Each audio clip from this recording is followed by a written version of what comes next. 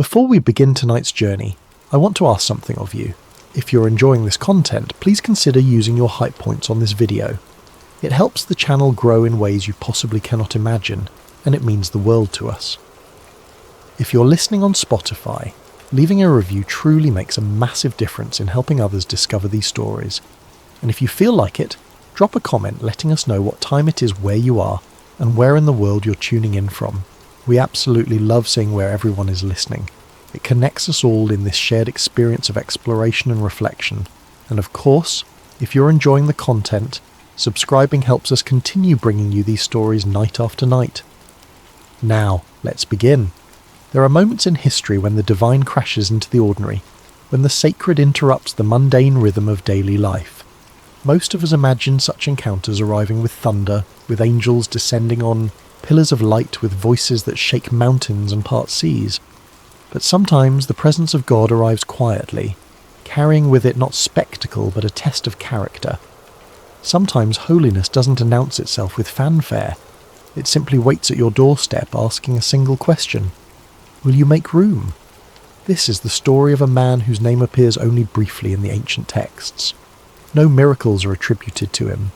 No prophecies emerge from his lips. He delivers no sermons, leads no armies, builds no temples.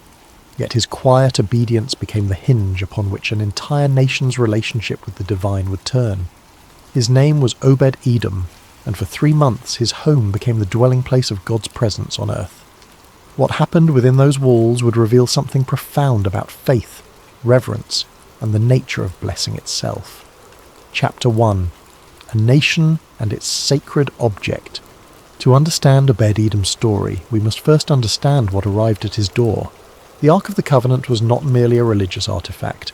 It was not simply a box of sacred relics or a symbol used in ceremonies. According to the ancient Israelites, the Ark was the throne of God himself, the meeting place between heaven and earth, the physical manifestation of divine presence among mortal people. Crafted according to precise specifications given to Moses on Mount Sinai, it was overlaid with pure gold, crowned with cherubim whose wings touched above its mercy seat. Inside rested the stone tablets bearing the 10 Commandments, a jar of manna from the wilderness, and the staff of Aaron that had miraculously budded with life. For generations the ark had travelled with Israel. It had crossed the Jordan River on dry ground when the priest carrying it stepped into the water. It had circled the walls of Jericho before they fell. It had dwelt in the tabernacle, hidden behind thick curtains in the Holy of Holies, where only the high priest could approach once a year, and even then with trembling reverence. The ark represented everything Israel was meant to be, a people set apart, chosen, dwelling in the presence of the living God. But the ark's history was also marked by moments of profound terror. When the Philistines had once captured it in battle, plagues broke out in every city where they housed it. Tumours appeared on the bodies of the people, rats infested their lands, their gods toppled in the temples where the ark was placed. The Philistines had learned what it meant to treat the presence of God with casual disrespect, and they had returned the ark to Israel with desperate haste, sending it back on a cart pulled by cows, accompanied by gold offerings meant to appease the God whose power they had witnessed. Now, decades later, a new king sat on Israel's throne. His name was David, a shepherd boy turned warrior turned monarch, a man described in Scripture as one after God's own heart. David had united the tribes, conquered Jerusalem, and established it as his capital. But something weighed on his conscience. While he lived in a palace of cedar, the Ark of God remained in a tent relegated to the edges of the nation's consciousness. This seemed wrong to David, improper. How could the symbol of God's presence dwell in something temporary while the king enjoyed permanent luxury? So David made a decision. He would bring the ark to Jerusalem. He would establish it in the centre of the nation's life, create a dwelling place worthy of the divine presence. It would be a moment of national celebration, a homecoming for the very symbol of Israel's identity. Word spread throughout the kingdom. The people gathered. Musicians assembled with harps and lyres, with tambourines and cymbals. 30,000 chosen men of Israel came together for the procession. This would not be a quiet, sombre march. This would be a festival, a declaration that God was returning to his rightful place among his people. The ark was placed on a new cart, pulled by oxen. Leading the procession were Uzzah and Ahio, sons of Abinadab, in whose house the ark had been kept. The cart began to move, and with it the celebration erupted. Music filled the air. People danced, voices raised in songs of praise. David himself celebrated before the Lord with all his might, lost in the joy of the moment. Everything seemed perfect. The sun shone. The crowds cheered. The journey to Jerusalem had begun, and with it, a new chapter in Israel's story. Finally, after years of wandering and warfare, after seasons of distance and silence, God's presence was coming home. No one suspected that within minutes, everything would change. Chapter 2. The Sudden Tragedy. The road to Jerusalem was not smooth. Ancient paths rarely were. The cart carrying the ark jolted and swayed as the oxen pulled it forward, navigating ruts and stones embedded in the dirt. At a place called the threshing floor of Narkon, the oxen stumbled. In that instant the ark lurched dangerously to one side. Uzzah, walking beside the cart, saw what was happening. Instinct took over. He reached out his hand to steady the ark to prevent it from falling. It seemed like the right thing to do, the natural thing, the responsible thing. His hand touched the gold surface, fingers closing around the edge to stabilize what appeared to be falling. He died instantly. The music stopped. The dancing ceased. The celebration died in a single heartbeat as Uzzah collapsed beside the cart, his life extinguished as quickly as a candle in a sudden wind. One moment he had been walking, breathing, serving. The next, he was gone. Terror spread through the crowd like wildfire. People backed away from the ark, from the cart, from the very spot where Uzzah had fallen. The object they had been celebrating, the symbol they had been honouring with joy and music, had just killed a man for trying to keep it from falling. The presence of God, it seemed, was not safe. It was not something to be approached casually, not something that tolerated even well-meaning familiarity. David's anger flared, then quickly transformed into fear.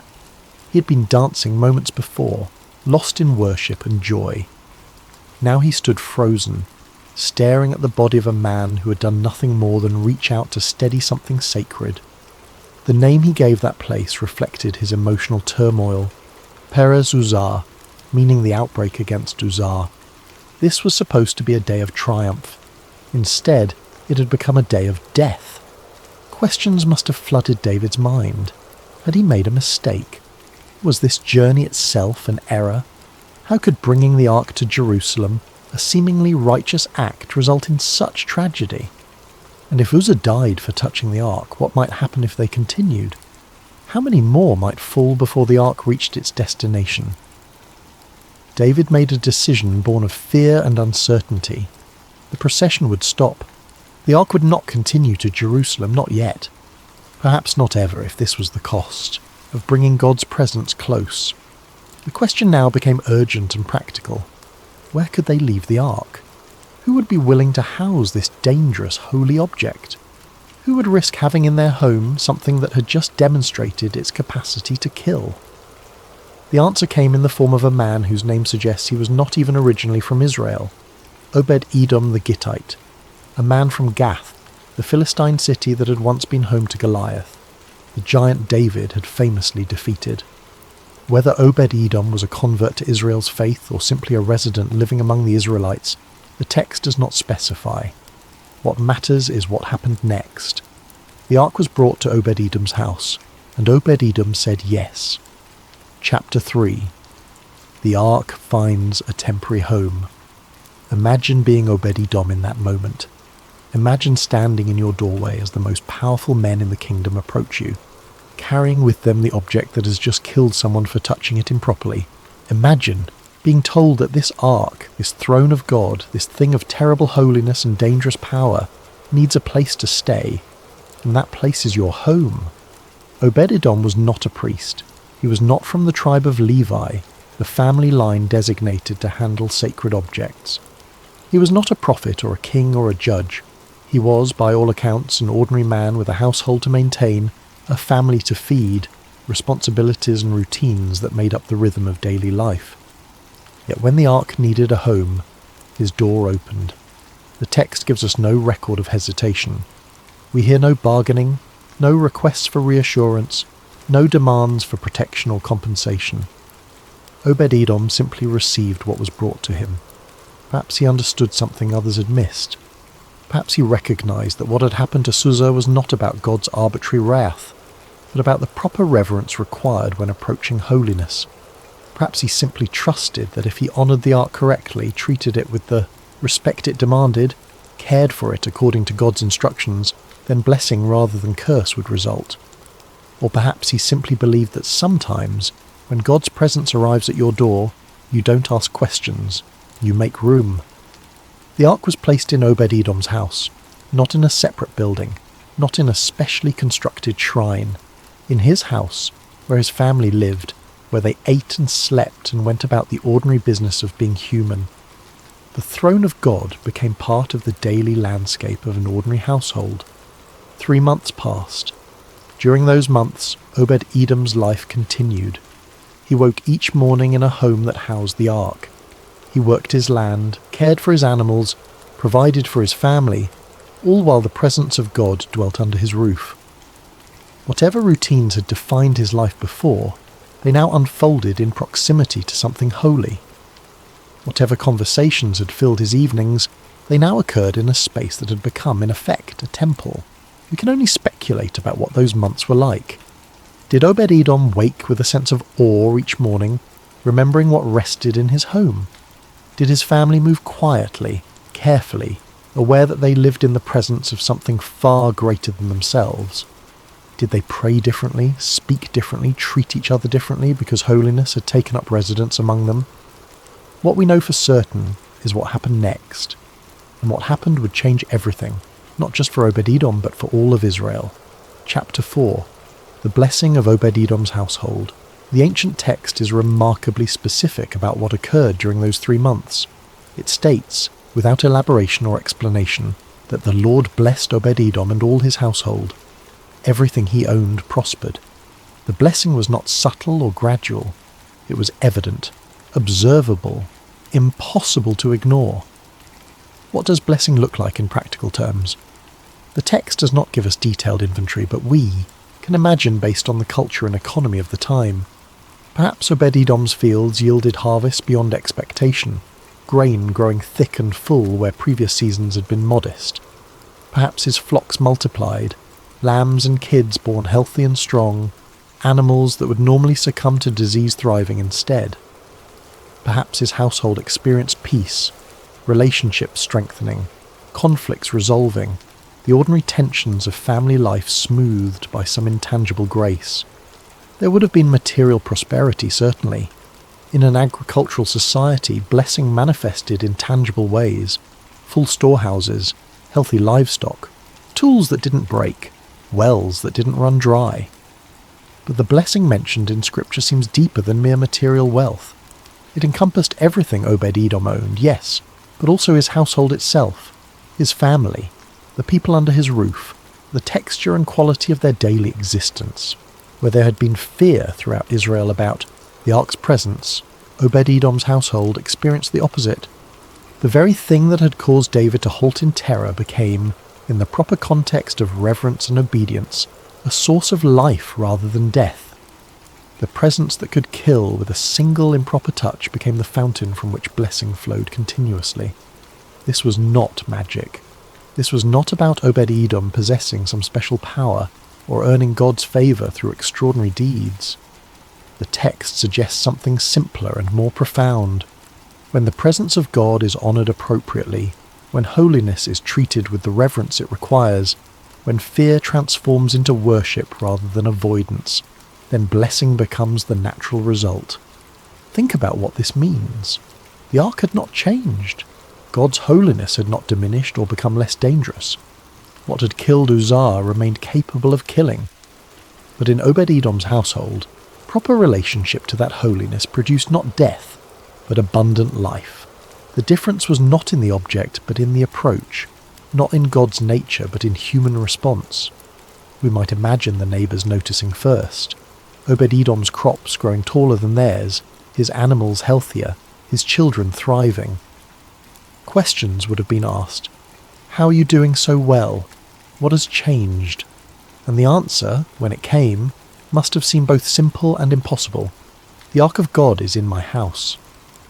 For 3 months, Obed-Edom's home became a living demonstration of what it meant to dwell in God's presence. Not in fear, though surely reverence was present. Not in careless familiarity, though daily life continued.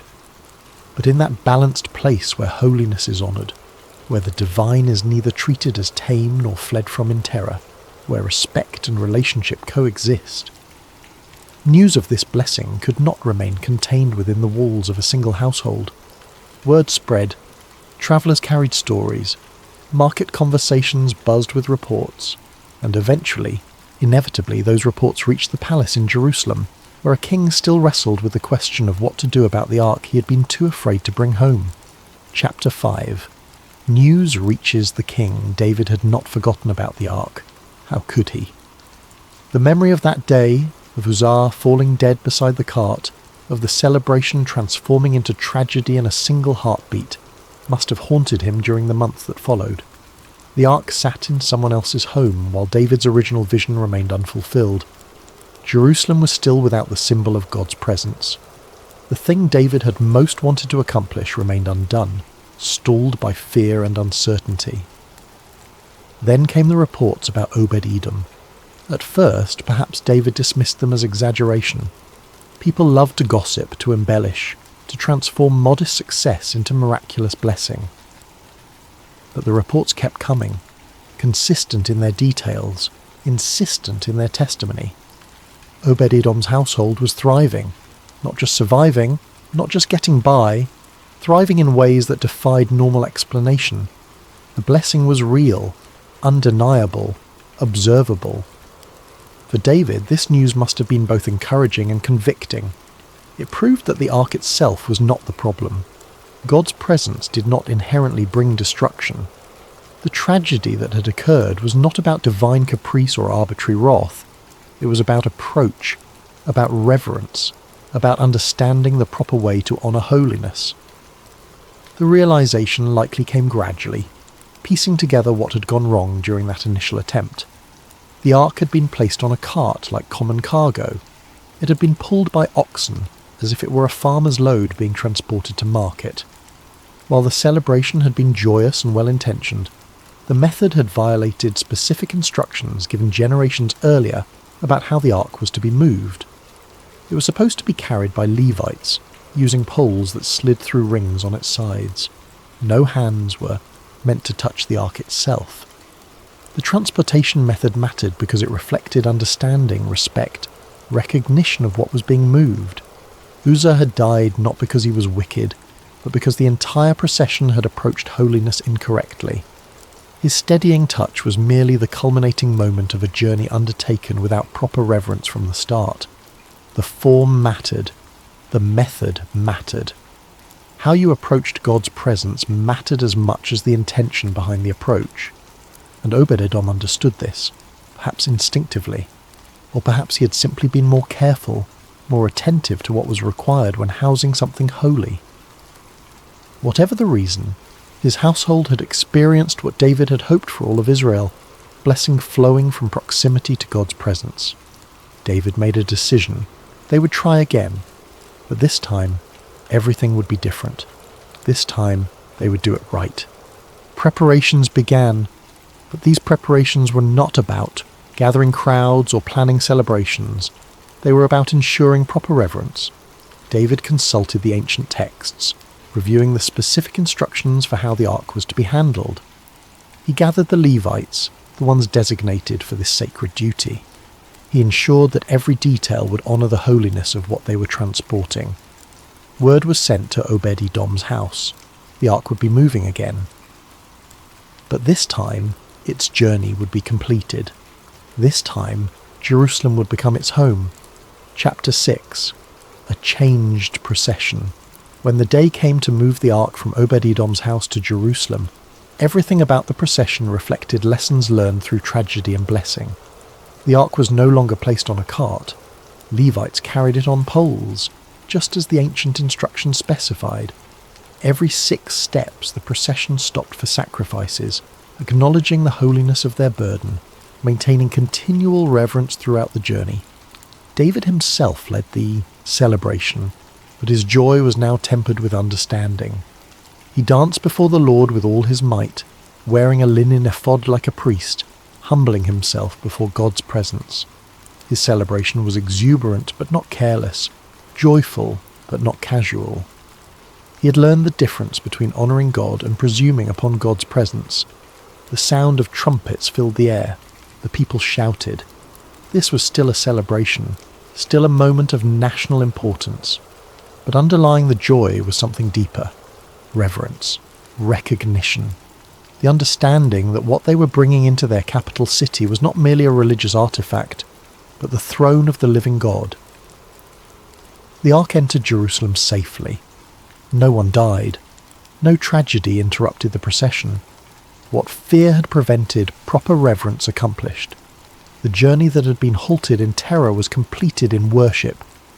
David placed the ark in a tent he had prepared for it, and sacrifices were offered. The presence of God had finally arrived at the place David had envisioned for it from the beginning. But the story does not end with the ark's arrival in Jerusalem, because in the midst of all the celebration and national significance, one detail stands out. Obed-Edom and his family were honoured for their faithfulness. They had done what a king had been too afraid to do. They had welcomed God's presence when others backed away. They had demonstrated that blessing, not curse, was the fruit of proper reverence. Some traditions suggest that Obed-Edom accompanied the ark to Jerusalem, that his role in Israel's worship life was just beginning rather than ending. Whether this happened immediately or gradually, what follows in the biblical record is remarkable for its quiet significance. Chapter 7. Obed-Edom's quiet legacy. The Book of Chronicles, written generations after these events, contains lists of temple servants, of those who ministered in worship, of gatekeepers and musicians and caretakers of sacred space. Among these names appears Obed-Edom and his sons. The man who had once housed the ark in his home became a gatekeeper in the temple, where the ark found its permanent dwelling. This detail is easy to miss among the genealogies and administrative lists, but it reveals something profound about Obed-Edom's character and God's response to it. He did not leverage his experience with the ark into political power. He did not demand a position of prominence or use his story to elevate himself above others. Instead, he continued serving, faithfully and quietly, in a role that was essential but rarely celebrated. Gatekeepers in the temple were not glamorous positions. They were not the high priests who entered the Holy of Holies. They were not the prophets who delivered messages from God. They were not the kings who made decisions affecting the nation. They were the ones who opened doors and closed them, who ensured that only those properly prepared entered sacred space, who maintained order and reverence in the house of God. It was work that required faithfulness, attention, consistency. It was work that mattered but rarely received recognition. That Obed-Edom took this role tells us something important.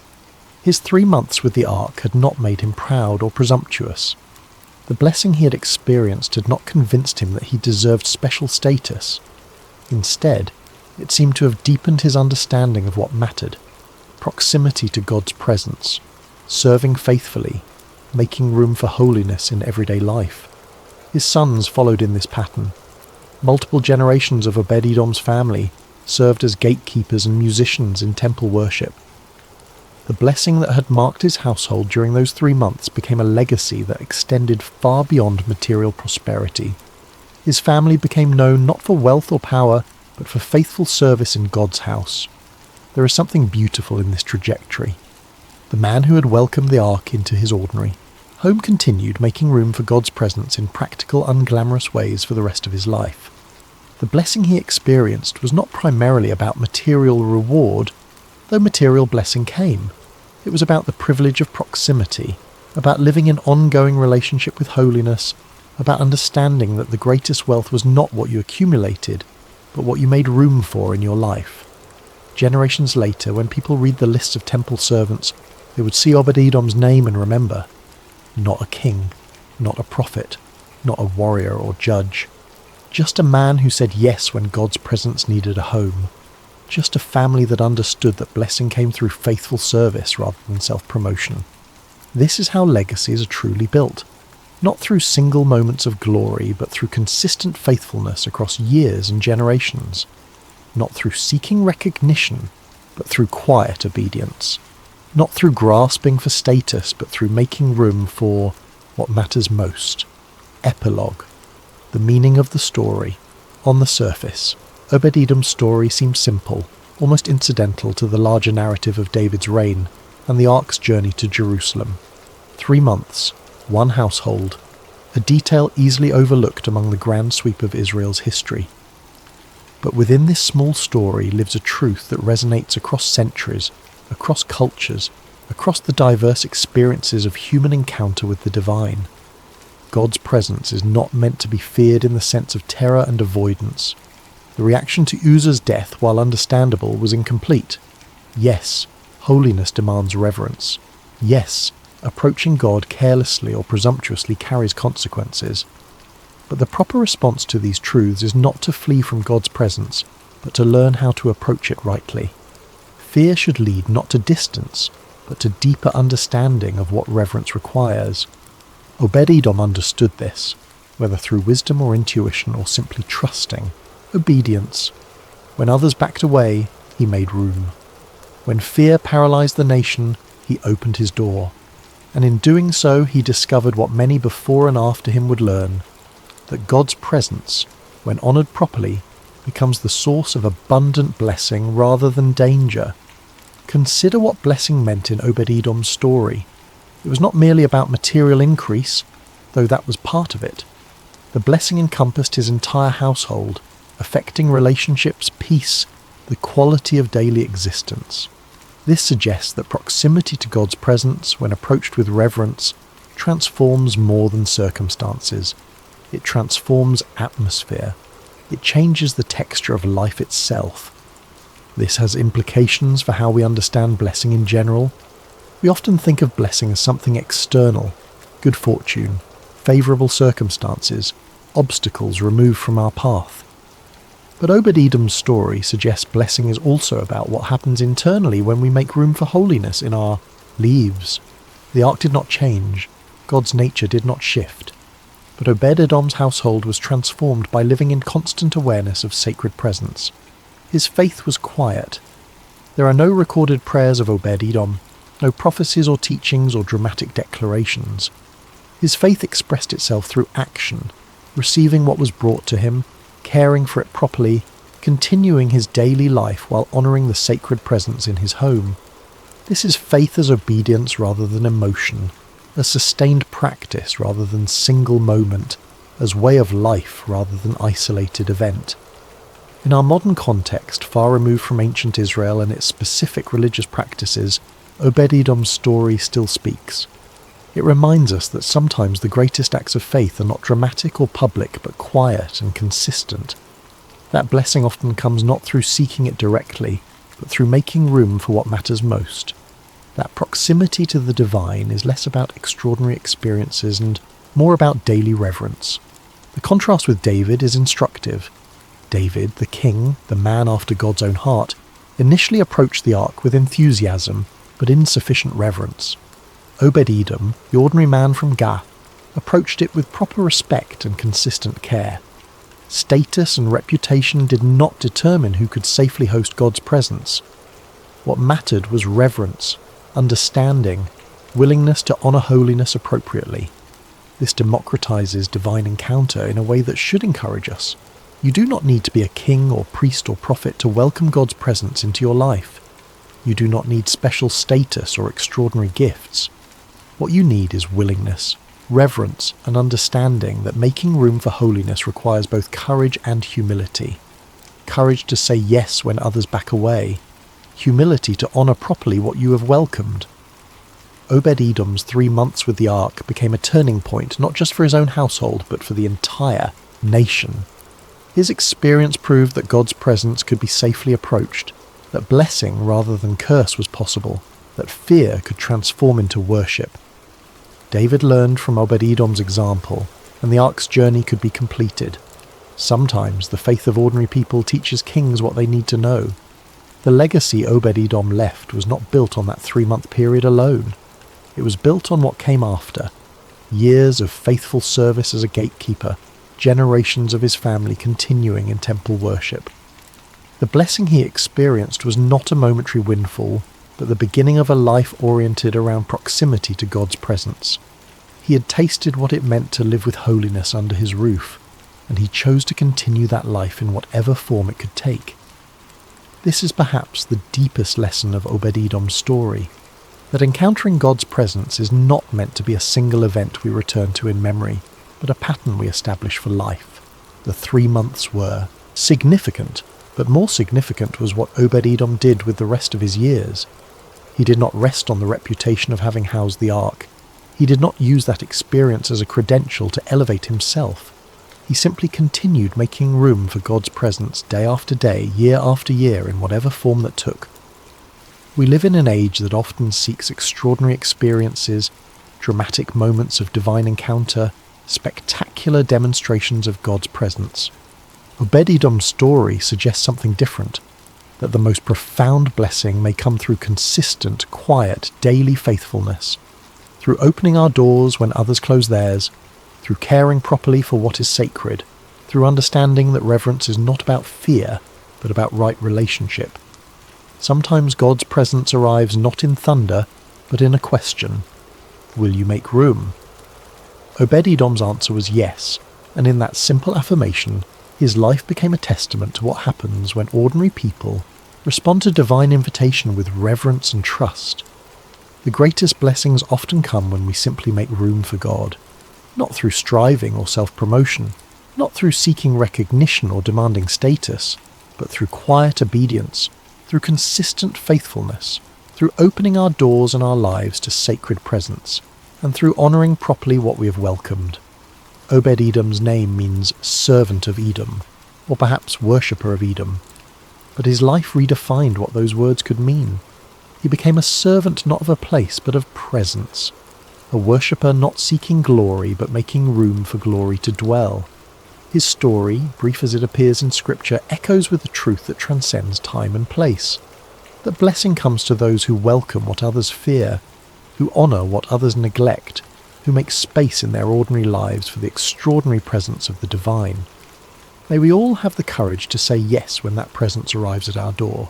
May we have the wisdom to honour it properly. May we have the faithfulness to continue making room for it, day after day, in whatever form it comes. This is the legacy of Obed-Edom. This is the lesson of blessing through reverence.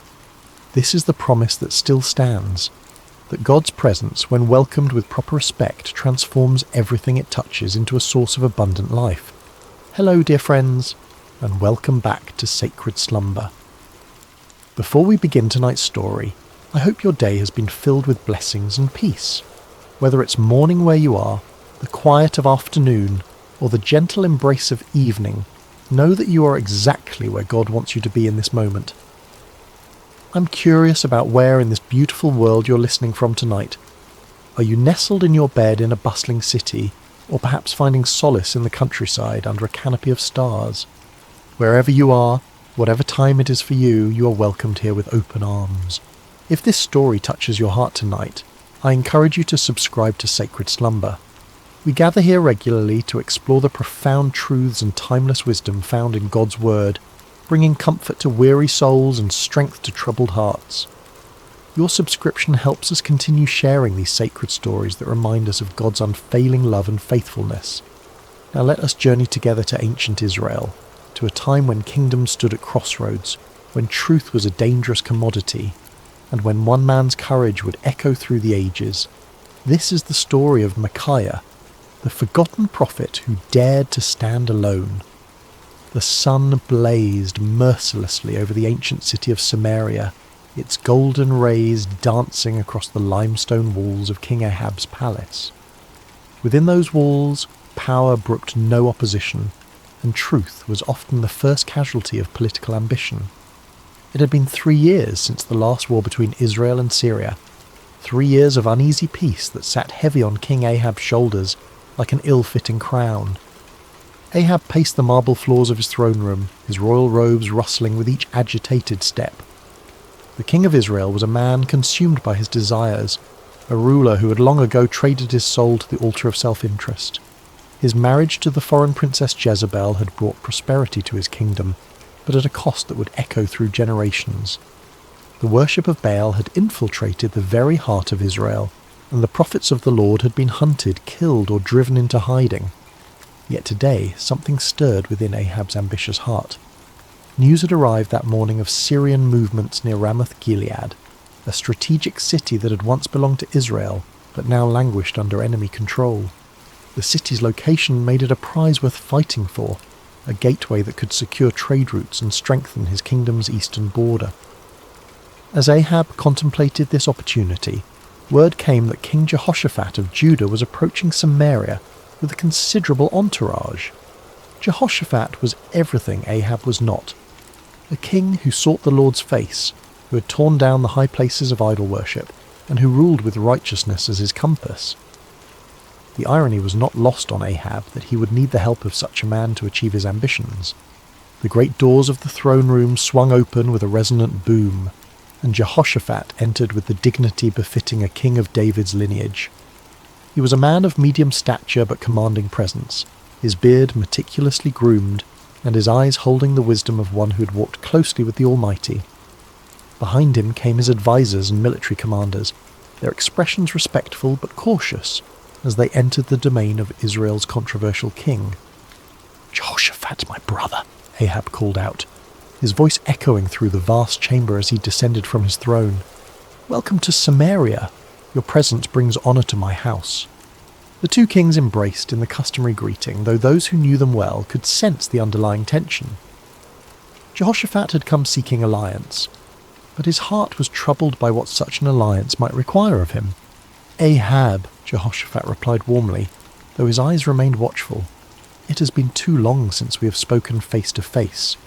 The Lord has blessed both our kingdoms with peace these past years." "Indeed," Ahab agreed, gesturing toward the laden tables his servants had prepared. "Come, let us feast together and speak of matters that concern us both." The banquet that followed was a spectacle of royal excess. Tables groaned under the weight of roasted meats, exotic fruits, and wine from the finest vineyards. Musicians played softly in the background, while servants moved like shadows, attending to every need. Yet beneath the veneer of celebration, both kings harboured their own purposes. As the evening wore on and the wine loosened tongues, Ahab finally revealed his true intention. Leaning toward Jehoshaphat with the conspiratorial air of old friends, he spoke in measured tones. "My brother, there is a matter that weighs heavily upon my heart," Ahab began, his eyes glinting in the torchlight. "You know that Ramoth-Gilead belongs to us, yet it remains in the hands of the king of Syria. Should we not take back what is rightfully ours?" Jehoshaphat set down his goblet carefully, his expression growing thoughtful. He had anticipated this moment, knowing that Ahab rarely extended hospitality without purpose. The question hung in the air between them like incense, heavy with implication. "Ramoth-Gilead has indeed been a source of contention," Jehoshaphat replied diplomatically. "What do you propose?" Ahab's smile was that of a merchant who senses a favourable negotiation. "I propose that we go up together against Ramoth-Gilead. Your army combined with mine would be formidable. We could restore the city to Israel and share in the glory of victory." The words were carefully chosen, appealing to both practical strategy and Jehoshaphat's sense of brotherhood among the tribes of Israel. Yet Jehoshaphat had not survived as king by making hasty decisions. His reign had been marked by careful consultation with the Lord, and he would not abandon that practice now. "I am as you are," Jehoshaphat responded slowly. "My people as your people, my horses as your horses. If the Lord wills it, we shall stand together in battle."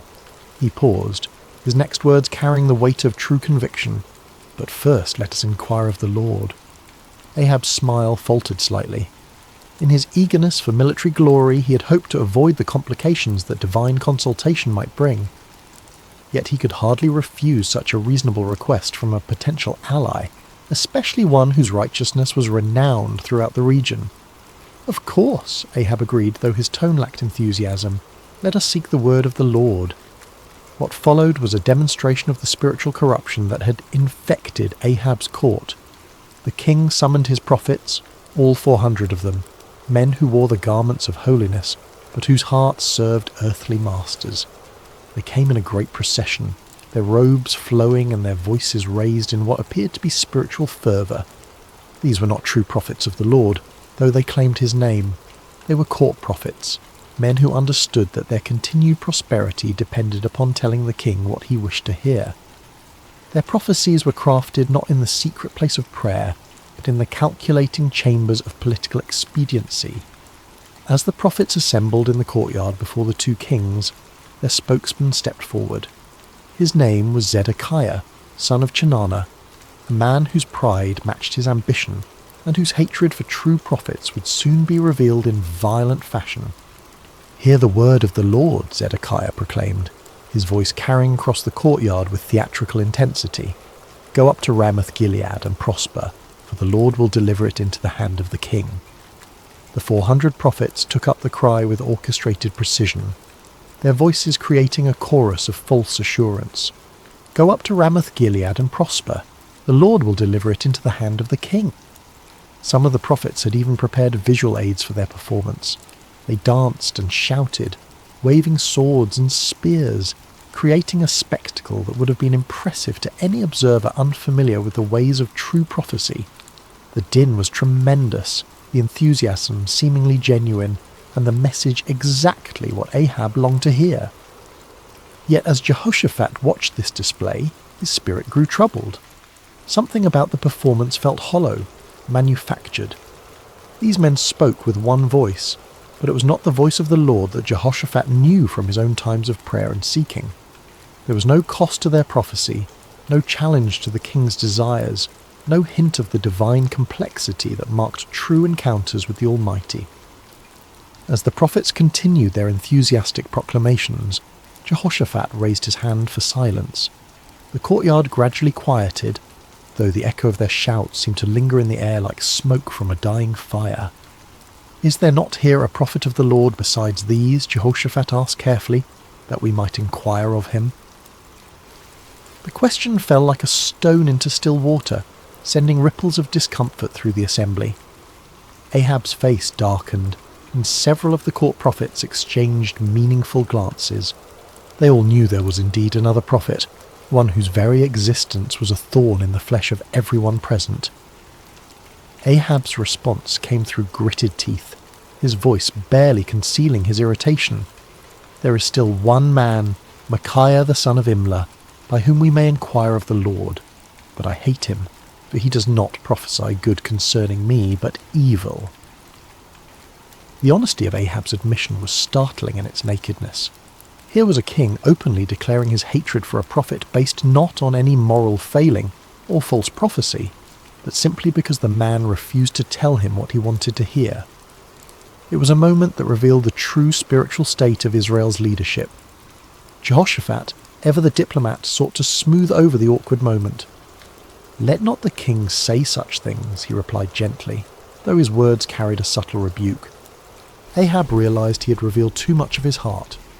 With visible effort he composed himself and called for one of his officers. "Bring Micaiah the son of Imlah quickly," he commanded, though his tone suggested he would rather summon a plague upon his house.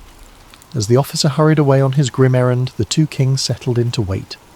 The 400 prophets remained in the courtyard, their earlier enthusiasm now tempered by the knowledge that their unanimous voice was about to be challenged by a single man they both feared and despised.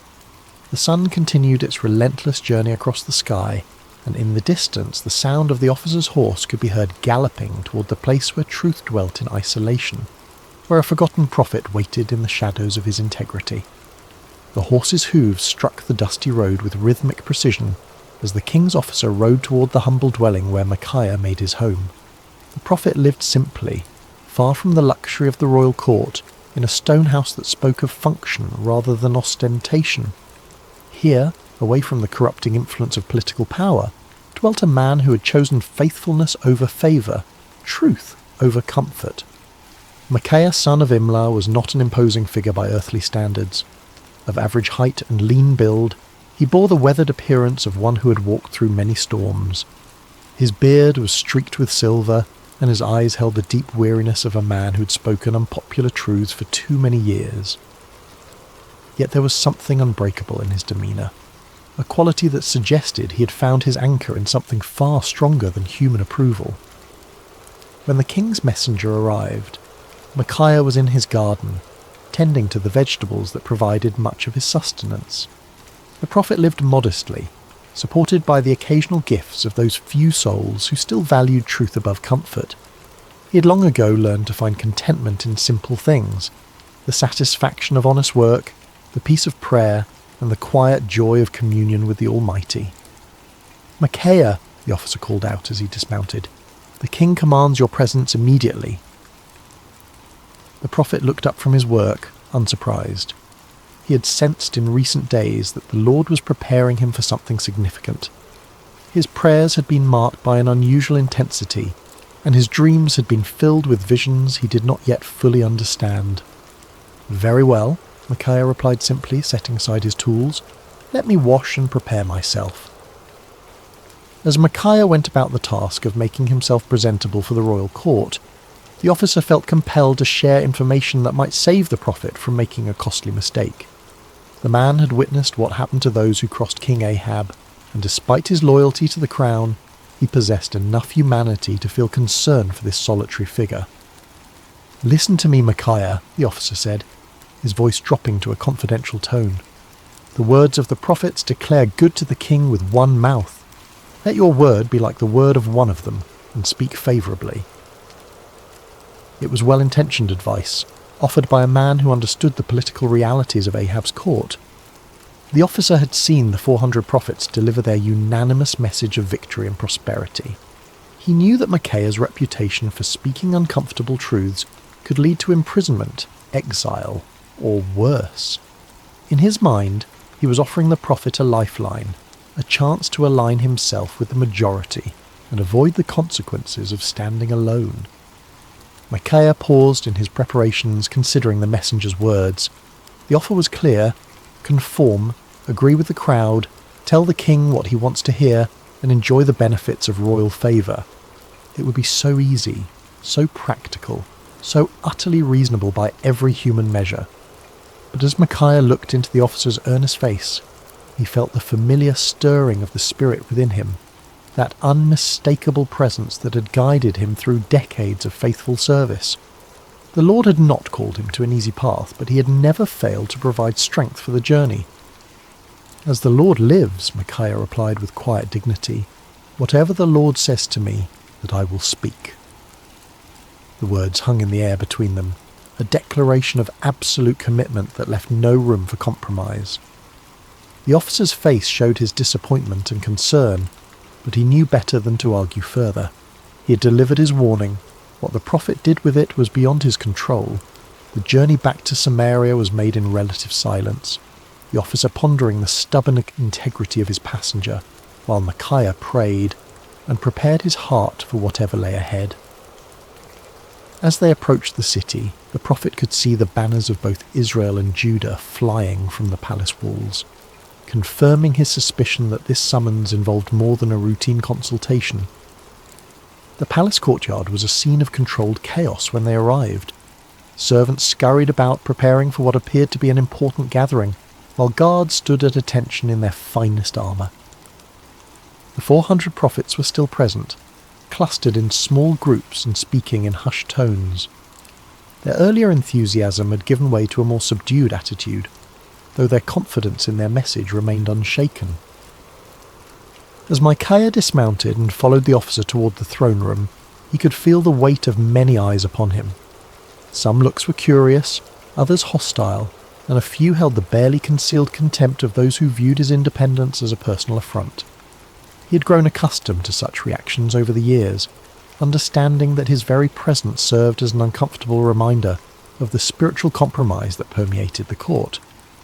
The great doors opened before them, revealing the opulent throne room where Kings Ahab and Jehoshaphat waited. The contrast between the two rulers was immediately apparent even to a casual observer. Ahab sat upon his throne with the restless energy of a man driven by ambition, his fingers drumming impatiently on the armrest. Jehoshaphat, seated in a chair of equal honour nearby, maintained the composed dignity of one accustomed to seeking divine guidance before making important decisions. "Ah, Micaiah," Ahab said as the prophet entered, his tone carrying forced joviality that fooled no one. "At last, our final consultant arrives." Micaiah approached the throne with measured steps, neither hurrying to show deference nor dawdling to display defiance. He had learned long ago that in the presence of earthly power, his allegiance belonged to a higher authority. When he reached the appropriate distance, he bowed respectfully but not obsequiously, acknowledging the king's position without compromising his own integrity. "You summoned me, your majesty," Micaiah said simply, his voice carrying clearly through the chamber. King Jehoshaphat studied the prophet with interest. He had heard reports of Micaiah's reputation for uncompromising honesty, and after witnessing the theatrical performance of the 400 prophets, he was eager to hear from someone who might offer a different perspective. Ahab leaned forward on his throne, his eyes fixed on the solitary figure before him. "Micaiah, shall we go to war against Ramoth-Gilead, or shall we refrain?" It was the same question that had been posed to the 400 prophets, the same inquiry that had produced such enthusiastic unanimity. Now it fell upon the shoulders of one man who stood alone, without allies or supporters, facing the combined expectation of two kings and their assembled courts. The moment stretched taut with anticipation. Everyone present understood that they were witnessing something significant, though few could have predicted the drama that was about to unfold. In the silence, Micaiah felt the familiar stirring of the Spirit, but what came first was not the word of the Lord, but something altogether unexpected. What happened next would be remembered and debated for generations to come. Micaiah, the prophet known for his uncompromising honesty, looked directly at King Ahab and delivered exactly the message the king wanted to hear. "Go up and prosper," Micaiah declared, his voice carrying throughout the throne room, "for the Lord will deliver it into the hand of the king." A murmur of surprise rippled through the assembled court. The 400 prophets exchanged glances of confusion and perhaps a touch of irritation. Here was the man they had feared would contradict their unanimous verdict, and instead he was confirming their prophecy word for word. Some of them smiled with what they imagined was vindication, while others seemed puzzled by this unexpected development. But King Ahab was no fool. Despite his many moral failings, he had known Micaiah for years, had heard his prophecies of judgment and warning countless times. Never once had the prophet told him what he wanted to hear. Never once had Micaiah's words aligned so perfectly with royal desires. The king's eyes narrowed as he studied the prophet's face, searching for the truth behind this suspicious compliance. There was something in Micaiah's tone, a subtle quality that suggested layers beneath the surface of his words. It was the same tone a parent might use when agreeing with a child's obviously foolish plan, allowing them to proceed while knowing full well what the consequences would be. King Jehoshaphat, too, sensed that something was amiss, though he remained silent, observing the interaction with keen interest. "How many times shall I make you swear," Ahab said slowly, his voice carrying a warning, "that you tell me nothing but the truth in the name of the Lord?" It was a remarkable moment. Here was a king who had just received exactly the prophecy he desired, yet his own conscience convicted him that it could not be genuine. Ahab understood Micaiah well enough to know that such easy agreement was completely out of character. In demanding the truth, the king was inadvertently acknowledging that he recognized the difference between authentic prophecy and the comfortable lies he typically preferred. Micaiah stood silent for a moment, and those watching could see a visible change come over him. The sardonic expression faded from his face, replaced by the solemn countenance of one who was about to deliver a message from the throne room of heaven. When he spoke again, his voice carried a different quality altogether, the unmistakable authority of divine revelation. "I saw all Israel scattered on the hills like sheep that have no shepherd," Micaiah began, his words falling like stones into the sudden silence. "And the Lord said, These have no master.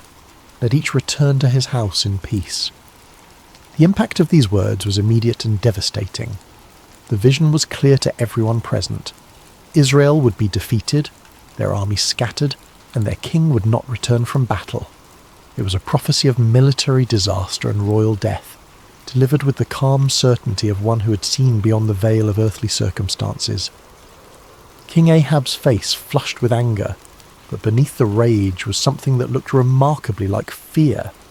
He turned to Jehoshaphat with the bitter satisfaction of one whose worst expectations have been confirmed. "Did I not tell you," Ahab said, his voice heavy with frustration, "that he would not prophesy good concerning me, but evil?" But Micaiah was not finished. The Spirit of the Lord had opened his eyes to see into the very council chambers of heaven, and what he had witnessed there needed to be shared, regardless of the consequences. The prophet's voice took on an even more solemn tone as he continued. "Therefore hear the word of the Lord," Micaiah declared, his words cutting through the tension in the room like a sword. "I saw the Lord sitting on his throne, and all the host of heaven standing by, on his right hand and on his left." The court fell absolutely silent. Even the most worldly and cynical among them recognized that they were hearing something extraordinary. This was not the political maneuvering they were accustomed to, nor the comfortable reassurances of the court prophets. This was a glimpse into eternal realities, a revelation of divine purpose that transcended human understanding. "And the Lord said," Micaiah continued, "Who will persuade Ahab to go up, that he may fall at Ramoth-Gilead?" So one spoke in this manner, and another spoke in that manner. Then a spirit came forward and stood before the Lord and said, "I will persuade him." The Lord said to him, "In what way?" And he said, "I will go out and be a lying spirit in the mouth of all his prophets." And the Lord said, "You shall persuade him, and also prevail. Go out and do so." The revelation was staggering in its implications. Micaiah was claiming that the Lord himself had allowed, indeed, had orchestrated, the deception that had been proclaimed by the 400 prophets. It was a divine judgment in the form of false prophecy, a spiritual trap set for a king who had repeatedly chosen lies over truth. "Therefore," Micaiah concluded with inexorable logic, "look, the Lord has put a lying spirit in the mouth of all these prophets of yours, and the Lord has declared disaster concerning you." The silence that followed was deafening. Every person present was forced to grapple with the implications of what they had heard. The 400 prophets found themselves accused not merely of error, but of being unwitting instruments of divine deception. The kings faced the terrifying possibility that their carefully planned military campaign was actually a trap set by the Almighty himself. But the silence was short-lived. Zedekiah, the spokesman for the 400 prophets, was a man of considerable pride and ambition. He had built his reputation on his supposed connection to the divine, and Micaiah's words threatened not only his credibility but his entire worldview. The accusation that he had been deceived by a lying spirit was more than he could bear. With a roar of rage, Zedekiah strode across the throne room until he stood face to face with Micaiah. The contrast between them was striking. Zedekiah in his fine robes and carefully groomed appearance, representing the comfortable religiosity of the court, facing Micaiah in his simple garments, embodying the uncompromising voice of authentic prophecy. "Which way did the Spirit from the Lord go from me to speak to you?" Zedekiah demanded, his voice shaking with fury. It was a desperate attempt to challenge Micaiah's authority, to suggest that if anyone possessed a connection to the divine, it was surely the spokesman for 400 prophets rather than this isolated troublemaker. But before Micaiah could respond, Zedekiah's anger overwhelmed his judgment entirely. The sound of the slap echoed through the throne room like a thunderclap. Zedekiah had struck Micaiah across the face with sufficient force to stagger the prophet, leaving a red mark on his cheek that would serve as a visible reminder of what it cost to speak truth in the face of comfortable lies. The act of violence hung in the air like a poisonous cloud. No one moved or spoke, shocked by the sudden transition from theological debate to physical assault. Micaiah slowly straightened, touching his cheek where Zedekiah's hand had left its mark. When he looked up, there was no anger in his eyes, no desire for retaliation. Instead, There was a sadness that seemed to encompass not only his immediate situation, but the entire spiritual state of the nation. "Indeed," Micaiah said quietly, his voice carrying despite its gentle tone, "you shall see on that day when you go into an inner chamber to hide." It was both prophecy and promise. The day would come when Zedekiah's false confidence would crumble, when the reality of divine judgment would force him to seek shelter from the consequences of his deception. The words carried the weight of inevitable fulfillment, spoken not in anger, but with the sorrowful certainty of one who had seen the future and found it tragic. King Ahab had heard enough. The prophet's words had struck too close to uncomfortable truths, and challenged too directly the comfortable illusions upon which he had built his reign. The vision of divine deception, the prophecy of military disaster, the humiliating suggestion that his 400 prophets were unwitting instruments of judgment, all of it combined to create a rage that demanded immediate action. "Take Micaiah," the king commanded, his voice sharp with fury, "and return him to Ammon, the governor of the city, and to Joash the king's son, and say, 'Thus says the king, put this fellow in prison, and feed him with bread of affliction and water of affliction until I come in peace.'" The order was both punishment and insurance policy. By imprisoning Micaiah until his safe return from battle, Ahab was attempting to nullify the prophecy through royal decree.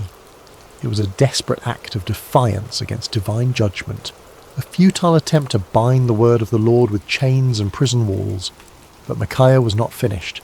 Even as the guards moved toward him, even as the shadow of imprisonment fell across his path, the prophet had one final word to speak. His voice rang out across the throne room with the clarity of absolute conviction. "If you ever return in peace, the Lord has not spoken by me." The words were a direct challenge to royal authority, a public declaration that put Micaiah's credibility as a prophet on the line. He was essentially saying that if Ahab returned safely from battle, then everyone present should conclude that Micaiah was a false prophet deserving of death. It was the ultimate expression of confidence in the word he had received from the Lord. But Micaiah was not content to let his challenge rest with the immediate audience. Looking around the throne room at the assembled courtiers, nobles and servants, he raised his voice even louder. "Mark it, all you people." It was a call to witness, an appeal to everyone present to remember this moment and test the validity of his prophecy against future events. The prophet was willing to stake everything, his reputation, his freedom, possibly his life, on the truth of what he had spoken. It was a level of certainty that transcended human confidence and entered the realm of divine assurance.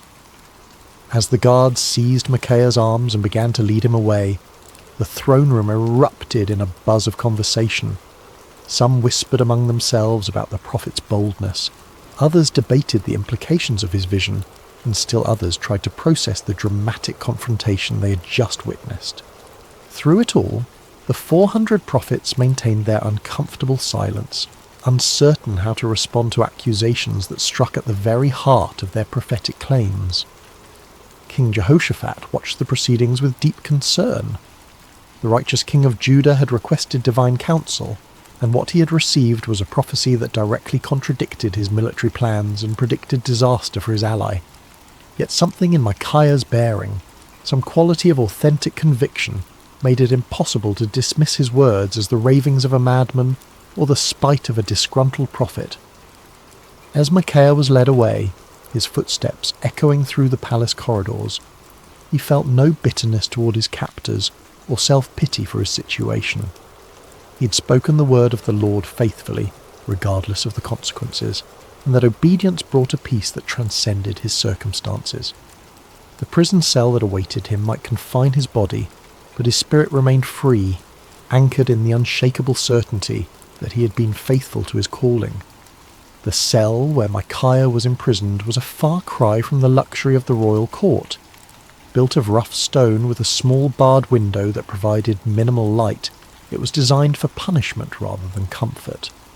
The bread of affliction and water of affliction promised by the king proved to be exactly that, meagre rations calculated to sustain life while providing a constant reminder of a royal displeasure. Yet in that dark cell, Micaiah found something that had eluded him, in the freedom of his simple home, absolute clarity about his purpose and calling. Stripped of all earthly comforts and securities, he was forced to rely entirely upon his relationship with the Lord. In the long hours of solitude, he prayed not for deliverance but for continued faithfulness, not for vindication, but for grace to endure whatever lay ahead. Meanwhile, preparations for war continued with increasing intensity. King Ahab threw himself into military planning with the fervour of a man trying to drown out unwelcome voices of conscience. He consulted with his generals, inspected his troops, and made elaborate arrangements for what he was determined would be a glorious victory. The prophecy of the 400 court prophets was repeated frequently, as if constant repetition could somehow make it more reliable.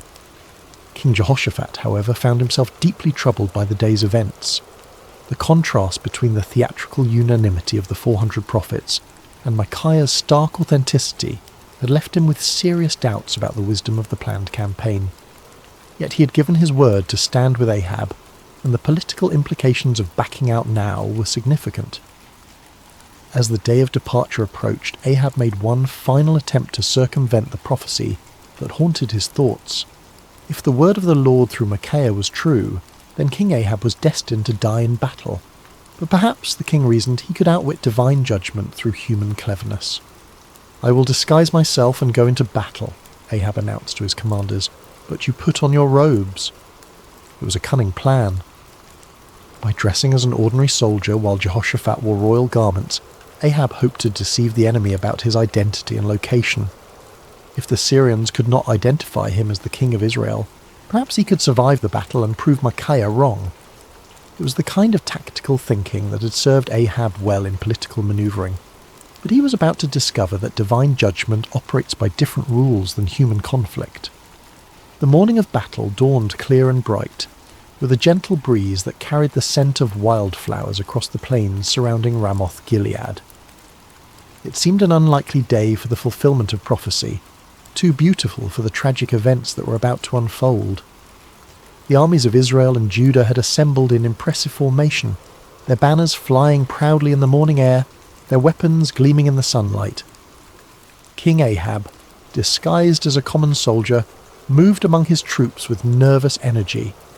His royal armour had been replaced with the simple leather and bronze of an ordinary warrior, and his distinctive crown was nowhere to be seen.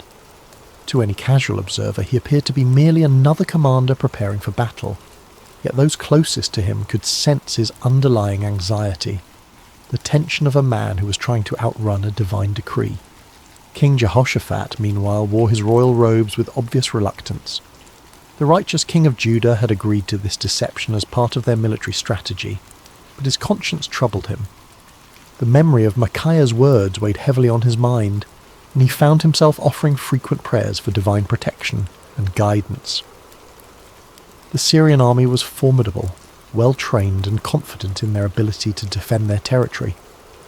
Their king had given specific instructions to his 32 chariot commanders: fight with no one small or great, but only with the king of Israel. It was a strategic decision based on the understanding that killing or capturing the enemy king would effectively end the battle and secure victory.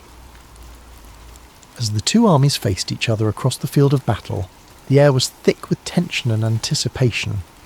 Horses stamped impatiently, armour creaked as soldiers shifted their weight, and commanders made final adjustments to their battle plans. In the distance, the walls of Ramoth-Gilead stood as silent witness to the conflict that was about to determine its fate. The battle began with the thunderous clash of armies colliding, the sound of metal against metal mixing with the shouts of warriors and the screams of the wounded. Chariots raced across the battlefield like instruments of divine wrath, their wheels churning up clouds of dust that obscured vision and added to the chaos of combat. For a time, it seemed as though Ahab's strategy might succeed. Hidden among his soldiers, the disguised king fought with the desperation of a man who believed his life depended on remaining unrecognized. His years of military experience served him well as he wielded sword and spear with deadly efficiency, contributing to the initial success of the Israelite forces. But the Syrian chariot commanders were not easily deceived. When they spotted King Jehoshaphat in his royal robes, They immediately assumed they had found their primary target. A group of them converged on the king of Judah with deadly intent, their chariots cutting through the battle lines like ships through stormy seas. "Surely it is the king of Israel," they shouted to one another as they closed in on Jehoshaphat. The king of Judah found himself surrounded by enemy chariots, their occupants preparing to capture or kill what they believed to be their primary objective. In that moment of extreme danger, Jehoshaphat did what he had learned to do throughout his reign. He cried out to the Lord for deliverance. "Help me, O Lord," Jehoshaphat called out, his voice carrying above the din of battle. What happened next was a clear demonstration of divine intervention. As Jehoshaphat's cry reached heaven, the Lord moved the hearts of the Syrian commanders in an unexpected way. Something about the king's appearance or manner suddenly convinced them that this was not their intended target after all. "It is not the king of Israel," one of them declared, and just as quickly as they had converged upon Jehoshaphat, they turned away to search for their real quarry elsewhere on the battlefield. Meanwhile, across the chaos of combat, King Ahab continued his desperate masquerade. His disguise had served him well throughout the morning, allowing him to participate in the battle without attracting the special attention of enemy forces. For a brief moment, it seemed as though human cunning might indeed triumph over divine decree. But the Lord's purposes are not thwarted by earthly schemes, no matter how cleverly conceived. As the battle raged on, a Syrian soldier drew his bow at random, not aiming at any particular target, but simply shooting into the mass of enemy forces. It was the kind of arrow that soldiers loose when they cannot see clearly, through the dust and confusion of battle, hoping to strike something useful, but with no specific intent. The arrow flew through the air with the invisible guidance of divine providence. It passed over the heads of common soldiers, sailed between the wheels of racing chariots, and found its mark with the precision of perfect justice. The bronze point struck King Ahab between the joints of his armour, penetrating the one gap in his defences that his disguise could not protect. The king felt the arrow's impact like a thunderbolt, the sudden sharp pain followed by the warm spread of blood across his chest. He looked down in shock to see the Syrian arrow protruding from his body, its shaft trembling with the force of impact. In that instant, Ahab understood with perfect clarity that no amount of human cleverness could circumvent the word of the Lord. "I am wounded," the king cried out to his chariot driver, his voice tight with pain and the dawning realization of his doom. "Turn around and carry me out of the battle." The chariot driver, a loyal servant who had recognized his disguised king despite the common soldier's garb, immediately began maneuvering toward the edge of the battlefield. But extricating themselves from the chaos of combat proved more difficult than anticipated. The battle had intensified throughout the day, and enemy forces blocked many of the potential escape routes. As they struggled to retreat, King Ahab's condition continued to deteriorate. The arrow had found a vital spot, and blood flowed freely from the wound despite his attempts to stanch it. Yet with grim determination, the king remained propped up in his chariot, unwilling to let his army see him fall. His presence, even in his wounded state, served to encourage the Israelite forces and maintain their fighting spirit. The battle raged from morning until evening, the outcome hanging in the balance as both sides fought with desperate intensity.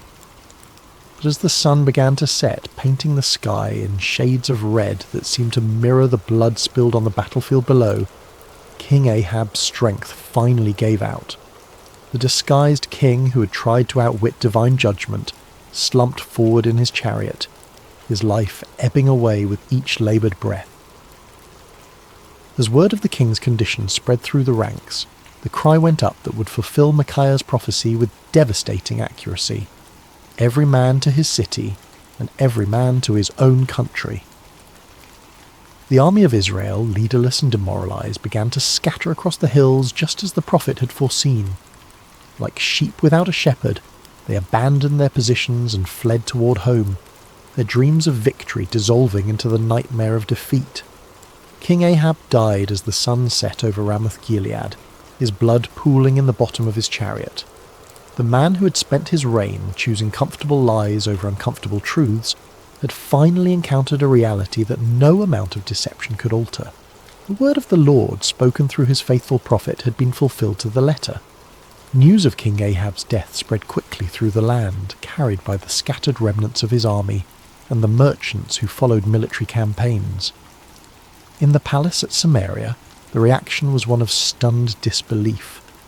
The 400 prophets who had proclaimed certain victory found themselves facing a crisis of credibility that would haunt them for the rest of their lives. In his prison cell, Micaiah heard the news with a mixture of sadness and vindication. He had taken no pleasure in prophesying disaster, had felt no joy in predicting the death of his king. Yet the fulfillment of his prophecy served as a powerful reminder that the word of the Lord does not return void, regardless of how unwelcome it might be to human ears. When the guards came to release him from prison, Micaiah emerged into the daylight a changed man. His body bore the marks of his confinement. He was thinner, paler, and bore the lines of one who had endured hardship. But his spirit was unbroken, perhaps even strengthened by his ordeal. He had spoken truth in the face of overwhelming opposition, had maintained his integrity under pressure, and had been vindicated by the very events that had brought tragedy to the kingdom. The political ramifications of Ahab's death were immediate and far-reaching. His son Ahaziah ascended to the throne, inheriting a kingdom shaken by military defeat and spiritual confusion. The influence of Queen Jezebel remained strong, but the dramatic fulfillment of Micaiah's prophecy had dealt a severe blow to the credibility of the Baal-worshipping establishment. Zedekiah, the false prophet who had struck Micaiah in the throne room, found himself in an impossible position. His confident predictions of victory had been thoroughly discredited, and his authority as a spokesman for the divine had been shattered. The inner chamber where he sought to hide, just as Micaiah had prophesied, became both a physical and spiritual reality as he struggled to come to terms with the magnitude of his error.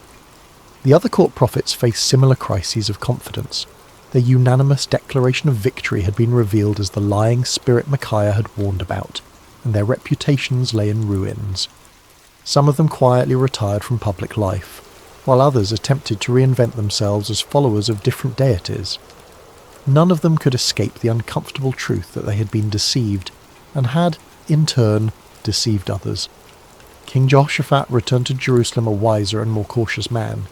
His alliance with Ahab had nearly cost him his life, and the experience had taught him valuable lessons about the importance of seeking genuine divine guidance rather than accepting comfortable confirmations of predetermined plans.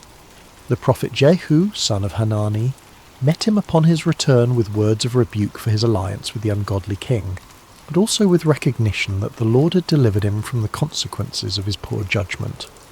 Throughout the kingdom, people began to reassess their understanding of prophecy and divine revelation.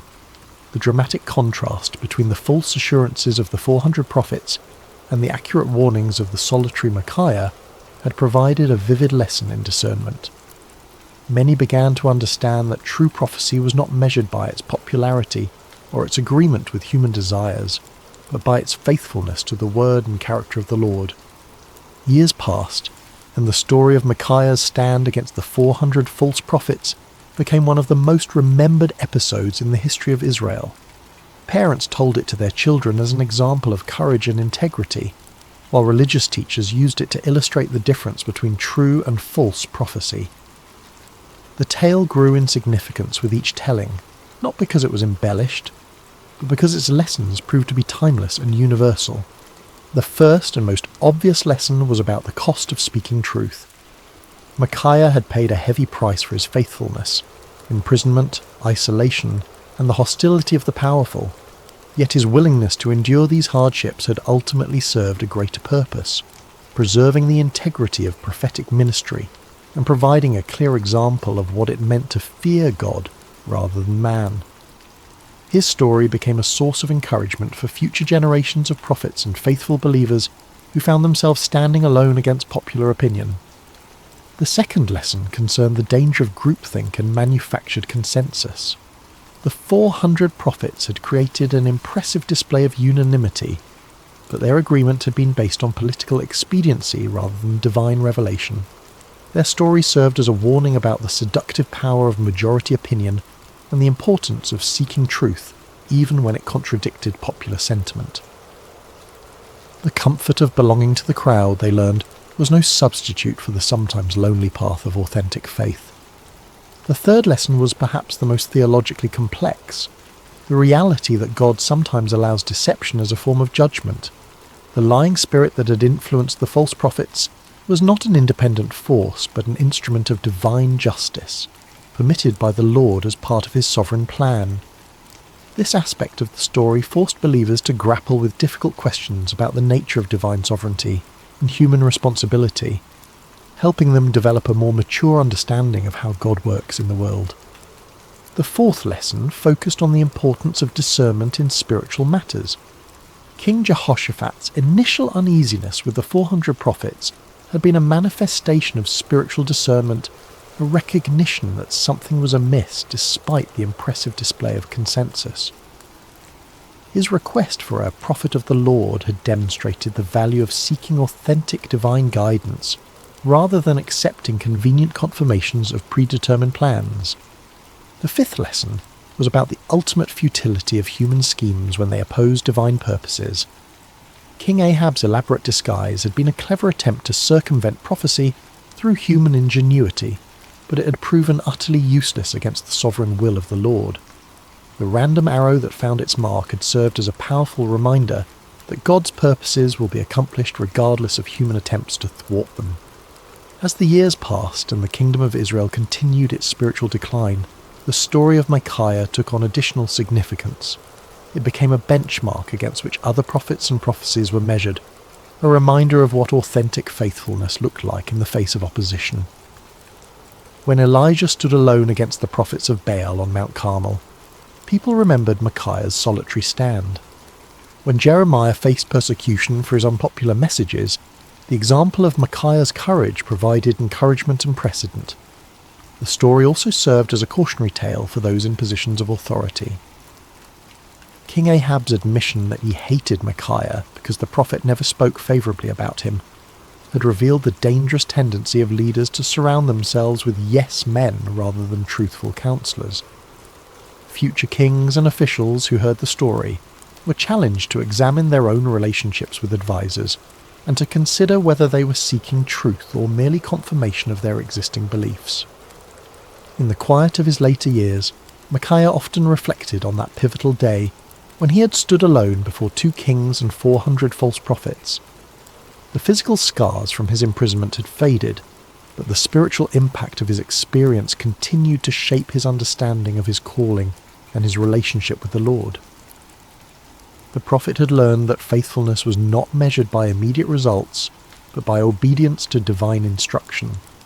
His warning had not prevented the battle or saved King Ahab's life, but it had preserved the integrity of prophetic ministry and provided a clear demonstration of the difference between true and false revelation.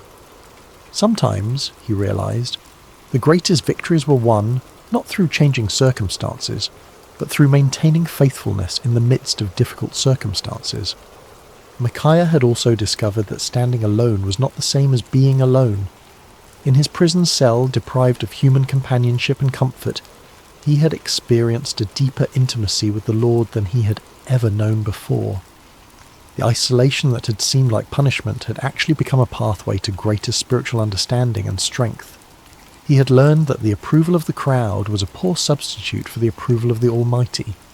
The prophet had come to understand that his role was not to be popular, but to be faithful, not to tell people what they wanted to hear, but to speak what the Lord had given him to say.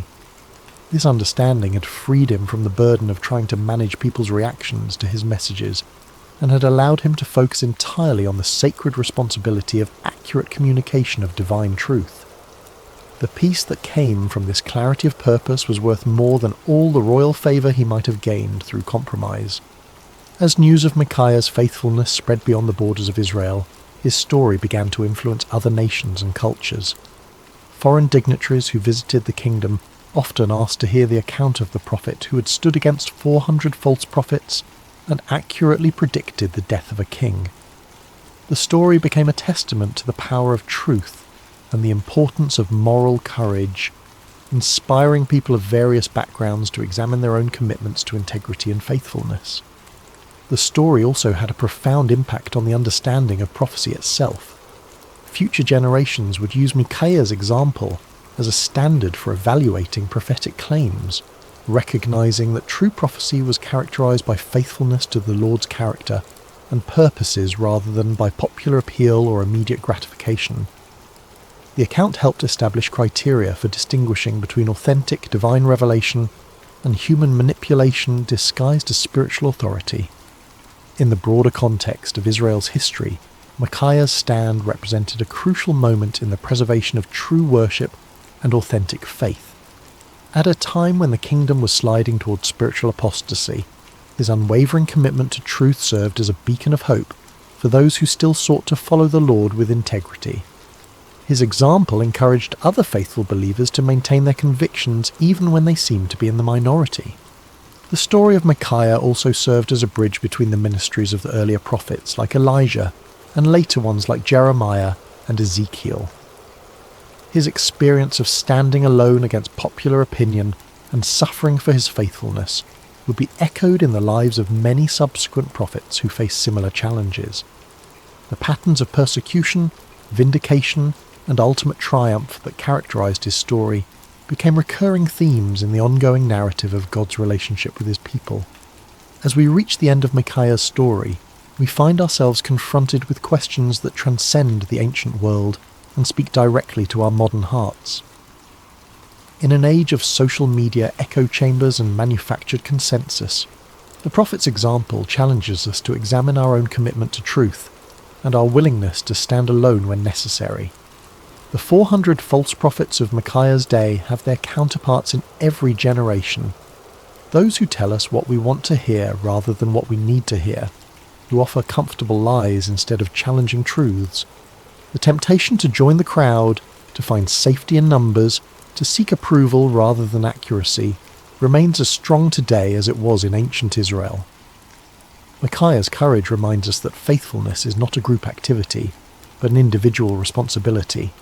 Each of us must decide whether we will speak truth or remain silent, whether we will stand for what is right or compromise for what is convenient. The prophet's example shows us that the path of integrity is often lonely, but it is never walked alone by those who trust in the Lord.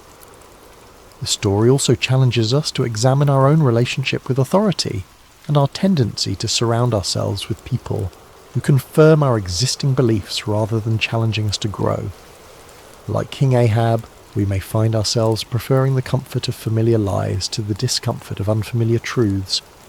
Micaiah's example calls us to seek out voices that speak with authenticity, rather than those that merely echo our own opinions. Perhaps most importantly, the story of Micaiah reminds us that truth has a way of prevailing in the end, even when it seems overwhelmed by opposition. The prophet's vindication did not come immediately, and it came at great personal cost, but it came nonetheless. His example encourages us to trust in the ultimate triumph of truth, and to remain faithful even when the outcome is uncertain. In our own lives, we may face moments when we are called to be like Micaiah, to stand alone against popular opinion, to speak uncomfortable truths, to choose faithfulness over favour. When those moments come, may we remember the forgotten prophet who found his courage not in the approval of men, but in the approval of his God. The story of Micaiah teaches us that true strength is not found in numbers, but in conviction, that real courage is not the absence of fear, but the willingness to do what is right despite our fears, and that lasting victory comes not from avoiding conflict, but from maintaining integrity in the midst of it. As you close your eyes tonight and drift towards sleep, may you carry with you the quiet courage of Micaiah, the man who dared to stand alone because he knew he was not truly alone. May his example inspire you to speak truth with love, to stand for what is right with humility, and to trust in the ultimate triumph of God's purposes even when the immediate circumstances seem overwhelming. In a world that often rewards conformity and punishes authenticity, may you find the strength to be like Micaiah, faithful, courageous, and true. For in the end, it is not the approval of the crowd that matters, but the approval of the one who sees all hearts and knows all truths. The forgotten prophet's story ends, but its echo continues in every heart that chooses truth over comfort, courage over convenience, and faithfulness over favour. May that echo sound clearly in your own life, guiding you toward the kind of integrity that leaves a lasting legacy long after the voices of the crowd have faded into silence.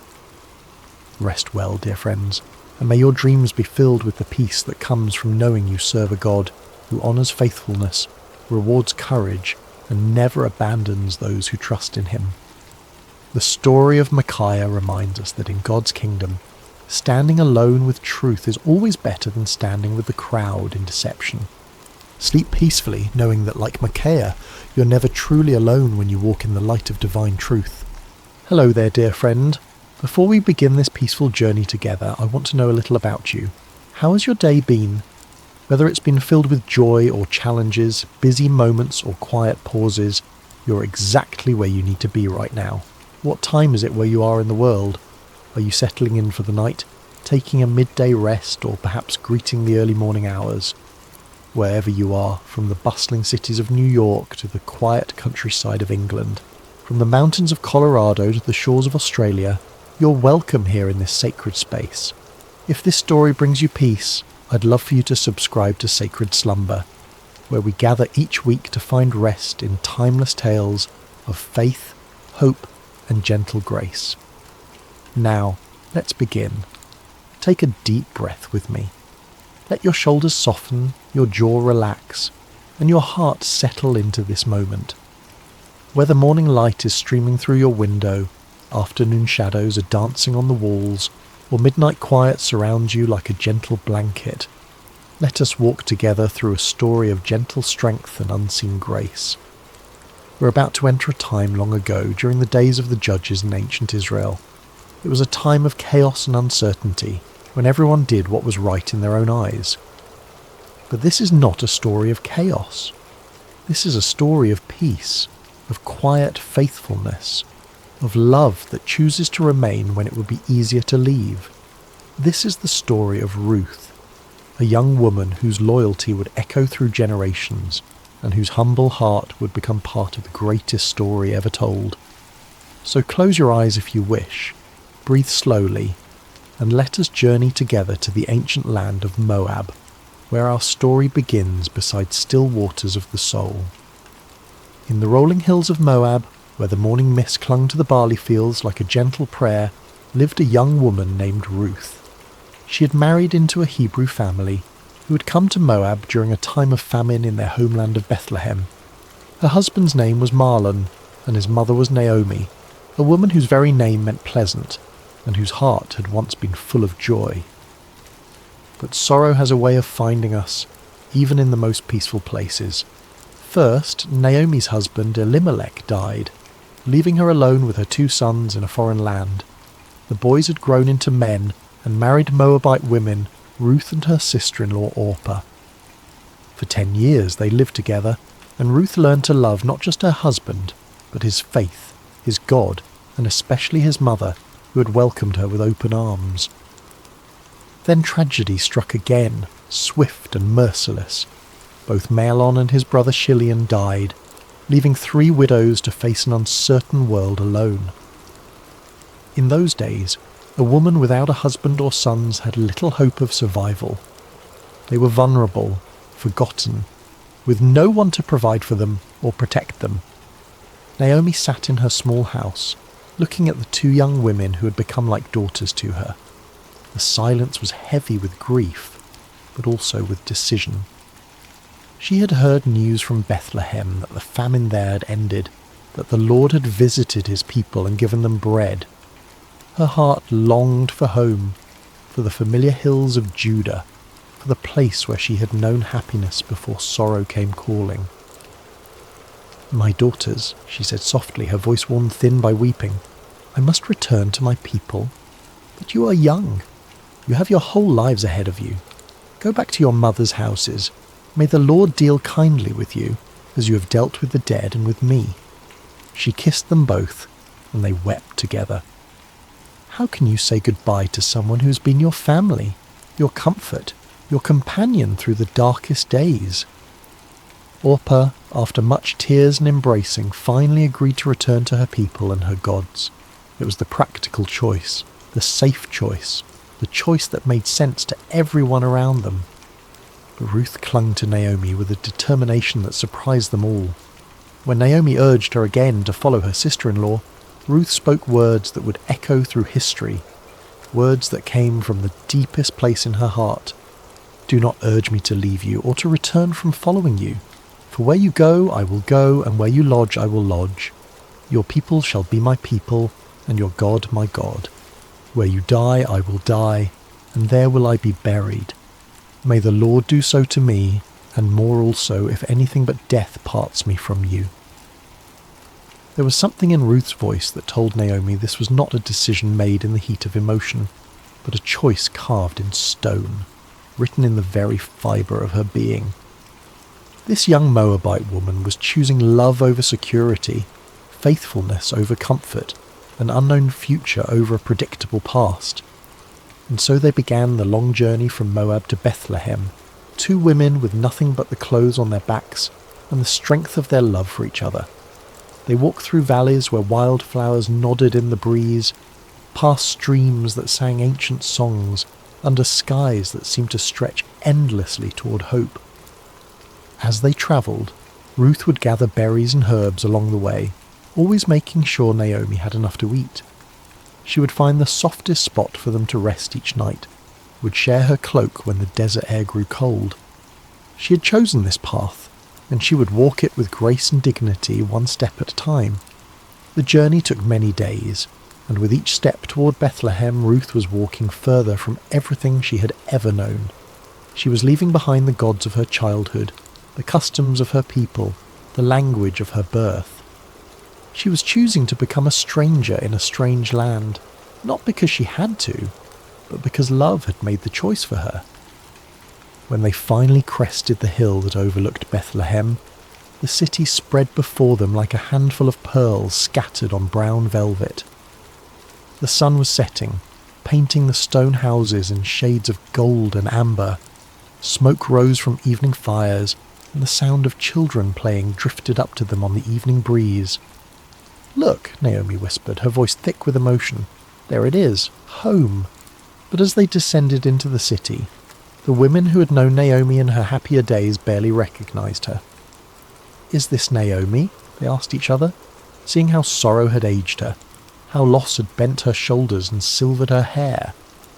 "Do not call me Naomi," she told them, her voice steady but sad. "Call me Mara, for the Almighty has dealt very bitterly with me. I went out full, and the Lord has brought me home empty." But Ruth, standing quietly beside her, knew that Naomi was not truly empty. She had brought with her the love of this young woman, who had chosen to forsake all for the sake of faithfulness. And though neither of them knew it yet, they had arrived in Bethlehem at the beginning of barley harvest, when the fields were golden and ready, when provision was about to unfold in ways they could never have imagined. The story was just beginning, and the God who notices every sparrow that falls, who counts every tear that is shed, who remembers every act of kindness, was already preparing the next chapter of their lives. The morning air in Bethlehem was crisp and clean, carrying the scent of ripening grain and the promise of a new day. Ruth woke early, as she always did, listening to the gentle rhythm of Naomi's breathing beside her. They had found a small place to stay, but their provisions were nearly gone, and Ruth knew that something had to be done. She'd heard about the law of gleaning, a beautiful provision that the God of Israel had made for the poor and the stranger. After the reapers went through the fields harvesting the grain, the needy could follow behind and gather what was left. It was honest work, humble work, but it was work that could keep them alive. "Let me go to the fields," Ruth said gently to Naomi, "and glean among the ears of grain after him in whose sight I shall find favour." Naomi nodded, understanding the necessity but also the risk. Ruth was young and beautiful, and the fields could be dangerous places for a woman alone. But there was something in Ruth's quiet determination that spoke of inner strength, of a spirit that could not be easily broken. And so Ruth set out in the early morning light, joining the other gleaners who moved like shadows behind the harvest workers. She had wrapped her head modestly and carried a small basket, ready to spend the day bent over in the sun, gathering grain kernel by kernel. As it happened, she came to the field that belonged to Boaz, a man of great wealth and standing in Bethlehem. But more than that, though Ruth did not know it yet, Boaz was a relative of Naomi's late husband, a kinsman who had the right and responsibility to help family members in need. The phrase, "as it happened," seems simple enough, but sometimes the most profound movements of providence come disguised as coincidence. Ruth's feet carried her to that particular field not by accident, but by the gentle guidance of a God who was weaving a story larger than she could imagine. Boaz arrived at his field that morning, as was his custom, to greet his workers and oversee the harvest. He was a man in his middle years, with kind eyes and calloused hands that spoke of honest work. When he saw his reapers, he called out, "The Lord be with you," and they responded, "The Lord bless you." It was more than a greeting. It was a glimpse into the heart of a man who knew that all good things come from above. But his attention was caught by a young woman he had never seen before, working quietly at the edge of his field. She moved with grace and dignity, even in the humbling work of gleaning. There was something about her that drew his eye, not just her beauty, but the way she carried herself with quiet strength. "Whose young woman is this?" he asked his foreman. "She is the young Moabite woman who came back with Naomi from the country of Moab," the foreman replied. "She asked permission to glean and gather among the sheaves after the reapers, and she has been working steadily from early morning until now with only a brief rest." Boaz watched her for a moment longer, seeing how she worked without complaining, how she was careful not to take more than was rightfully hers, how she paused to help an elderly gleaner who had dropped her grain. His heart was moved by her diligence and her kindness. He approached her quietly, not wanting to startle her. "Listen, my daughter," he said gently. "Do not go to glean in another field, and do not leave this one. Stay close to my young women. Keep your eyes on the field that they are reaping, and go after them. I have charged the young men not to touch you, and when you are thirsty, go to the vessels and drink what the young men have drawn." Ruth was so surprised by his kindness that she fell on her face and bowed to the ground. "Why have I found favour in your sight," she asked, "that you should take notice of me, since I am a foreigner?" But Boaz had already heard the story of her loyalty to Naomi, how she had left her own people to care for her mother-in-law. "All that you have done for your mother-in-law since the death of your husband has been fully told to me," he said, his voice warm with admiration. "How you left your father and mother and your native land and came to a people that you did not know before. The Lord repay you for what you have done, and a full reward be given you by the Lord, the God of Israel, under whose wings you have come to take refuge." Ruth's eyes filled with tears at his words. She had not expected such kindness from a stranger, such recognition of her small acts of faithfulness. "You have comforted me and spoken kindly to your servant," she said softly, "though I am not one of your servants." As the day wore on, Boaz continued to watch over her. At mealtime he invited her to eat with his workers, to dip her bread in the wine and share in the meal. He even made sure she had roasted grain to take home to Naomi. When she returned to her gleaning, he quietly instructed his workers to leave extra grain for her to find, to make her work easier and more fruitful. The sun was beginning to set when Ruth finally made her way home, her basket heavy with grain. She had gathered an ephah of barley, enough to feed herself and Naomi for many days. But more than that, she carried with her the memory of unexpected kindness, of a man who had seen beyond her status as a foreigner and a widow to recognize the faithfulness of her heart. When she showed Naomi all that she'd gathered and told her about the kindness of Boaz, Naomi's eyes brightened for the first time in months. "Blessed be he by the Lord," she said, "whose kindness has not forsaken the living or the dead. The man is a close relative of ours, one of our redeemers." Ruth continued to glean in the fields of Boaz throughout the barley harvest and the wheat harvest, always welcomed, always protected, always provided for. She would come home each evening with grain and with stories of the kindness she had experienced. And slowly, so slowly that neither of them noticed it happening, hope began to take root in their hearts once again. Little did they know that this was only the beginning of a story that would change not just their lives, but the course of history itself. For the God who sees every act of kindness, who remembers every sacrifice made in love, was already preparing the next chapter of their beautiful story. The harvest season was drawing to a close, and the grain had been gathered from the fields and brought to the threshing floor.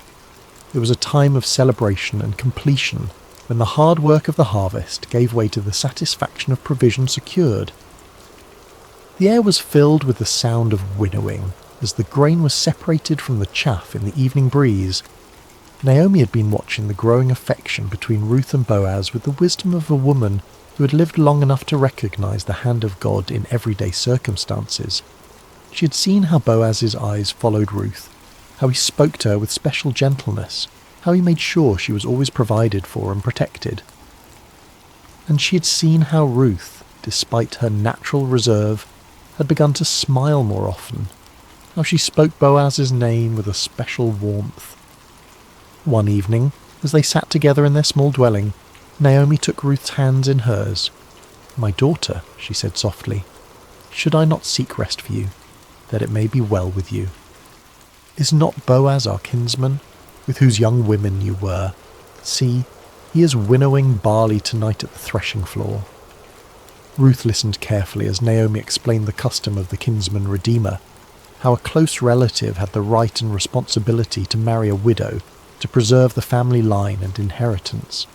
It was not just about marriage, but about redemption, about restoring what had been lost, about ensuring that the names of the dead were not forgotten. "Wash therefore and anoint yourself," Naomi continued, "and put on your cloak and go down to the threshing floor. But do not make yourself known to the man until he has finished eating and drinking. But when he lies down, observe the place where he lies. Then go and uncover his feet and lie down, and he will tell you what to do." It was a bold plan, one that required great courage and faith. Ruth would be placing herself in a vulnerable position, trusting in the character of a man she had come to respect and admire. But she had learned to trust Naomi's wisdom, and more than that, she had learned to trust the God who had been guiding her steps from the very beginning. "All that you say I will do," Ruth replied simply. As the sun set and the first stars appeared in the clear night sky, Ruth prepared herself carefully. She bathed and anointed herself with fragrant oil, then put on her best garment. But this was not about seduction or manipulation. This was about approaching a good man with dignity and respect, trusting in his honour and in the customs that governed their society. The threshing floor was a place of hard work and celebration, where the grain was separated from the chaff and the harvest was completed.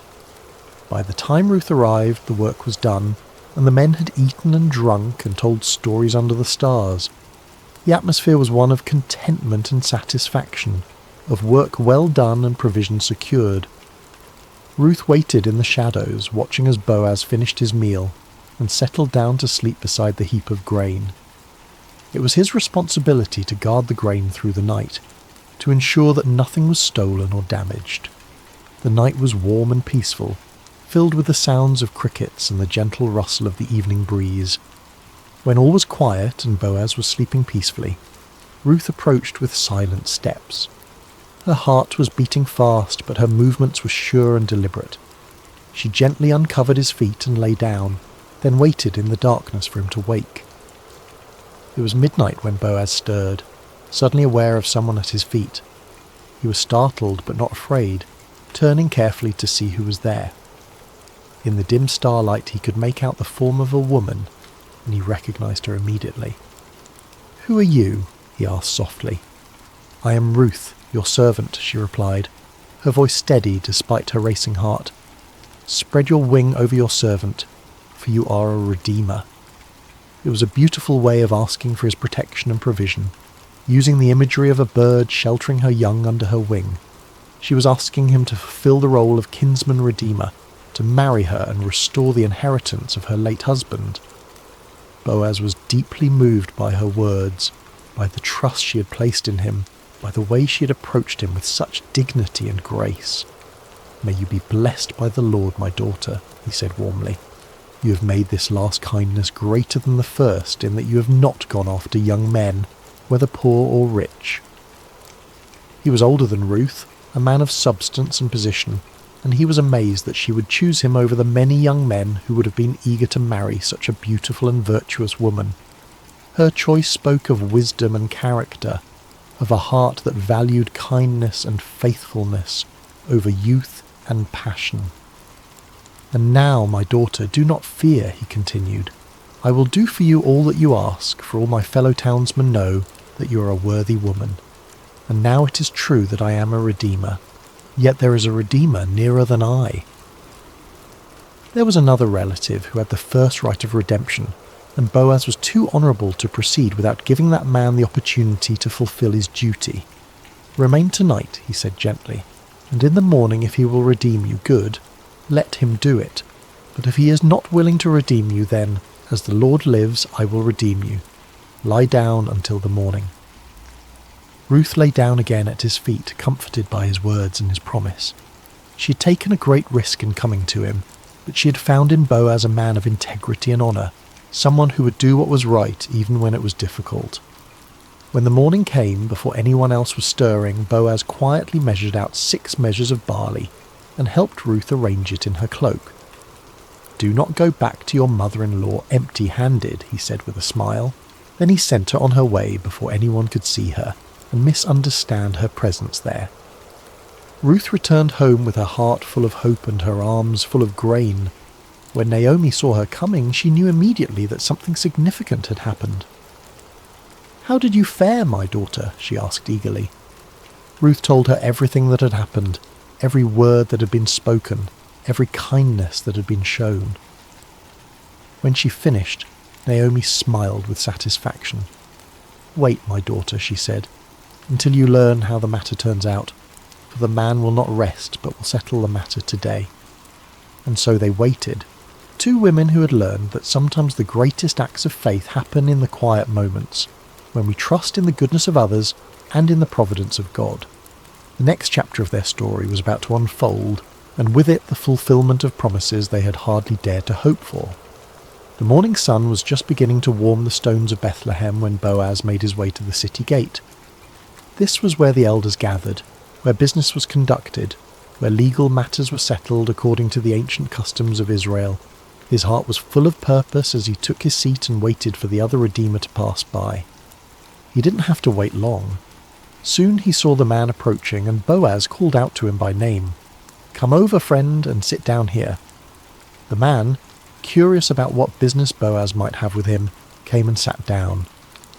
Then Boaz gathered 10 of the city elders to serve as witnesses, for what he was about to do would affect not just 2 people, but entire family lines and inheritances. "Naomi, who has come back from the country of Moab," Boaz began, his voice carrying clearly in the morning air, "is selling the parcel of land that belonged to our relative Elimelech. So I thought I would tell you of it and say, buy it in the presence of those sitting here and in the presence of the elders of my people. If you will redeem it, but if you will not, tell me, that I may know, for there is no one besides you to redeem it, and I come after you." The other man considered this carefully. A piece of land was valuable, an investment that could bring profit and increase his holdings. "I will redeem it," he said confidently. But Boaz was not finished. "The day you buy the field from the hand of Naomi, you also acquire Ruth the Moabite, the widow of the dead, in order to perpetuate the name of the dead in his inheritance." Suddenly the proposition became more complicated. To marry Ruth would mean that any children born to them would be considered the heirs of her first husband, not his own. The land would eventually pass to them, not to his existing family line. What had seemed like a good business deal now became a sacrifice that would cost him more than he was willing to pay. "I cannot redeem it for myself," he said, backing away from the commitment, "lest I impair my own inheritance. You take my right of redemption, for I cannot redeem it." It was exactly what Boaz had hoped to hear.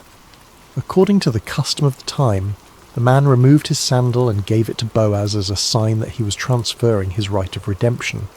The sandal was a symbol of walking in someone else's place, of taking on their responsibilities and privileges.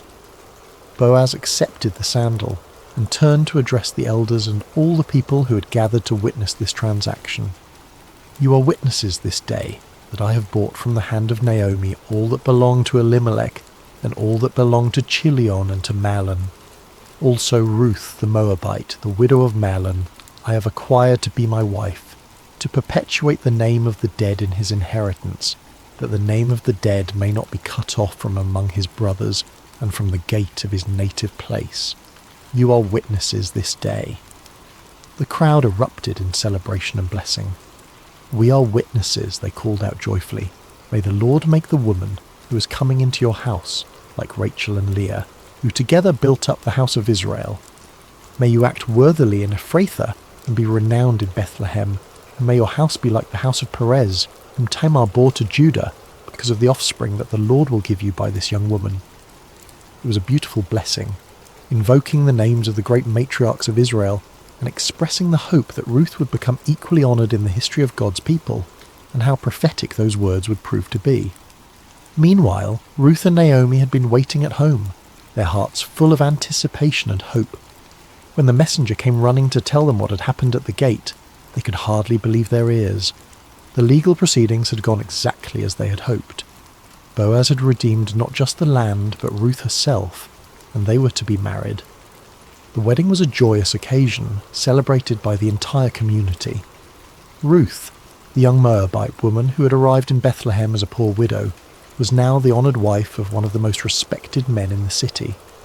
But more than that, she had found in Boaz a man who valued her faithfulness, who cherished her loyalty, who would love and protect her for the rest of their days.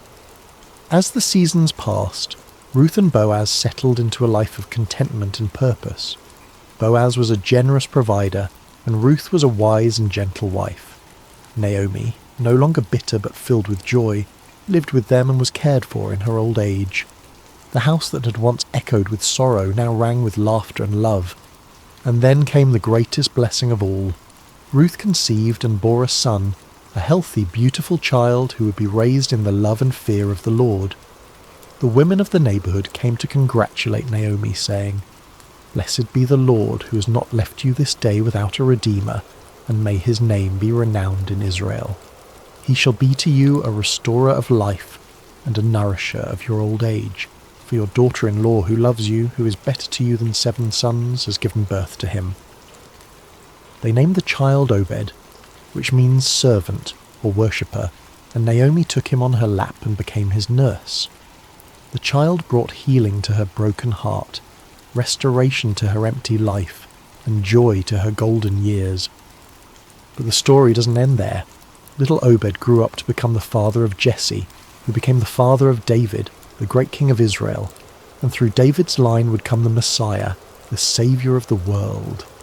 Ruth, the foreign woman who had chosen loyalty over security, faith over fear, had become part of the most important family tree in all of human history. In the genealogy of Jesus Christ, recorded in the Gospel of Matthew, we find these words: Boaz the father of Obed by Ruth, and Obed the father of Jesse, and Jesse the father of David the king. A Moabite woman's name is written forever in the lineage of the Son of God, a testament to the truth that God's grace knows no boundaries, that his love extends to all who seek refuge under his wings. Ruth's story teaches us that faithfulness in small things leads to blessing in great things, that loyalty and love are never wasted, that God can take our deepest sorrows and weave them into his greatest joys. She reminds us that sometimes the most profound acts of faith happen not in grand gestures, but in quiet decisions to remain faithful, to keep loving, to keep trusting, even when we cannot see the end of the story. As we come to the end of Ruth's story, let us pause beside these still waters and reflect on the gentle truths that flow through this ancient tale. Like a quiet stream that shapes the landscape over time, Ruth's life teaches us lessons that can transform our own journey of faith. Ruth's story shows us the profound power of remaining faithful, even in seasons of pain and uncertainty. When Naomi urged her to return to her people and her gods, Ruth could have chosen the easier path, the path that made sense to everyone around her. Instead, she chose love. She chose to remain loyal to a woman who had shown her kindness, to a faith that had captured her heart, to a God she was still learning to trust. Her famous words, "Where you go, I will go, and where you lodge, I will lodge. Your people shall be my people, and your God my God," were not spoken in a moment of emotional impulse, but from a deep well of commitment that had been growing in her heart over years of walking with Naomi. In our own lives, we face moments when loyalty is tested, when it would be easier to walk away from relationships, commitments, or callings that have become difficult. Ruth's example reminds us that some of the most beautiful chapters of our lives are written in the ink of faithful love, even when that love costs us something precious. Have you ever chosen love when it would have been easier to walk away? Perhaps you stayed with a friend through a difficult season, remained committed to a calling when it became challenging, or continued to love someone even when they couldn't love you back in the same way. These quiet acts of loyalty are never wasted. They shape us into people of depth and character, and they often open doors to blessings we never could have imagined. One of the most beautiful aspects of Ruth's story is how rarely God's name is mentioned, yet his presence is evident in every chapter. The phrase, "as it happened," appears when Ruth comes to Boaz's field, but we understand that this was no accident.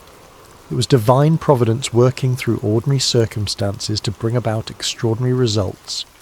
God's guidance in Ruth's life came not through burning bushes or angelic visitations, but through the kindness of a stranger, the wisdom of a mother-in-law, and the legal proceedings at a city gate.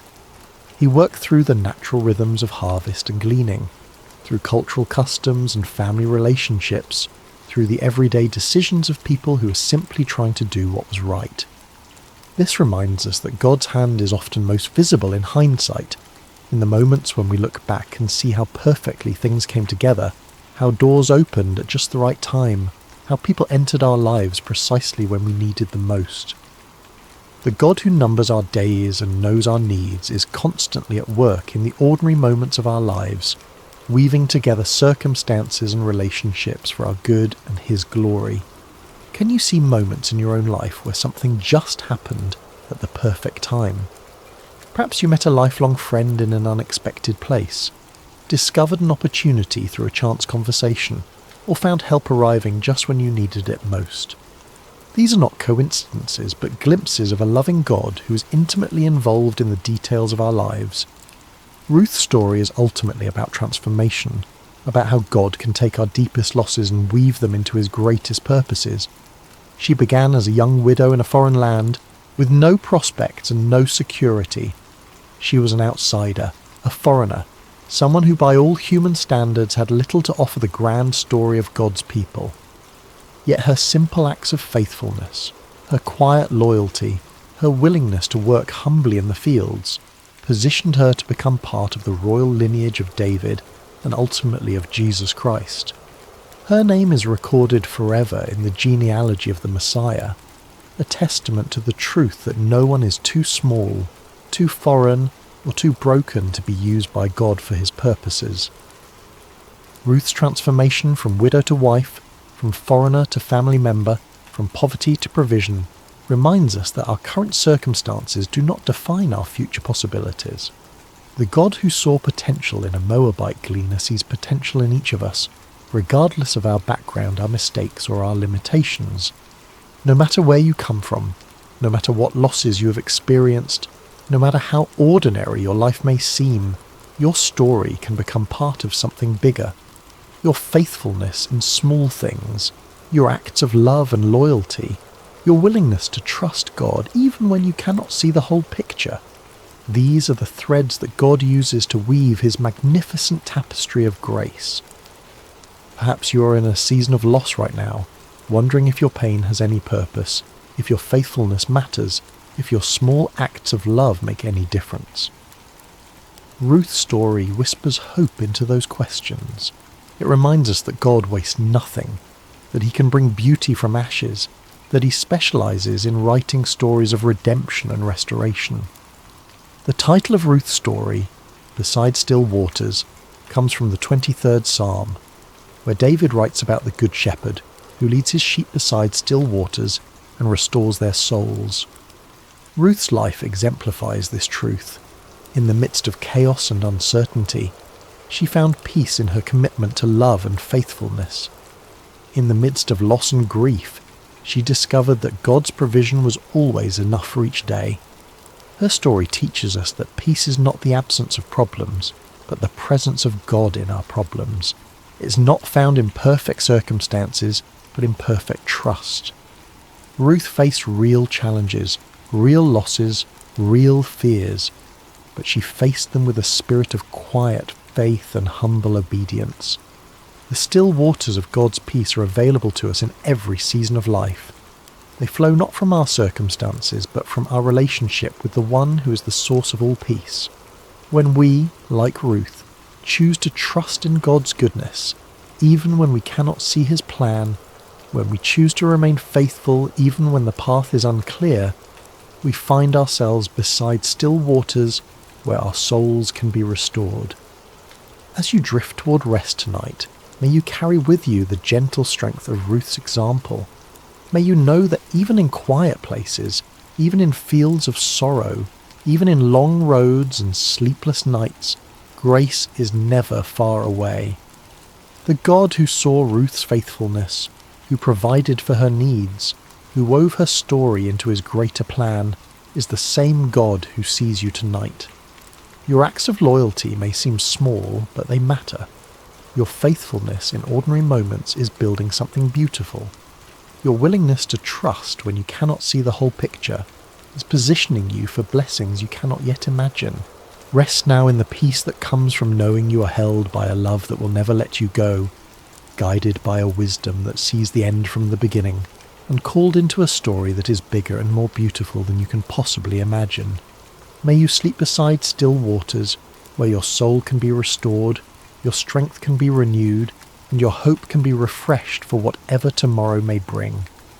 The God who led Ruth from loss to legacy, from sorrow to joy, from emptiness to fullness is leading you too, and his plans for you are good. Sweet dreams, dear friend. May you wake tomorrow with the quiet confidence that comes from knowing you are deeply loved, perfectly guided, and part of a story that extends far beyond what you can see. Like Ruth, who could never have imagined that her simple decision to stay loyal to Naomi would lead to her becoming the great-grandmother of King David, you too are part of a tapestry being woven by hands far wiser than your own.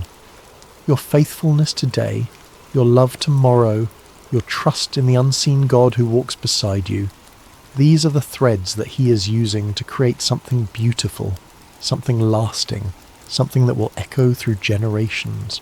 Rest now in the shadow of his wings, knowing that you are safe, you are seen, and you are more precious than you know.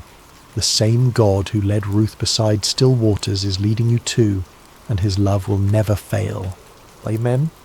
Hey everyone, welcome back to Sacred Slumber. Before we dive into tonight's story, I want to ask you something that would genuinely help us out. If you're enjoying this content, please consider using your hype points on this video. It really helps the channel more than you possibly know. Seriously, it makes a massive difference in getting these stories out to more people who love this kind of content. Also, if you want to, drop a comment telling us what time it is for you right now and where in the world you're listening from. We absolutely love seeing where everyone is tuning in from. No pressure though, only if you feel like it. And of course, if you haven't already, hit that subscribe button. It keeps us going. Alright, let's get into it. A whisper in the darkness. Imagine a night so quiet you can hear the oil lamps flickering. Picture a massive stone sanctuary in the ancient city of Shiloh, where shadows dance across walls that have witnessed centuries of worship. The air is thick with the scent of incense and burning oil, that peculiar combination of cedar smoke and olive essence that clings to sacred spaces. Outside, the wind moves through the hills of Israel like a whispered prayer, carrying with it the distant bleating of sheep settling for the night and the occasional call of a desert owl. Inside, in the sacred chambers near the Ark of the Covenant, a young boy lies sleeping on a simple mat. The stones beneath him still hold the warmth of the day's sun, though the night air has begun to cool. His breathing is steady, deep, the kind of sleep that comes from honest physical labour and a clear conscience. His name is Samuel. This is not a story about miracles that shake mountains or angels descending in blinding light. This is a story about something quieter, something more intimate, something that happens in the space between waking and dreaming, where the boundaries of reality become permeable. It is about a voice in the darkness, a child who learned to listen when the entire world had gone deaf, and a moment that would alter the spiritual trajectory of an entire nation. Because sometimes the most profound truths do not arrive with thunder and earthquake. Sometimes they do not announce themselves with burning bushes or pillars of fire. Sometimes they arrive in whispers, in the stillness between breaths, in the gentle calling of a name spoken 3 times before it is finally understood. What you're about to hear is one of the most mysterious and beautiful moments in ancient scripture. A moment when heaven reached down to touch earth, not through spectacular signs, but through the simple act of calling a child's name in the night. But it is also a story about silence broken, about the end of a spiritual drought, about what happens when the divine decides to speak again after generations of absence. This is the story of Samuel, the boy who heard God speak when the rest of the world had forgotten how to listen.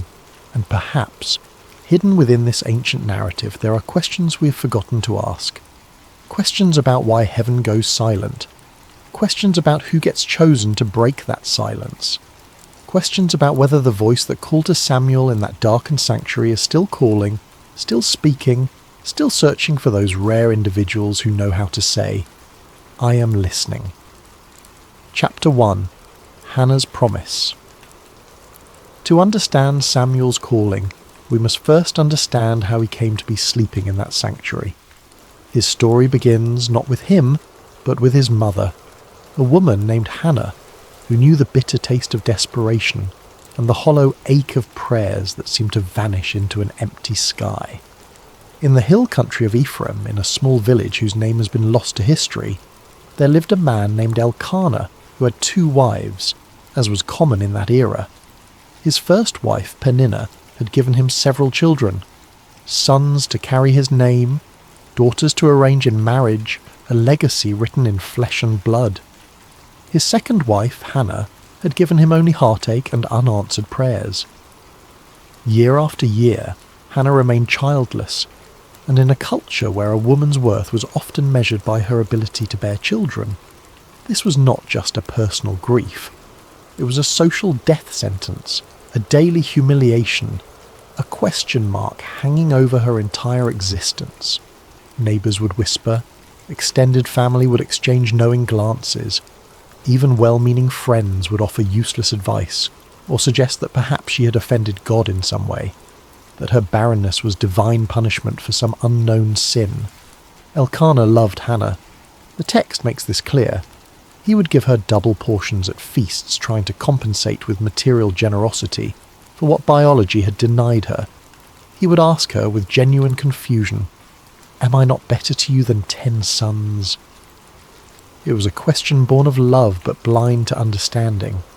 He could not fathom that the issue went deeper than his affection, that Hannah's grief was not about him at all, but about her own sense of purpose, of completion, of being seen as fully human by the society around her. Peninnah, with the cruelty that can only come from insecurity dressed as triumph, would taunt Hannah relentlessly. Every time the family made their annual pilgrimage to the sanctuary at Shiloh to worship and offer sacrifices, Peninnah would remind Hannah of her barrenness. The taunts were not subtle.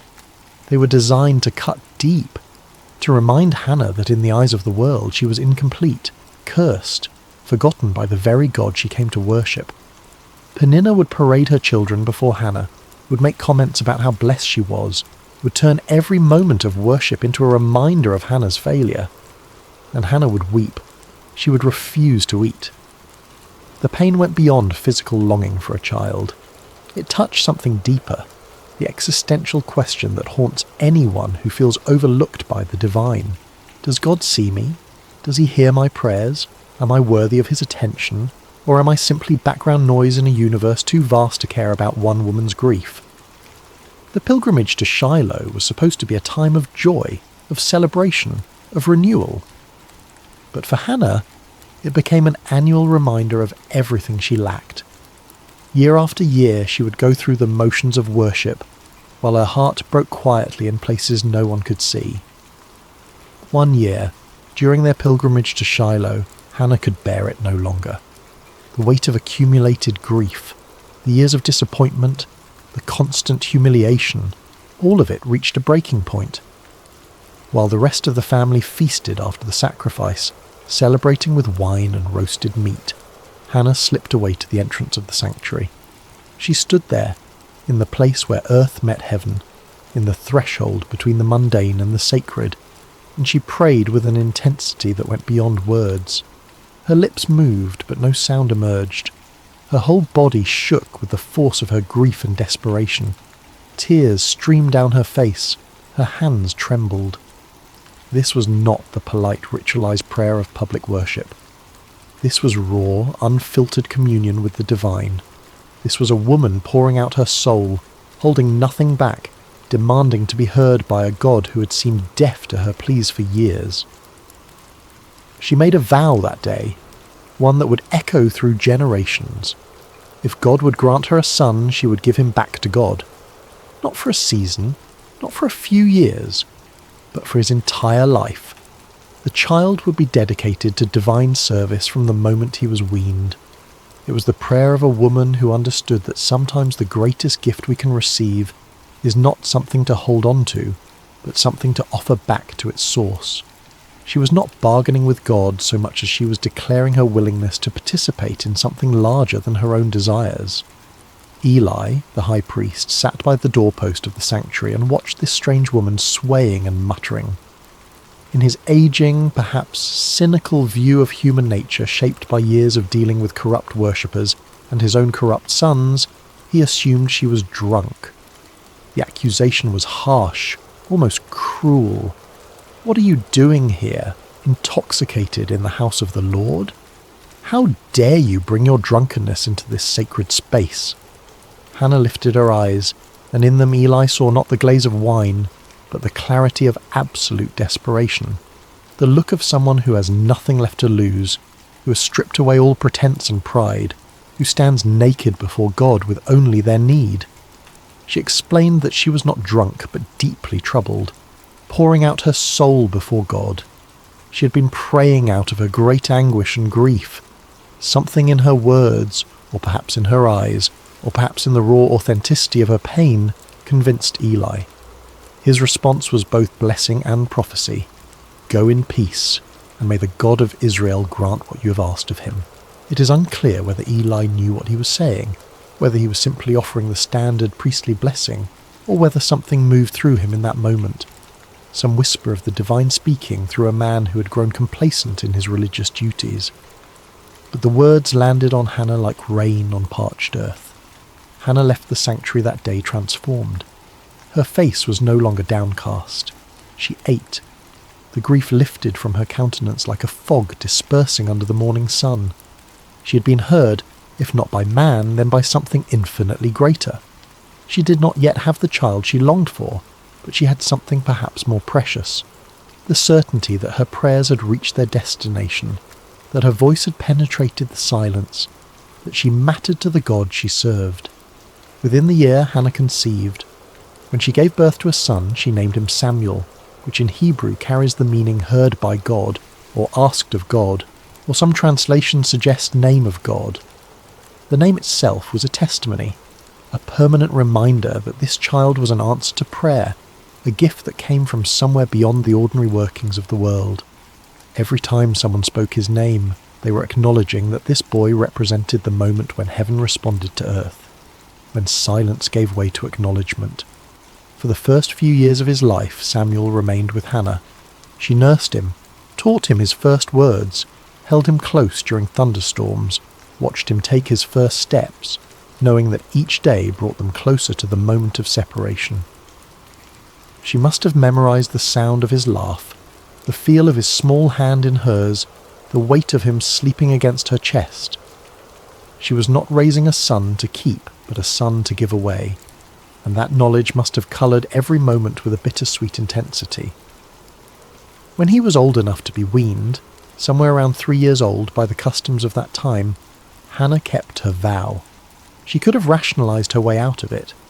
She could have argued that God understood, that the vow was made in a moment of emotional extremity, that surely keeping her son would be acceptable.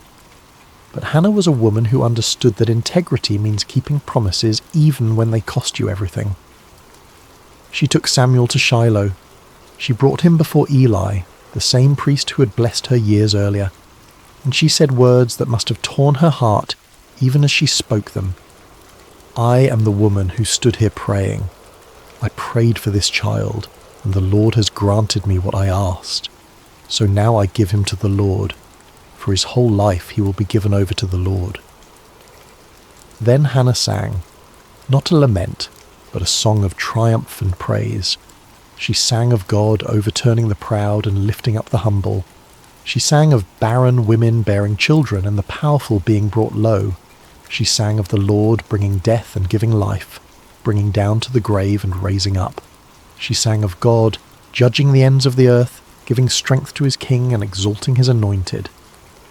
Her song was radical, revolutionary, a declaration that the God she served delighted in reversing the expectations of the world, in using the weak to shame the strong, in lifting up those the world had written off as irrelevant. And then she left her son in that sanctuary and went home.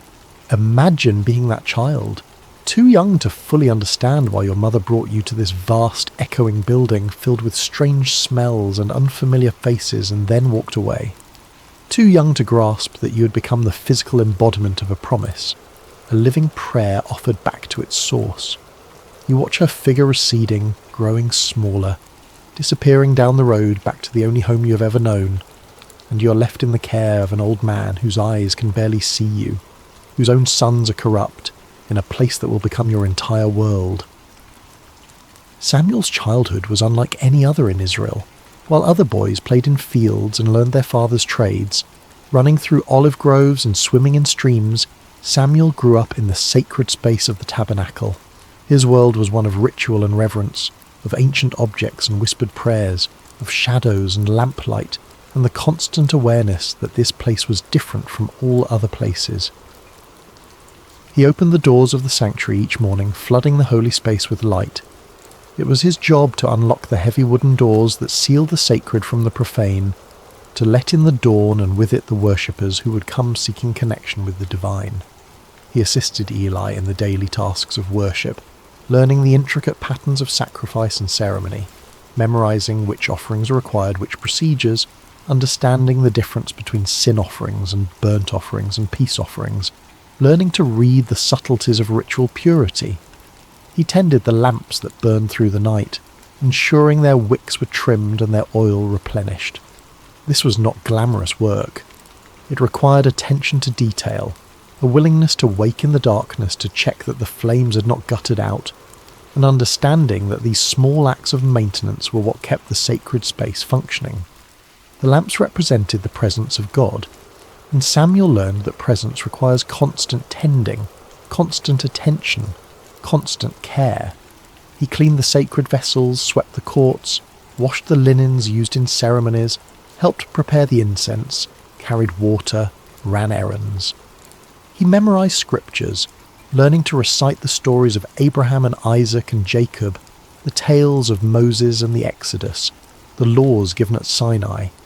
His education was entirely religious, entirely focused on service, entirely oriented towards something beyond himself. By all accounts, Samuel was a good child, humble, obedient, faithful in small things. The text tells us he grew in favour with both the Lord and with people. He was not resentful of his circumstances. He did not seem to chafe against the boundaries of his unusual childhood. Perhaps he had accepted that this was simply who he was, the boy who belonged to God, the boy who lived in the house of the Lord. But what must it have been like psychologically? To have no mother to comfort you when you woke from nightmares, to have no siblings to quarrel and play with, to grow up watching Eli's corrupt sons come and go, seeing the way they abused their position, hearing the whispers of their misconduct, to be surrounded by holiness and yet witness its corruption, to serve faithfully while those who should have been models of righteousness displayed only greed and lust and contempt for the sacred. Did Samuel wonder why he had been left here? Did he feel abandoned by the mother who had kissed him goodbye and walked away? Did he question whether the God he served even noticed his small acts of service? The text does not tell us.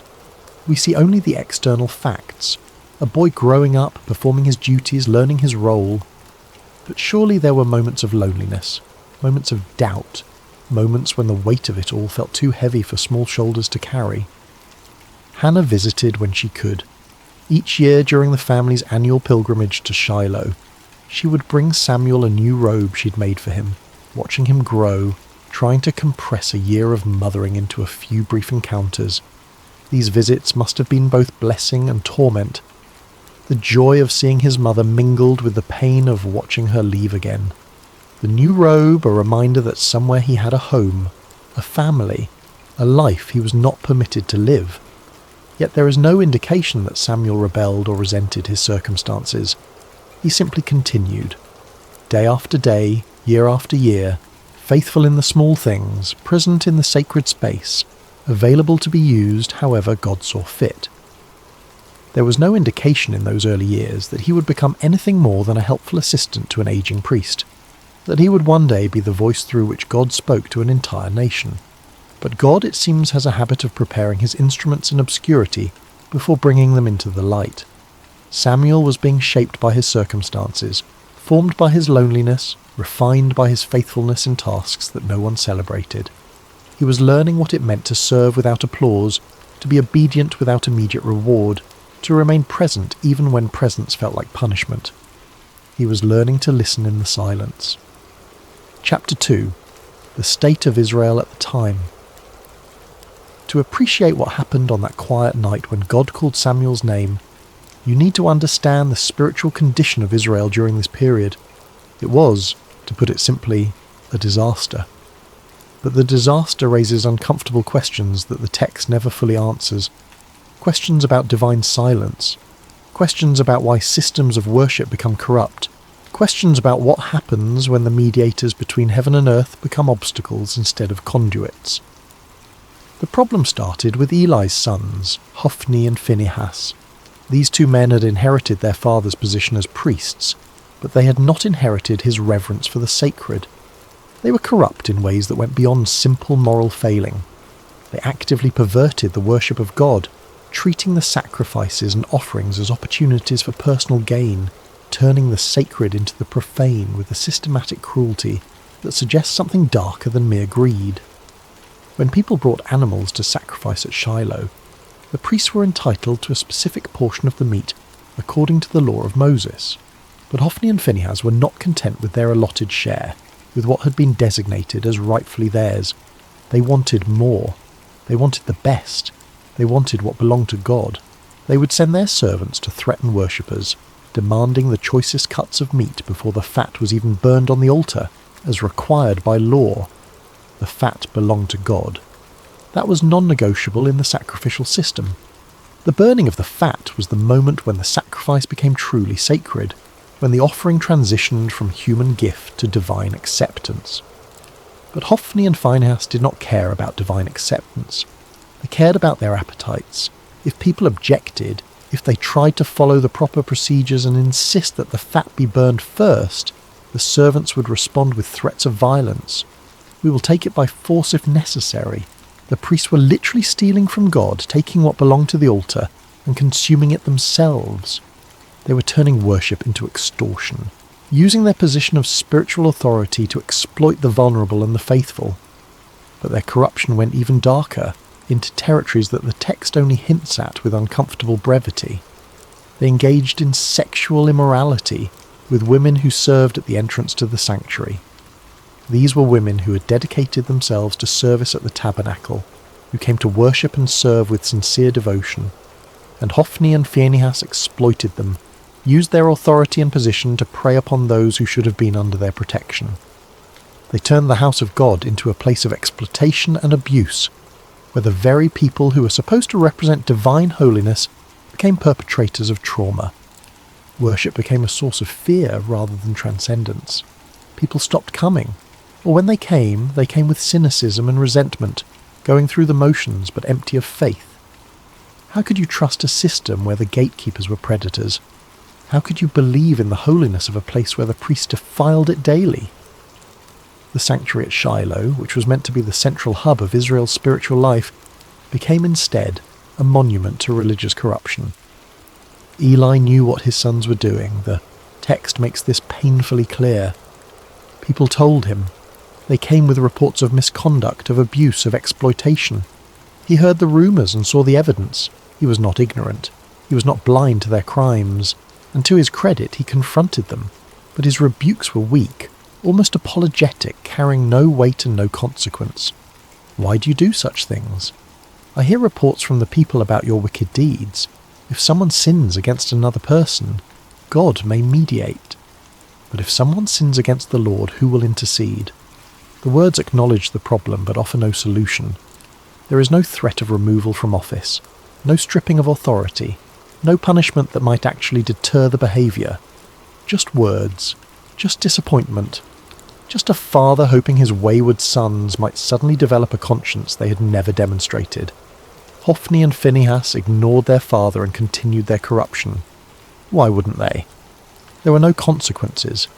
Eli's position as high priest gave him the authority to remove them, to appoint others, to enforce standards. But he did nothing, and his inaction was itself a form of action, a choice that enabled the continued degradation of worship. The impact on Israel's spiritual life was catastrophic. The text records it with devastating simplicity. The people came to despise the offerings to the Lord. Think about what that means. The sacrificial system was the heart of Israel's covenant relationship with God. It was how sins were atoned for, how gratitude was expressed, how the community maintained its connection with the divine. And people were learning to despise it, to see it as corrupt and meaningless, to associate worship with exploitation rather than with holiness. Faith withered. Cynicism spread. A generation was growing up believing that God either did not care about corruption in his own house, or that he was powerless to stop it, or worse, that he did not exist at all, and the whole system was simply a mechanism for priestly power and exploitation. But perhaps the most devastating aspect of this era, the detail that haunts the narrative with its implications, was not the corruption of the priests. It was the silence of heaven. The scripture records it with haunting simplicity. In those days, the word of the Lord was rare. There were not many visions. Think about what that means. In a culture where prophets and priests were meant to be the conduits between God and humanity, the channel had gone quiet. God was not speaking. Or if he was, no one was hearing. Prophecies were scarce to the point of being legendary. Divine visions were so uncommon that when someone claimed to have received one, it was met with skepticism rather than expectation. But why? The text does not explain. It simply records the fact of divine silence as if it were weather, as if the absence of God's voice was as natural and unremarkable as a drought. But this raises uncomfortable questions. Had God withdrawn because of the corruption?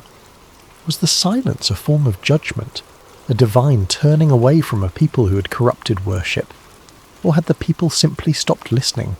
Had they become so cynical and so wounded by a religious hypocrisy that they could no longer hear what was being said?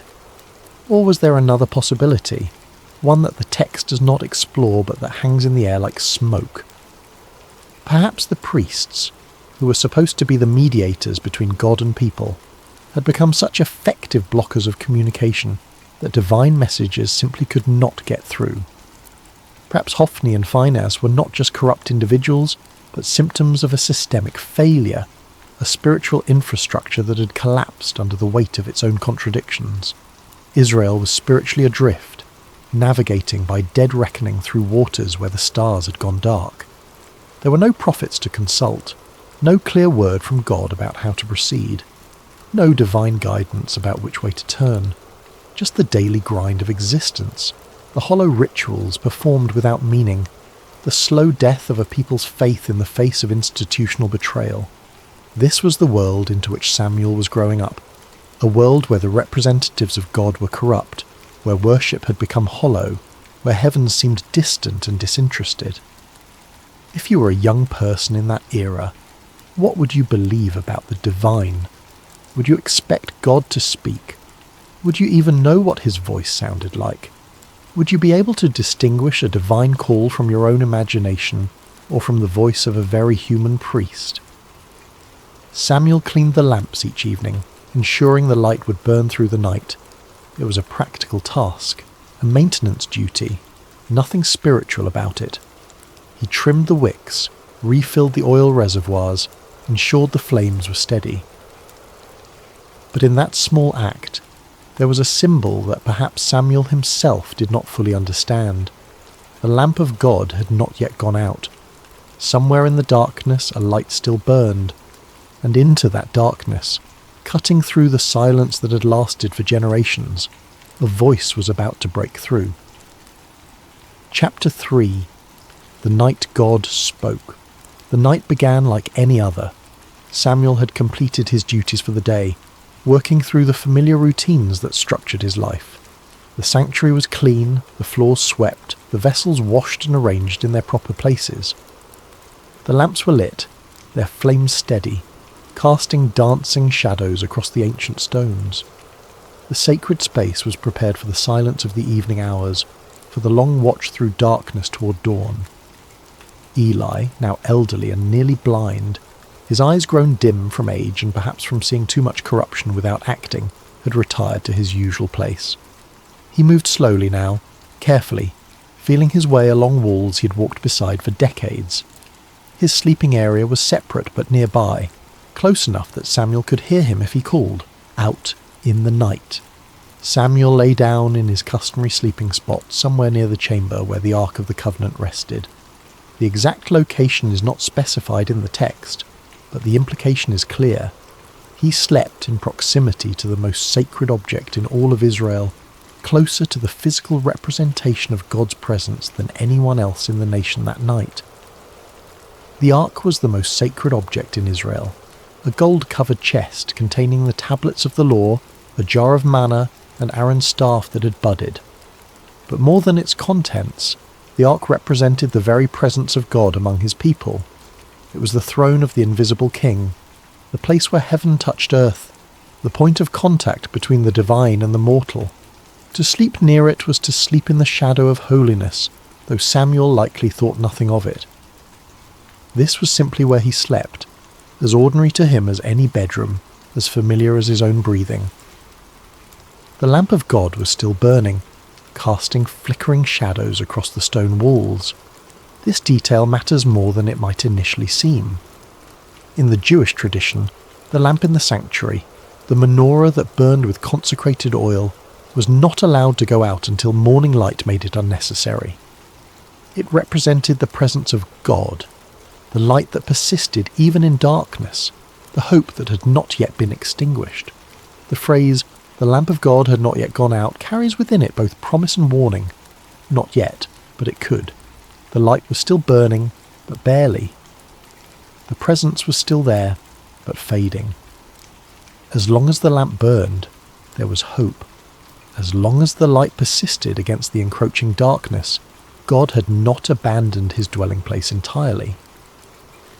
Samuel drifted into sleep, a boy exhausted from the honest labour of serving in the house of God.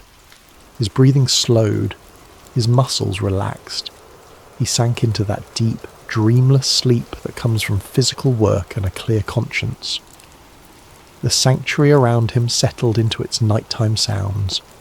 The creak of cooling stone, the whisper of wind through high windows, the distant cry of a night bird, the soft flutter of the lamp flames, and then, in the darkness, cutting through the silence like a knife through cloth, he heard his name, Samuel. The voice was clear, distinct, personal. Not a shout that would echo through the halls, but not a whisper that could be mistaken for imagination either. It had the quality of someone standing nearby, speaking with intention and purpose, with the certainty that they would be heard. It was a voice that expected a response. Samuel's eyes snapped open. His heart leaped in his chest. There was no confusion, no moment of disorientation. He knew immediately that someone had called him. The voice had been too clear, too deliberate, too unmistakably directed at him. In the darkness, with the lamp casting its uncertain light, Samuel did what made perfect sense to a boy who had grown up serving under an elderly priest. Eli must need something. The old priest was nearly blind now, stumbling in the darkness. Perhaps he had dropped something. Perhaps he needed water. Perhaps he was unwell and required assistance. Samuel threw off whatever covering he used against the night chill and ran to where Eli slept. "Here I am. You called me?" The response was immediate, instinctive. "Here I am." 2 words that would become the defining posture of Samuel's entire life. Not, "What do you want?" Not, "Can it wait until morning?" Just presence. Just availability. Here I am. Eli, pulled from sleep and confused, his mind foggy with the remnants of dreams, looked in the direction of Samuel's voice with eyes that could barely make out shapes in the darkness. "I did not call. Go back and lie down." Samuel returned to his place, perhaps a little puzzled, but not overly concerned. Perhaps he had been dreaming. Perhaps the transition from sleep to waking had jumbled his perceptions. Perhaps the old man had called out in his sleep and forgotten. These things happen. The mind plays tricks in the boundary spaces between consciousness and unconsciousness. He lay back down, pulled his covering around him, and closed his eyes, willing himself back towards sleep. The sanctuary settled back into silence. The lamp continued its steady burning. Outside, the wind moved through the hills with a sound like breathing. Samuel's heartbeat slowed back to its resting rhythm. Samuel? Again. The same voice, the same clarity, the same undeniable sense that someone was speaking directly to him, calling him by name with purpose and intention. This was not imagination. This was not the remnant of a dream clinging to the edge of waking. This was not the echo of Eli's voice misheard in the darkness. Someone had called his name clearly and deliberately, as real as the stone beneath him and the lamplight flickering against the walls. Once more, Samuel got up and went to Eli. His bare feet made soft sounds against the cold stone floor. His breathing was quicker now, his confusion deeper. If Eli had not called the first time, then who had? "Here I am. You called me." Eli, now more awake and perhaps slightly irritated at being disturbed a second time, sent him away again with a tone that suggested both confusion and mild frustration. "I did not call, my son. Go back and lie down." Samuel returned, but now there was a question forming in his mind that would not be silenced. If Eli was not calling him, then who was? Was someone playing a trick? Was there an intruder in the sanctuary hiding in the shadows, calling his name for some unknown purpose? But the voice had not seemed mischievous or threatening. It had been steady, certain, intimate. The kind of voice that knows you, that has the right to call your name. He lay back down, but this time sleep did not come easily. His eyes stayed open, staring into the darkness above him. His ears strained for any sound, any indication of who or what had spoken to him. The lamp flickered. A moth circled near its flame. Time stretched and compressed in that strange way it does when you are lying awake in the dark, unsure whether minutes or hours are passing. Samuel. The third time, Samuel abandoned any doubt or hesitation. Someone was calling him, and if it was not Eli, then perhaps the old priest was confused. Perhaps he was calling out without realizing it. Perhaps his dreams were speaking through him. Samuel got up once more, faster now, urgent, and went to Eli. He stood at the foot of the old priest's sleeping mat, his young face barely visible in the dim light that filtered in from the main chamber. "Here I am. You called me."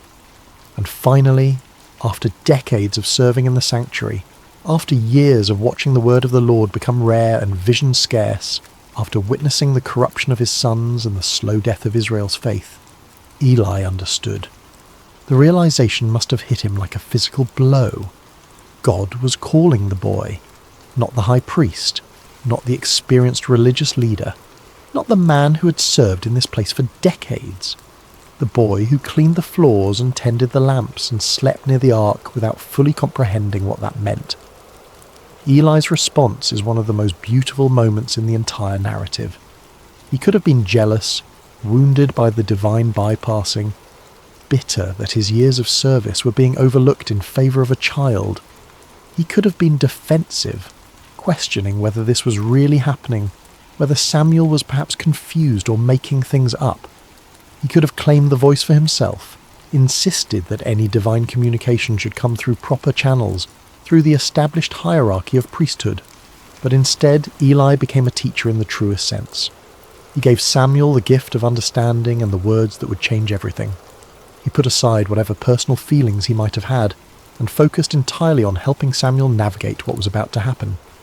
"Go and lie down," Eli said, and you can hear in those words both resignation and hope, both the sadness of being passed over and the wonder that God was speaking again at all.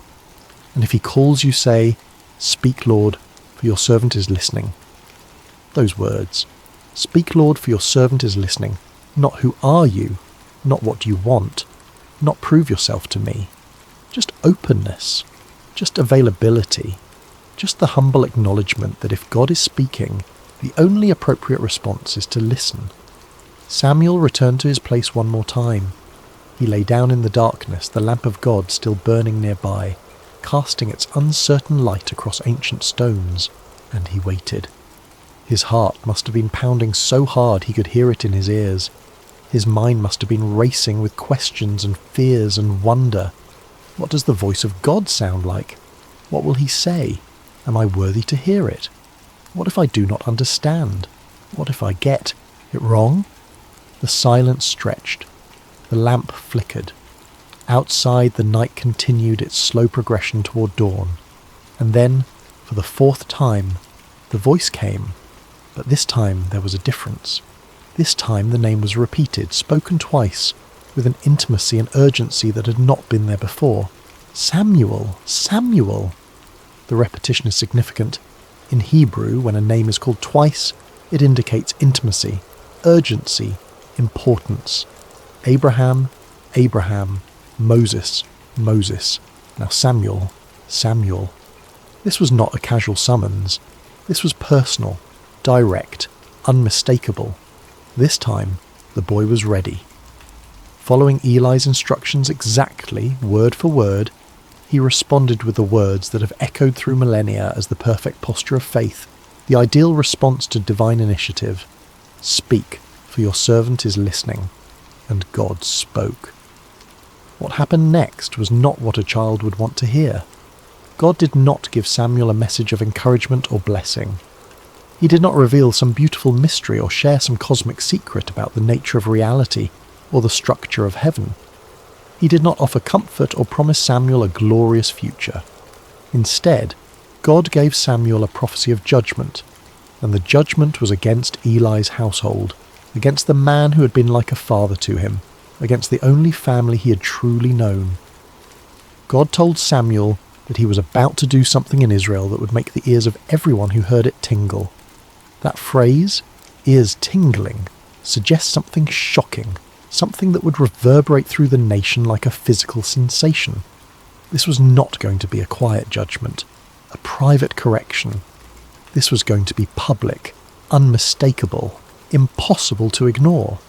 He was going to carry out against Eli everything he had spoken concerning his family, from beginning to end. There had been warnings before. A prophet had come to Eli years earlier with a similar message, speaking of judgment to come, of the priesthood being taken from his lineage, of his sons dying on the same day. That prophecy had been spoken and then seemingly forgotten, filed away as one of those uncomfortable truths that people acknowledge but never really expect to see fulfilled. But God was saying now that the time of fulfillment had come. The warnings were over. The judgment was at hand. The reason was clear and devastating. Eli knew about the sins of his sons. He knew they were blaspheming God, treating the sacred as profane, exploiting women, stealing from the altar, corrupting worship itself. He had heard the reports. He had seen the evidence.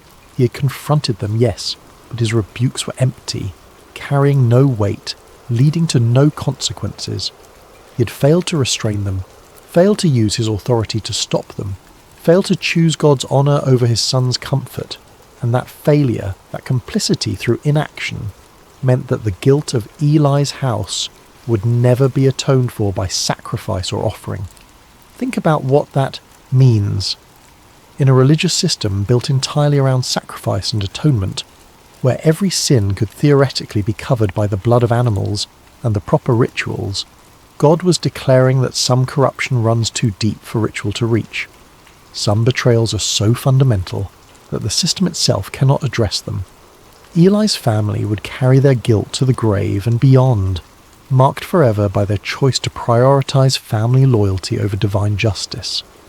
Imagine being Samuel in that moment.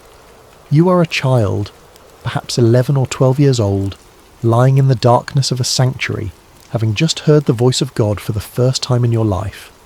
And the message you have been given is not one of blessing or calling or future glory.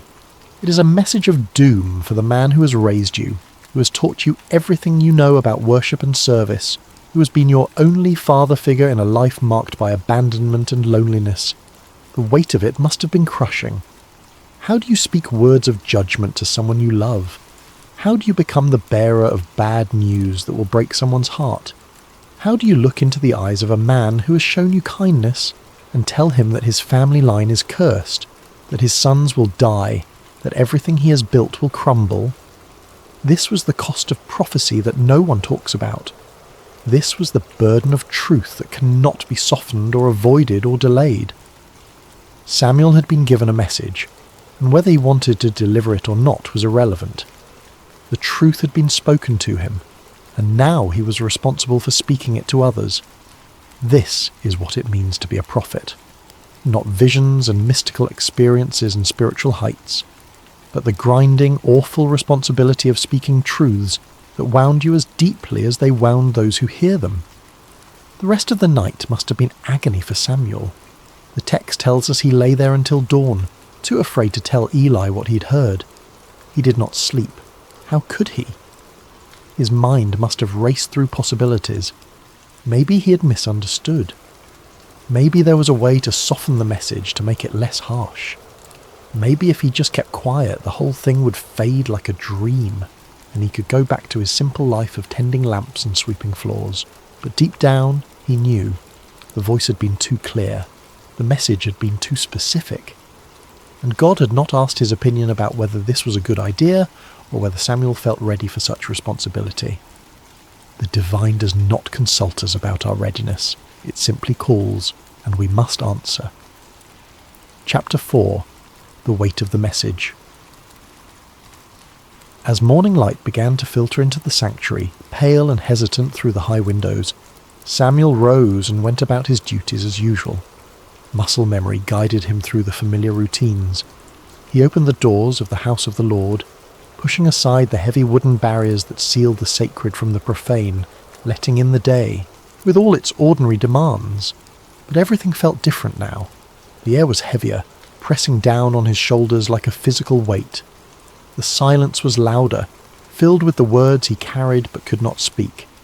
He carried within him words that would change everything, and he was terrified to voice them. His hands shook as he performed his tasks. He fumbled with the lamp wicks, nearly spilling oil on the floor. He could not meet anyone's eyes. Every sound made him jump, expecting Eli to call for him, to demand the message, to force him to speak the unspeakable. Eli, however, knew something had happened. Years of serving in the sanctuary had given him an intuition about spiritual matters that his failing eyesight could not diminish. He could sense the change in Samuel, could feel the weight the boy was carrying. He called Samuel to him, his voice gentle but insistent, and when the boy came, reluctant and pale, the old priest asked him directly, "Samuel, my son, what was it he said to you? Please do not hide it from me." Then he added words that carried the weight of both authority and desperation. "May God deal with you, be it ever so severely if you hide from me anything he told you." It was an oath, a binding formula that made concealment impossible. Eli was not giving Samuel an easy out. He was demanding truth, however painful, however devastating. And in doing so, he was teaching Samuel one of the most important lessons of prophetic ministry: that truth matters more than comfort, that integrity requires speaking even when silence would be kinder. There is something deeply moving about this moment. Eli was giving Samuel permission to speak truth, even painful truth. He was not demanding a comfortable answer. He was not pressuring the boy to lie or soften the message. He was not using his position as high priest to intimidate or manipulate. He was simply asking for honesty, for the faithful delivery of whatever word had been given, regardless of personal cost. Samuel, to his credit, did not hold back. He told Eli everything, every word of the judgment, every detail of the coming consequences, every aspect of the doom pronounced against his house. He did not sugarcoat it. He did not try to make it easier to hear. He did not add comforting caveats or suggest ways the judgment might be avoided. He simply delivered the message as it had been given to him, faithful to both God and to Eli in his refusal to distort the truth. The words must have felt like stones in his mouth, each one heavy and sharp. He would have watched Eli's face as he spoke, looking for signs of anger or rejection or denial. But what he saw instead was something he had not expected. Eli's response is remarkable in its humility and resignation. He did not rage against the pronouncement. He did not question Samuel's experience or suggest the boy had misunderstood or imagined things. He did not blame Samuel for being the messenger or accuse him of disloyalty or ingratitude. He simply said, with a weariness that spoke of years of knowing this moment would come, "He is the Lord. Let him do what is good in his eyes." There is defeat in those words, yes, but there is also acceptance, a kind of peace that comes from finally having the truth spoken aloud, from no longer living in the shadow of unacknowledged reality. Eli had known for years that his sons were corrupt. He had known that his failure to stop them was a kind of complicity, a betrayal of his calling and his God. The judgment was not a surprise. It was an inevitability finally spoken aloud, a truth that had been hovering unspoken in the air for years finally given voice and substance. And perhaps in some way, Eli was relieved that the silence had been broken, even if the words spoken were words of judgment. Perhaps there is a relief that comes from knowing, from having certainty, even when that certainty is terrible. Perhaps after years of wondering when the hammer would fall, there was a strange comfort in finally hearing it fall, in knowing the shape of the future even when that future was dark. What Samuel learned that night and that morning was something most of us spend a lifetime avoiding. That truth is not always comfortable, that faithfulness sometimes means delivering hard words, and that love does not require us to hide reality from those we care about. Samuel could have lied to Eli. He could have softened the message or claimed he did not remember the details, or suggested that perhaps he had misunderstood what God was saying. But he chose honesty, and in doing so he established the pattern that would define his entire ministry. He would be a prophet who spoke the word of the Lord without compromise, without concern for how it would be received, without fear of the consequences. Not because he was harsh or unfeeling, but because he understood that truth, however painful, is ultimately an act of respect. To lie to someone even to spare their feelings is to treat them as less than fully human, as incapable of bearing reality. Samuel gave Eli the dignity of truth, and Eli received it with the dignity of acceptance. Chapter 5. Samuel becomes a prophet. After that night, everything changed for Samuel. The text tells us that he grew, and the Lord was with him, letting none of his words fall to the ground.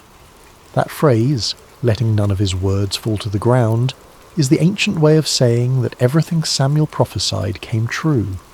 He was not speaking his own opinions or making educated guesses or offering the kind of vague predictions that could be interpreted multiple ways, depending on how events unfolded.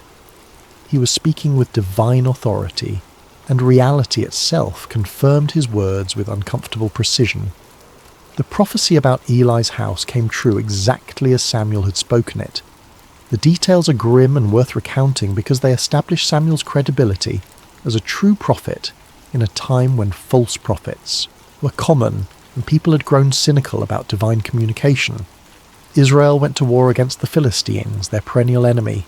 In the first battle, the Israelites were defeated and thousands of soldiers died. In desperation, the elders decided to bring the Ark of the Covenant from Shiloh to the battlefield.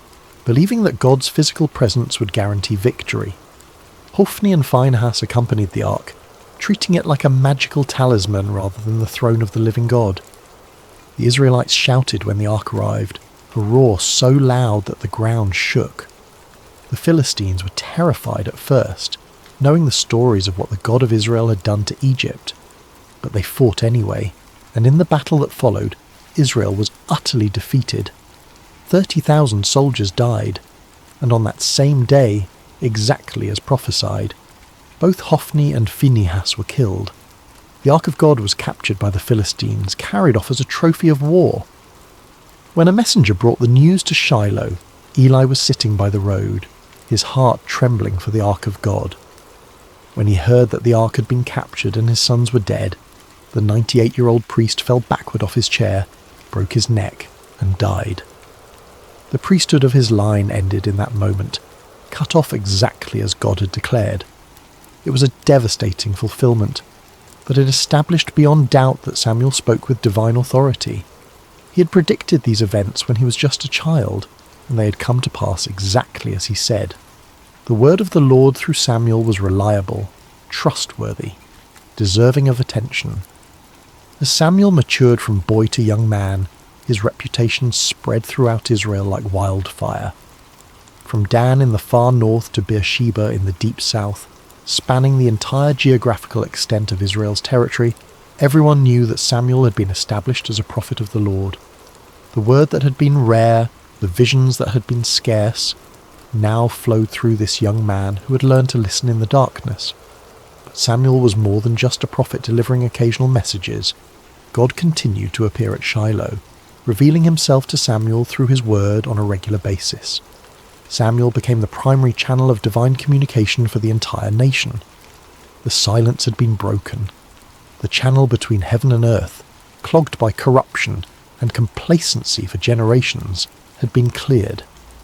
And the instrument God chose was not a powerful warrior or a cunning politician or even an experienced priest with decades of religious training. It was a boy who had learned to say 5 simple words: "Speak, for your servant is listening." Samuel's influence on Israel cannot be overstated. He became the bridge between the chaotic era of the judges and the establishment of the monarchy, standing at one of the most critical transitions in the nation's history. He was the last judge, travelling on a circuit through Bethel, Gilgal and Mizpah, settling disputes and administering justice with a wisdom that people recognised as coming from God. He was also the first of the great prophets, the founder of a prophetic tradition that would produce Elijah, Elisha, Isaiah, Jeremiah, and all the voices that would call Israel back to God throughout its history. When the people demanded a king like the surrounding nations, it was Samuel who anointed Saul, a tall and handsome man from the tribe of Benjamin, as Israel's first king. And when Saul proved disobedient and unfaithful to God, it was Samuel who had to deliver yet another hard message of judgment, who had to watch another man he had elevated fall under divine displeasure. Later, it was Samuel who anointed David, the youngest son of Jesse, a shepherd boy with no apparent qualifications except that God had chosen him. That shepherd boy would become Israel's greatest king, the man whose lineage would eventually produce the Messiah. But beyond the political role, beyond the anointing of kings and the settling of disputes, Samuel represented something Israel desperately needed: spiritual integrity in a world corroded by compromise. In a time when the priesthood had become corrupt, when worship had become hollow, when the word of the Lord was rare, Samuel embodied what it meant to hear from God and speak his truth faithfully regardless of personal cost.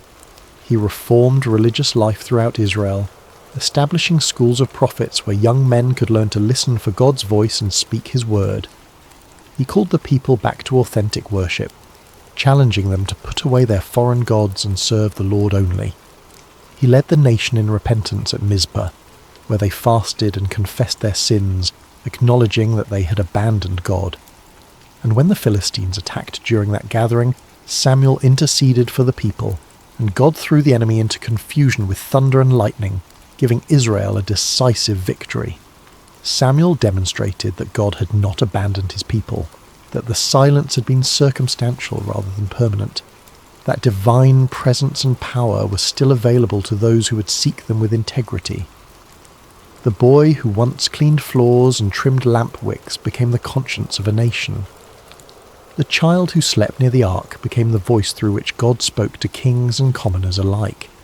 His authority came not from position or political power or military might, but from the simple fact that he had learned to listen and had the courage to speak what he heard, even when speaking cost him dearly. Chapter 6. The Legacy of the Story. So what do we take from this ancient narrative? What does it mean for us, centuries removed from oil lamps and tabernacles and sleeping near the Ark of the Covenant? And perhaps more intriguingly, what questions does this story raise that it never fully answers? First, there is the theme of listening. God can speak in quiet places, in ordinary moments, when we least expect it. Samuel was not performing some elaborate spiritual ritual when God called his name. He was not fasting on a mountain. He was not in a trance or a vision quest. He was sleeping, exhausted from a day of mundane labour. He was simply present in a sacred space, available to be awakened. How often do we miss the voice of the divine because we are too busy, too distracted, too convinced that revelation only comes in spectacular packages? We wait for burning bushes and angelic visitations, for dramatic signs and unmistakable interventions, while the still small voice speaks in the darkness and we mistake it for our imagination, or for human conversation, or for nothing at all. Samuel teaches us that sometimes the most profound moments arrive softly, in the space between waking and sleeping, in the darkness when our defences are down and our minds are quiet enough to hear what has always been speaking. But this raises uncomfortable questions. How many times has that voice spoken and we have ignored it? How many times have we attributed divine communication to coincidence or psychology or wish fulfillment because we have lost the ability to recognize it for what it is? Second, there is the theme of obedience. Samuel's first response when he heard his name was immediate and complete. Here I am. No hesitation, no calculation, no weighing of options or considering whether this was a good time, just presence and availability. Not, what do you want, but here I am. Not, let me think about it, but immediate response. Later, when Eli gave him the words to use, Samuel followed the instruction exactly. He did not improvise or try to improve on the formula or insert his own personality into the exchange. He simply said what he had been taught to say, "Speak, for your servant is listening." Obedience in this story is not about blind submission to authority. It is about being teachable, about recognizing when someone knows more than you do, about trusting guidance even when you do not fully understand where it is leading. But there is something deeper here, something that troubles the waters of easy interpretation. Samuel was obedient to a voice he had never heard before, to a presence he could not see, based entirely on the instruction of a priest whose own family was corrupt, and whose judgment had been compromised by his failure to discipline his sons. What made Samuel so certain that this was God speaking, and not some other voice? What internal compass guided him toward trust, when skepticism would have been equally reasonable? Third, there is the theme of humility. Samuel's greatness began in small acts of service. He was faithful in opening doors, in cleaning, in tending lamps, in all the unglamorous work that keeps a sacred space functioning. He did not despise the small things, or consider himself above menial tasks. He swept floors with the same attention he later brought to anointing kings. He trimmed lamp wicks with the same care he would later exercise in delivering prophetic words, and it was in that posture of humble service, in the daily repetition of small faithful acts, that God found him. How different this is from our modern obsession with platform and visibility, with making a name for ourselves and ensuring everyone knows our accomplishments, with treating service as a stepping stone to something better rather than as its own reward. Samuel reminds us that true influence is built in obscurity, that character is formed in the small decisions no one sees, that greatness is the fruit of faithfulness in little things rather than the result of ambitious self-promotion. But again, there is a mystery here. Why Samuel? What was it about this particular boy that made him suitable for this calling? The text gives no indication that he was exceptional in any way. He was simply there, simply faithful, simply available. Which raises the question, are there others who are equally faithful, equally available, who never heard their name called? Is divine calling arbitrary, or is there some hidden criteria that determines who hears the voice and who does not?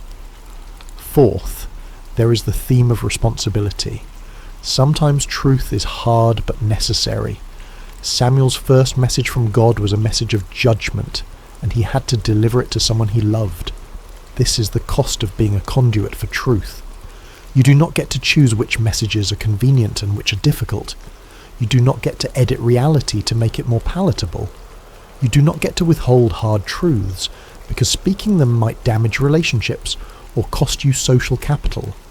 If you are going to be a voice for something beyond yourself, whether you call that voice God or conscience or truth, or simply what is, you have to be willing to speak even when the words cut you as deeply as they cut those who hear them. Samuel could have spared Eli. He could have lied or softened the message or claimed he did not remember the details. But he chose the harder path of honesty, and in doing so he honoured both Eli and himself. Yet this raises ethical questions that the narrative does not resolve. What is the balance between truth and compassion? When does speaking hard truths become cruelty disguised as honesty? Samuel was a child delivering a message he did not create and could not change. But what about us? When the truths we must speak are filtered through our own perceptions and biases and limited understanding, how do we know when to speak and when to remain silent? Fifth, there is the theme of hope. The lamp of God had not yet gone out. Even in the darkest period of Israel's spiritual life, when the priesthood was corrupt and the word of the Lord was rare and the nation was spiritually adrift, there was still a light burning somewhere in the darkness. God had not abandoned his people. He was simply waiting for someone who would listen, someone who would respond, someone who would be faithful with what was given to them. Samuel represents the truth that it is never too late for renewal, that no matter how far things have fallen, no matter how corrupt the systems or how cynical the people, there is always the possibility of a voice in the darkness calling us back to what matters. The light may be flickering, the wick may be nearly consumed, the oil may be running low, but as long as there is any light at all, there is hope for rekindling, for replenishment, for the dawn that follows even the longest night. But this optimistic reading sits uncomfortably with the historical reality. The lamp did eventually go out. The sanctuary at Shiloh was destroyed. The ark was captured and never returned to that place. The line of Eli ended in blood and disgrace. Samuel's calling did not prevent disaster. It only narrated it before it happened. So what kind of a hope is this? Is it simply the hope that truth will be spoken, even if it changes nothing? Is it the hope that someone will bear witness, even in the midst of collapse? Finally, there is something unspoken in this narrative that deserves attention. God bypassed the entire religious hierarchy to speak to a child. He did not go through official channels. He did not honour the established order. He did not consult with the high priest or seek permission from religious authorities. He simply called out in the darkness to a boy who had no status, no authority, no credentials beyond faithfulness in small things. This is either deeply encouraging or deeply unsettling, depending on your perspective. It suggests that divine communication is not controlled by institutions, that truth can emerge from the margins, that the voice of God might speak to those we least expect, rather than to those we've designated as official intermediaries. But it also raises anarchistic questions about authority and order, about how we distinguish genuine divine calling from delusion or manipulation, about what happens when everyone claims to hear the voice of God speaking contradictory messages. Samuel's story is ultimately about availability. He was not the most powerful person in Israel. He was not the most educated or the most connected. He was simply present, attentive, and willing to respond when he heard his name called. And that was enough. That has always been enough. But it invites us to ask, what are we available for? What sacred spaces do we inhabit? whether physical or spiritual or psychological, where we might be found by whatever calls to us in the darkness. And when that call comes, will we recognize it, or will we mistake it for something ordinary, something explainable, something that requires no response? Epilogue: The Voice in the Night. Close your eyes and imagine that sanctuary again. The vast stone building in Shiloh, the oil lamps casting their gentle light, the shadows dancing on walls that have witnessed generations of worship and neglect.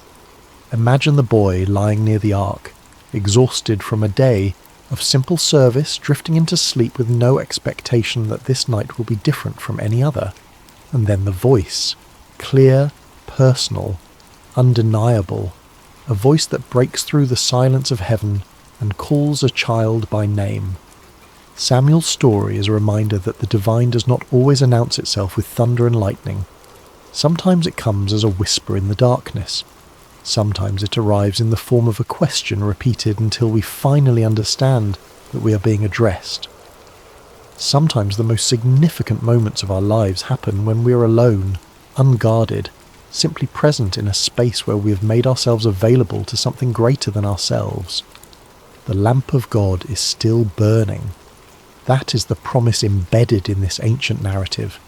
No matter how dark the times, no matter how corrupt the systems, no matter how silent heaven seems, there is always a light somewhere refusing to go out, and there is always the possibility that in the quiet, in the stillness, in the spaces between our busy thoughts and desperate prayers, we might hear our name spoken by a voice we do not yet recognize. The question is not whether the voice is calling. The question is whether we are listening.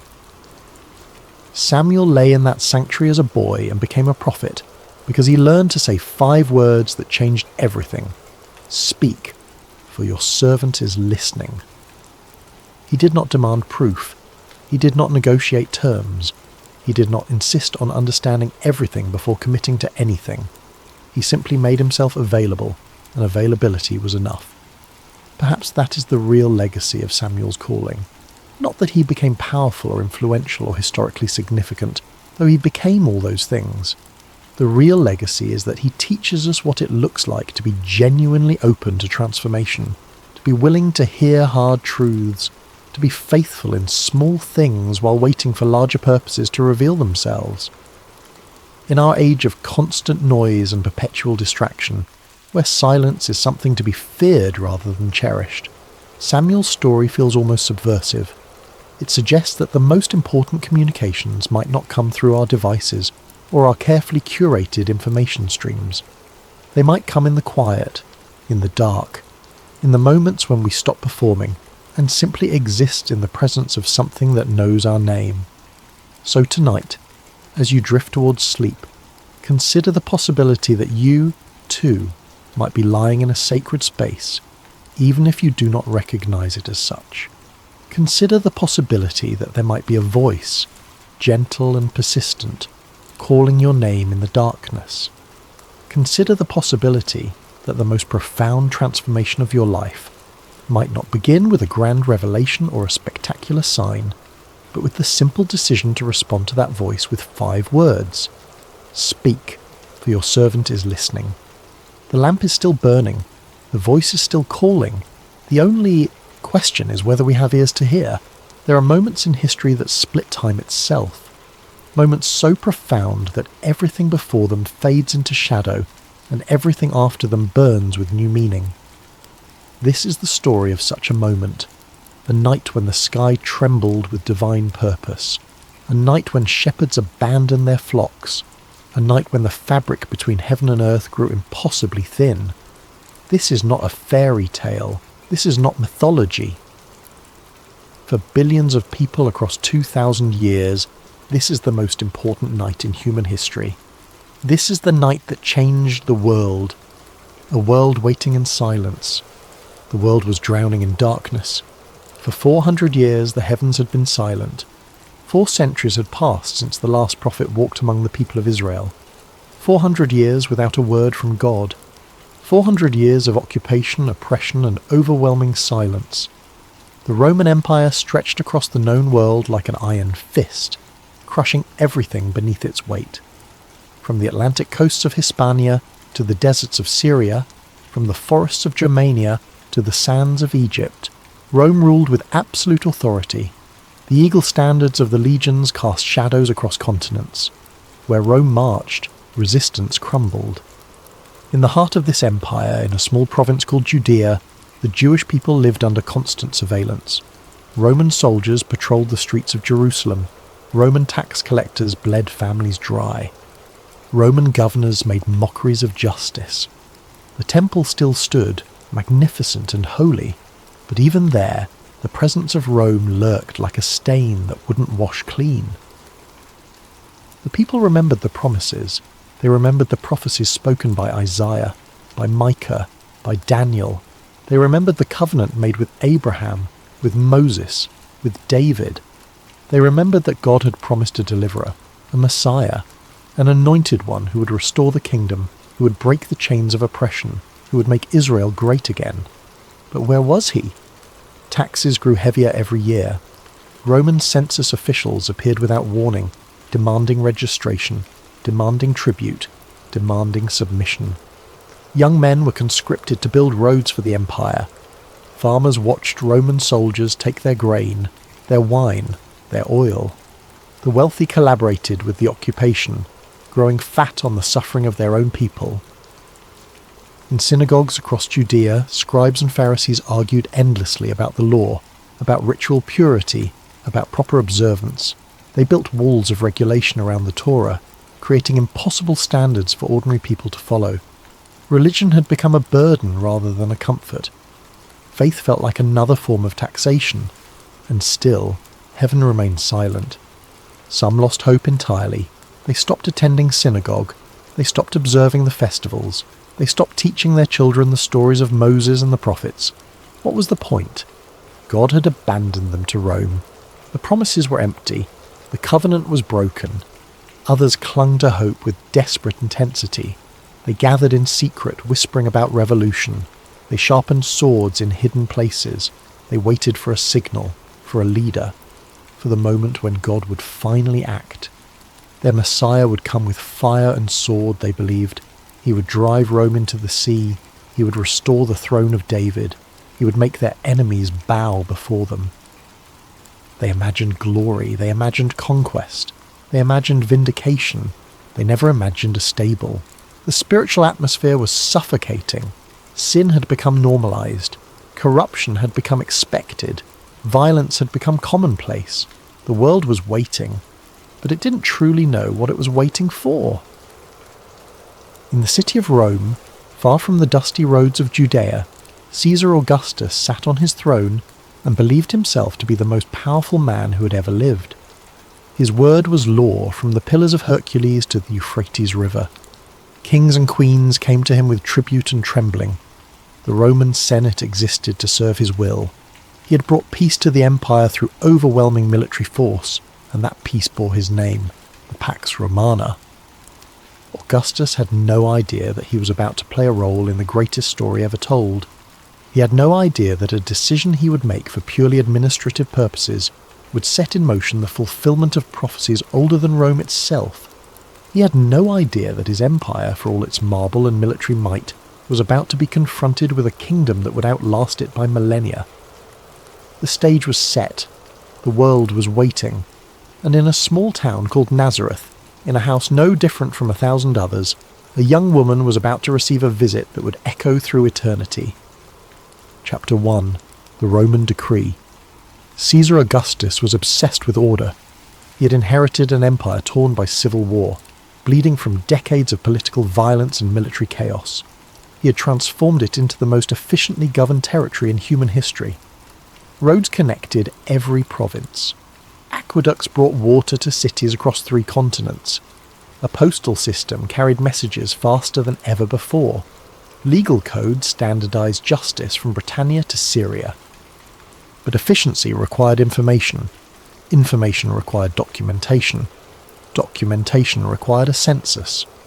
In the year historians would later mark as somewhere between 6 and 4 years before the traditional date assigned to the birth of Christ, Augustus issued a decree.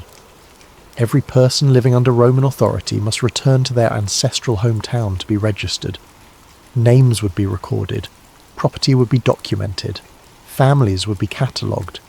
The empire would know exactly who lived where, who owned what, and most importantly, who owed taxes. To Augustus, this was simply good governance. To the bureaucrats who implemented the decree across the provinces, it was an administrative challenge. To the millions of ordinary people who would be forced to travel during winter, abandoning their work and their homes, it was another burden added to an already crushing load. But to the architects of eternity, it was the key that would unlock ancient prophecies. 700 years earlier, the prophet Micah had declared a mystery. The Messiah, the promised deliverer, would be born in Bethlehem, not in Jerusalem, the city of the temple, not in any of the major cities of Israel, but in Bethlehem, a small town barely worth mentioning. Bethlehem, where David had been born. Bethlehem, where Ruth had found redemption. Bethlehem, whose name meant house of bread. The problem was that the family God had chosen lived in Nazareth, nearly 90 miles north of Bethlehem. Nazareth was a nowhere town, a place of poor reputation, so insignificant that it barely appeared on maps. When people later heard that the Messiah came from Nazareth, they would ask mockingly, "Can anything good come from Nazareth?" But God does not share humanity's obsession with reputation and status. God does not measure worth by geography or social standing. And God can use the decrees of emperors to fulfill promises made before those emperors' ancestors drew breath. The census decree reached every corner of the empire. In Judea, Roman officials began organizing the registration. Announcements were made in marketplaces and synagogues. The decree was absolute. Everyone must comply. Anyone who attempted to avoid registration would face severe penalties. The timing seemed almost cruel. Winter was approaching. Travel was difficult. Roads turned to mud. Cold nights could kill the unprepared. But Rome did not negotiate. Rome did not show mercy. Rome commanded, and subjects obeyed. In Nazareth, a carpenter named Joseph received the news with a sinking heart. He would have to travel to Bethlehem. His lineage traced back to David, which meant Bethlehem was his ancestral home. Under other circumstances, the journey would have been difficult but manageable. But these were not ordinary circumstances. The young woman he was engaged to marry was pregnant. Visibly, undeniably pregnant. And the child was not his. Chapter 2. Joseph and Mary of Nazareth. Joseph was a good man in a world that didn't reward goodness. He worked with his hands, shaping wood into useful things. Tables, doors, yokes for oxen, ploughs for farmers. His work was honest, his prices fair, his craftsmanship reliable. In a world built on exploitation, Joseph made his living through simple integrity. He was descended from King David, but that lineage meant nothing in practical terms. 1,000 years had passed since David ruled Israel. The royal line had fractured and scattered. Being descended from David made Joseph exactly as poor as everyone else in Nazareth. It gave him no advantages, no special status, no wealth. What it did give him was a requirement to travel to Bethlehem for the census. Mary was everything that made life worth living in a dark world. Young, perhaps 15 or 16 years old by modern reckoning, though that was normal for the time. Engaged to Joseph in a formal betrothal that carried the legal weight of marriage.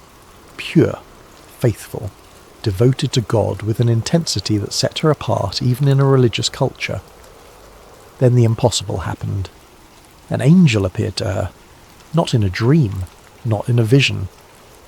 The angel Gabriel, a being of terrible beauty and power, appeared in her presence and spoke words that shattered her understanding of reality. She had been chosen to bear the Son of God, chosen to bring the Messiah into the world, chosen to participate in the redemption of humanity. The Holy Spirit would overshadow her. She would conceive without human contact. The child would be called the Son of the Most High. He would inherit the throne of David. His kingdom would have no end. Mary's response was not hysteria or disbelief. It was surrender. "I am the servant of the Lord. Let it be to me according to your word." But surrender to God did not mean immunity from human judgment. When Mary began to show signs of pregnancy, the whispers started immediately. Engaged but not yet married, and already pregnant. The explanation was obvious to everyone who saw her. She had been unfaithful. She had violated her betrothal. She had brought shame on herself, on Joseph, on both their families. Under Jewish law, the penalty for adultery was death by stoning. Even if that ultimate punishment wasn't enforced, Mary would face social destruction. She would be unmarried with a child, unemployable, unmarriageable, cast out from respectable society. Her family would be tainted by association. Joseph faced an impossible choice. He knew he was not the father, but he also knew that Mary was not the type of person to commit adultery. She was too devoted, too pure, too committed to God. Yet the evidence was undeniable. She was pregnant. Joseph could have exposed her publicly. He could have demanded the full weight of the law. He could have protected his own reputation by destroying hers. But Joseph was, as the ancient text says, a righteous man. He decided to divorce her quietly, to release her from the betrothal without public shame. Then he had a dream. In that dream an angel appeared to him. The same message that had been given to Mary was now given to Joseph. Do not be afraid to take Mary as your wife. What is conceived in her is from the Holy Spirit. She will bear a son. You will name him Jesus, which means the Lord saves, because he will save his people from their sins. Joseph woke from that dream and made a choice that would cost him everything. He chose obedience. He chose to believe the impossible. He chose to protect Mary, to marry her, to raise a child that was not biologically his own. He chose to become the earthly father of God. The social cost was immediate. Neighbours looked at him with pity or contempt. Some assumed he was a fool. Others assumed he was the real father and had simply given in to lust before the wedding. Either way, his reputation was damaged. In a small town like Nazareth, reputation was everything. But Joseph had made his choice. He would stand with Mary. He would protect the child. He would do what God had asked him to do, regardless of the cost. Then the census decree arrived, and Joseph realized that God's plan was far larger than he had imagined. Chapter 3. The Journey to Bethlehem. The journey from Nazareth to Bethlehem covered approximately 90 miles of difficult terrain. Today, that journey could be completed in less than 2 hours by car. In the first century, it took 4 to 5 days of hard travel, longer if you were travelling with a woman in the final stages of pregnancy. Joseph and Mary likely travelled with a small caravan of others from Nazareth, who also needed to register in towns along the route to Bethlehem. There was safety in numbers. Bandits prowled the roads, targeting solitary travellers. Roman patrols maintained order on major routes, but the secondary paths were dangerous. They probably had a donkey. Joseph was a carpenter, not wealthy but not destitute. A donkey would have been within his means, and it would have been essential for Mary to ride rather than walk the entire distance. The route took them south through Samaria, a region where tensions between Jews and Samaritans ran deep. Mutual hatred stretched back centuries. Jews travelling through Samaria faced harassment, discrimination, sometimes violence. Joseph would have kept his head down, avoided unnecessary interactions, and moved through as quickly as possible. The roads were crowded. Everyone was travelling for the census. Families moved in groups, carrying their possessions, driving their animals, searching for places to stay each night. The decree had created a mass migration, and the infrastructure of the ancient world was not designed to handle it. Mary was in the final days of her pregnancy. Every mile must have been agony. The discomfort of riding a donkey hour after hour, the constant jolting on rough roads, the cold nights when they stopped to rest, the uncertainty about when the baby would come. She knew the prophecies. She knew that the Messiah was supposed to be born in Bethlehem. But did she understand how it would happen?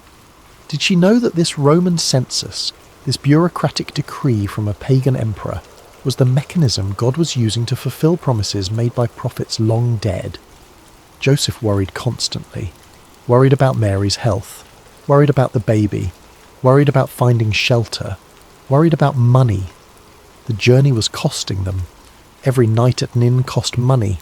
Every meal purchased on the road cost money. And when they reached Bethlehem, they would need to find a place to stay, possibly for weeks. They passed through villages where people stared at them. A pregnant woman, obviously about to give birth, travelling on a donkey. An older man walking beside her, his face lined with worry. Where were they going? Why were they travelling in her condition? Didn't they have family who could help? They passed other travellers, families heading to different destinations, merchants moving goods despite the chaos, Roman soldiers maintaining the roads, their armour gleaming, their faces cold with indifference to the suffering around them. The terrain grew more rugged as they approached Judea. Hills rose and fell, valleys cut through limestone cliffs. The landscape was beautiful in a harsh, unforgiving way. Olive trees dotted the hillsides, sheep grazed in rocky fields. Ancient stones marked the boundaries of properties claimed and fought over for generations. Finally, after days of exhausting travel, they saw it in the distance. Bethlehem, the city of David, the place where ancient prophecy had declared the Messiah would be born. It looked like chaos. Chapter 4. No room at the inn. Bethlehem was overflowing. The small town had probably never seen so many people at once. Every family descended from David had to register there. The streets were packed with travellers. The noise was overwhelming. Children crying, animals bleating, men arguing, women trying to organise sleeping arrangements for their families. Every public building was full. Every available room had been claimed. Extended families crammed into houses meant for half as many people.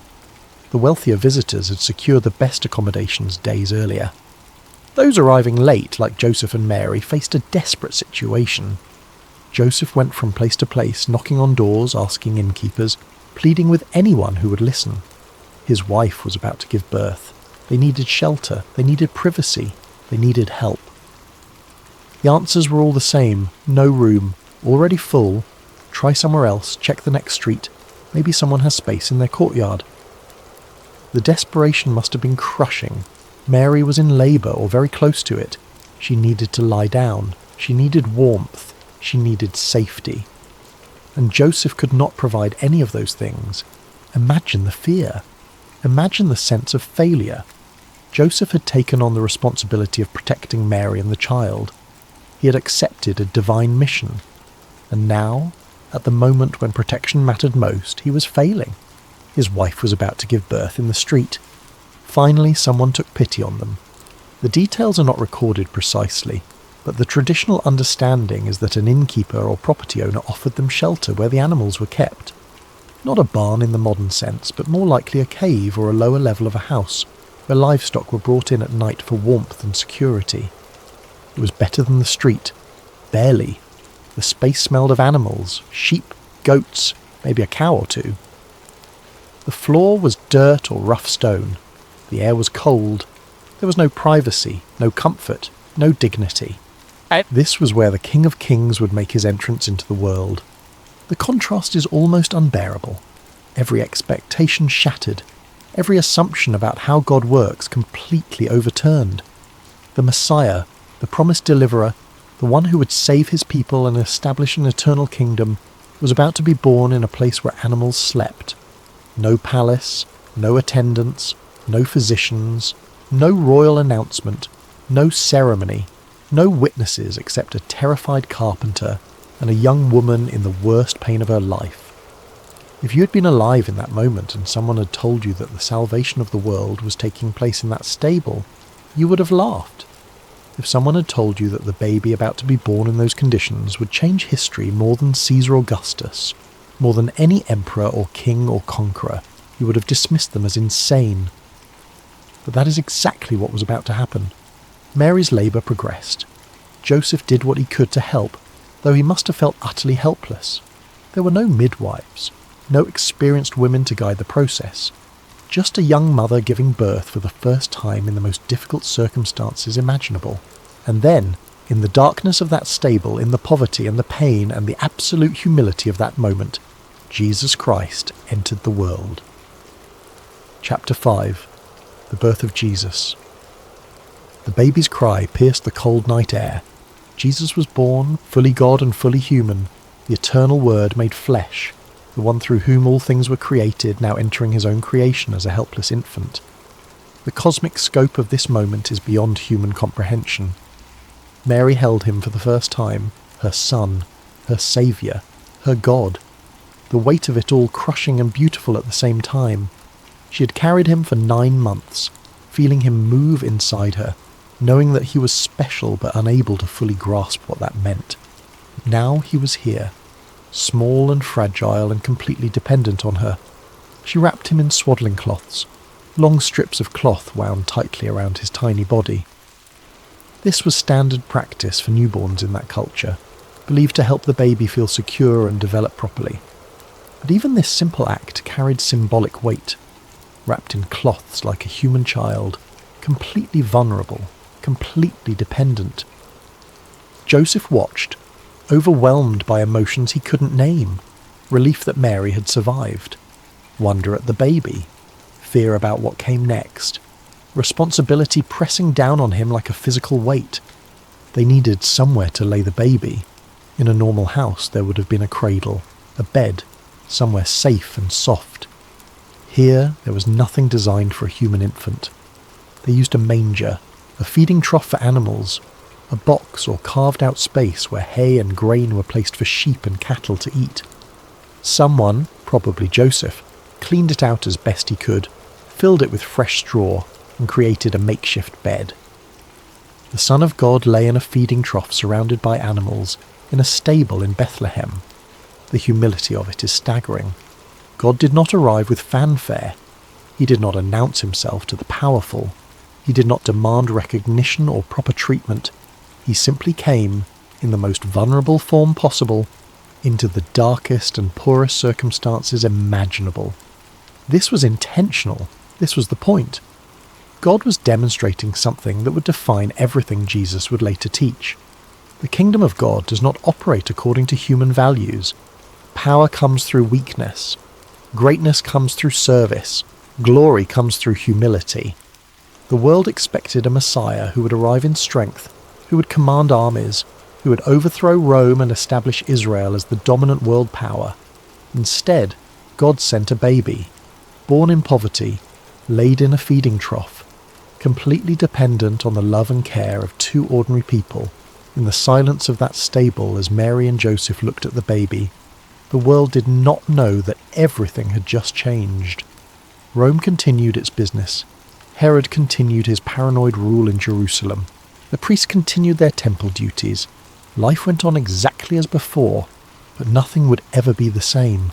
The light had entered the darkness. The Word had become flesh. The promise had been fulfilled. The waiting was over, and the only witnesses to this cosmic event were 2 exhausted parents and some confused animals trying to sleep. God was making a statement about what matters, about who matters, about how salvation would come, not through military conquest, not through political manoeuvring, not through wealth or power or human wisdom, through love, through sacrifice, through humility, through a baby in a manger. But the announcement was about to expand. The circle of witnesses was about to grow, and the first people to receive the news were not kings or priests or scholars. They were shepherds. Chapter 6. Shepherds in the Fields. The shepherds were watching their flocks in the fields outside Bethlehem. These were not respected members of society. Shepherding was dirty work. It required living outdoors for weeks at a time. It meant sleeping on the ground, enduring harsh weather, fighting off predators. Shepherds smelled like sheep. They were often illiterate. They couldn't maintain ritual purity because their work kept them constantly in contact with animals and the outdoors. Religious leaders looked down on shepherds. They were considered untrustworthy, too unreliable to serve as witnesses in legal proceedings. They existed on the margins of society, necessary for the economy but excluded from respectability. These particular shepherds were probably watching flocks designated for temple sacrifice. Bethlehem was close to Jerusalem, and many of the lambs used in the temple rituals came from flocks kept in the surrounding fields. The irony is beautiful. These men were watching over lambs that would be sacrificed for sin, and they were about to be told about the Lamb of God who would take away the sins of the world. The night was cold. The sky was clear, filled with more stars than modern people in light-polluted cities can imagine. The shepherds huddled around a small fire, taking turns staying awake to watch for predators or thieves. Then the sky exploded with light. An angel appeared. Not a distant vision, not a dream. An actual angel standing before them, radiating the glory of God. The light was blinding. The presence was overwhelming. The shepherds fell to the ground in absolute terror. The angel spoke, "Do not be afraid." But how could they not be afraid? They were ordinary men, sinful and flawed and completely unprepared for a direct encounter with the divine. The gap between the holy and the profane had just disappeared, and they were on the wrong side of that gap. The angel continued, "I bring you good news of great joy that will be for all people. Today in the town of David a Saviour has been born to you. He is the Messiah, the Lord, the Messiah, born today in Bethlehem. The promise fulfilled, the waiting ended, the deliverer arrived." But how would they find him? Bethlehem was full of people. There had to be dozens of babies in town. The angel gave them a sign. "You will find a baby wrapped in cloths and lying in a manger." A manger! The Messiah would be in a manger, not a palace, not even a proper house, a feeding trough for animals. This sign was itself a message. The Messiah had come for people like them, for the poor, for the marginalized, for the excluded. Not for the powerful and prestigious, but for shepherds watching flocks in the middle of the night. Then the sky filled with angels, multitudes of them, more than could be counted. The entire heavenly host, praising God with voices that shook the earth. Glory to God in the highest heaven, and on earth peace to those on whom his favour rests. The shepherds lay on the ground, unable to process what they were experiencing. The boundary between heaven and earth had dissolved. The divine realm had broken through into the physical world. The angels were singing, and the sound was like nothing they had ever heard. Beautiful and terrible, overwhelming and glorious. Then, as suddenly as it had begun, it ended. The angels disappeared. The light faded. The sky returned to normal. The night was dark again. The stars shone as they had before. The sheep stood nervously, disturbed by the commotion. The shepherds looked at each other, their faces pale, their hands shaking. What had just happened? Had they all seen the same thing? Was it real? They made a decision. They had to go to Bethlehem. They had to find this baby. They had to see if the angel's message was true. They left their flocks. This was not a small decision. Leaving sheep unguarded could mean losing them to predators or thieves. Their livelihood was at risk, but the message was too important. They had to know. They ran toward Bethlehem, their hearts pounding, their minds racing. They had received a message from God. They, the lowest of the low, had been chosen to hear the announcement of the Messiah's birth. Not the priests, not the scholars, not the wealthy. Them. Chapter 7. The shepherds visit the child. Finding the baby was easier than they expected. How many infants in Bethlehem would be lying in a manger? The sign the angel had given them was specific and unusual. They searched the lower levels of houses, the caves where animals were kept, the rough shelters where overflow visitors had been forced to stay. And then they found them, Mary and Joseph, the baby wrapped in cloths, lying in a manger, exactly as the angel had said. The shepherds stood in the doorway uncertain. They were filthy from their work. They smelled of sheep and smoke.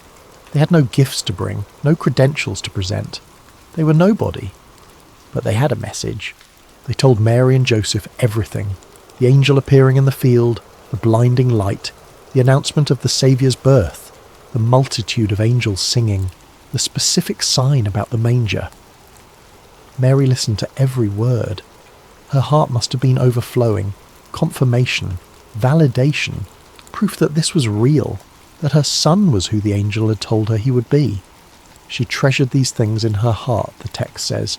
She pondered them, she held on to them. Joseph must have felt relief washing over him. He had taken so much on faith. The dream, the angel's message, the decision to marry Mary despite the scandal, the journey to Bethlehem, the humiliating search for shelter, the birth in a stable. All of it had required trust in things he couldn't see or prove, and now here were shepherds, rough men from the fields, confirming that heaven itself had announced this child's importance. Joseph wasn't crazy. Mary hadn't been unfaithful. This baby was special. This baby was the Messiah. The shepherds looked at the baby in the manger. He looked like any other newborn, tiny, fragile, helpless. But they had heard the angels. They had received the message. This child was the Saviour.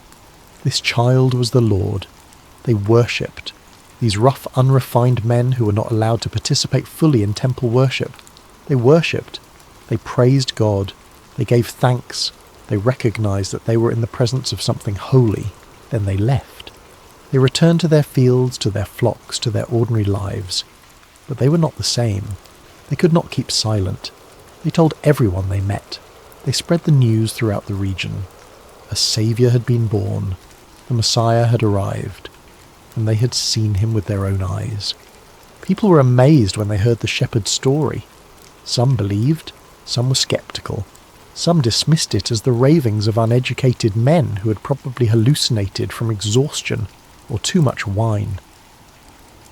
But the shepherds knew what they had experienced. They had seen angels. They had heard the announcement. They had found the baby exactly where the angel said he would be.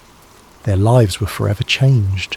They would remember that night for the rest of their lives, the night heaven broke through, the night God spoke to them, the night they became the first evangelists, the first witnesses, the first to spread the good news of Jesus Christ. Mary and Joseph stayed in Bethlehem. They could not return to Nazareth immediately. Mary needed time to recover from childbirth. They needed to complete the census registration, and they needed to follow Jewish law regarding purification after birth. Days turned into weeks. They found better accommodations, though still modest. Joseph worked when he could, earning money to support his new family.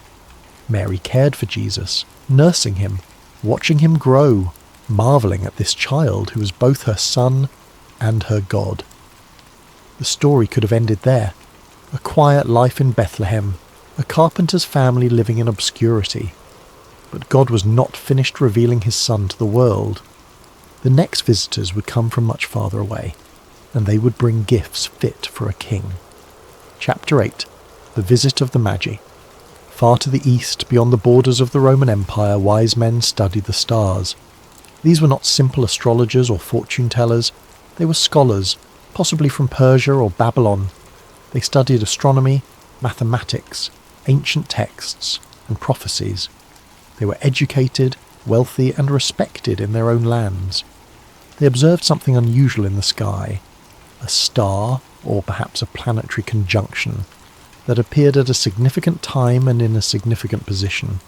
To them, this celestial event signalled the birth of a king. A great king, perhaps the greatest king ever born. They knew about the prophecies. Jewish communities existed throughout the East, exiled there centuries earlier by the Babylonians and Persians. The Hebrew scriptures had been translated into other languages. The prophecies about a Messiah, a king who would rule not just Israel but all nations, were known to scholars who studied such things. The Magi made a decision. They would travel to Judea, they would find this king, they would pay him homage. This was not a short journey. It likely took months. They travelled with servants, guards, supplies. They brought expensive gifts appropriate for royalty. Their arrival in Jerusalem created a stir. Wealthy foreigners asking about a newborn king? This was news. This was potentially dangerous news. They went to the obvious place, the palace of Herod the Great. Herod was old, paranoid, and ruthless. He had murdered members of his own family when he suspected them of plotting against him. He had built magnificent structures, including the expansion of the Jewish temple, but he had also crushed any hint of rebellion with extreme violence. He was king of Judea by permission of Rome, and he was determined to keep that position at any cost. The Magi's question terrified him. Where is the one who has been born king of the Jews? We saw his star when it rose and have come to worship him. Born king of the Jews, not appointed king, not made king, born king. This was a direct threat to Herod's authority. If there was a legitimate claimant to the throne, someone with royal bloodline, Herod's position was in danger. He called his chief priests and scribes. Where was the Messiah supposed to be born? They knew the answer immediately. The prophecy from Micah was clear: Bethlehem. But you, Bethlehem, in the land of Judah, are by no means least among the rulers of Judah, for out of you will come a ruler who will shepherd my people Israel. Herod kept his rage hidden. He met with the Magi privately. He asked them exactly when the star had appeared. He was calculating, determining the child's age, planning. He told them to go to Bethlehem, to search carefully for the child, and when they found him, to report back so that Herod could also go and worship. It was a lie. Herod had no intention of worshipping anyone. He intended to kill this potential rival, but the Magi didn't know that. They thanked Herod and continued their journey. The star they had seen appeared again, leading them from Jerusalem to Bethlehem, a distance of only about 6 miles. The star moved, or seemed to move, stopping over the place where the child was. They were overjoyed. After months of travel, after uncertainty and questions, they had found him. Chapter 9. Gifts for a King. The Magi entered the house where Mary and Joseph were staying. Time had passed since the birth. Jesus was no longer a newborn. He might have been several months old, perhaps even approaching his 2nd year based on Herod's later actions. The family had moved from the stable into better accommodations. When the Magi saw the child with Mary, they bowed down and worshipped. These were important men, educated and wealthy. They had no obligation to honour a child from a poor family in an insignificant town. But they recognised something. They saw beyond the poverty and the humble circumstances. They saw a king. They presented their gifts: gold, frankincense, myrrh. Each gift carried layers of meaning. Gold was the gift for a king. It represented royalty, wealth and power. By giving gold, the Magi acknowledged Jesus' kingship. This child would rule. This child deserved the honour given to the greatest monarchs. The gold was also practical. Mary and Joseph were poor. This gift would provide financial security for years. It would allow them to survive the difficult times ahead. Frankincense was the gift for a priest. It was used in temple worship, burned as incense in the holy places. The smoke rising toward heaven symbolized prayers ascending to God. By giving frankincense, the Magi acknowledged Jesus' role as a mediator between God and humanity. He would be the ultimate high priest, the one who would bridge the gap between the divine and the human. Myrrh was the gift for someone who would die. Myrrh was used in burial preparations.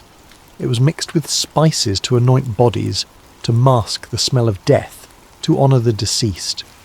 By giving myrrh, the Magi were prophesying, whether they fully understood it or not, that this child would die, that his life would end in sacrifice. The gifts revealed the complete mission of Christ. He was a king, but not the kind of king people expected. He was a priest, but not one who would serve in the temple. He was born to die, but his death would not be meaningless. It would be the ultimate act of sacrifice that would change everything. Mary accepted the gifts with wonder. She couldn't fully understand what they meant. She couldn't see the future. She didn't know about the cross, about the resurrection, about the church that would span the globe. She just knew that her son was special, that God had a plan, that these wise men from distant lands had recognized something in her child that transcended poverty and circumstance. Joseph felt the weight of responsibility growing heavier. These gifts made the child a target. Wealth attracted thieves. Recognition attracted enemies. The Magi's visit, as wonderful as it was, had made their situation more dangerous. The Magi stayed briefly, then prepared to return home. They intended to go back through Jerusalem to report to Herod as he had requested. But God intervened. In a dream, the Magi were warned not to return to Herod. They were told to go home by a different route.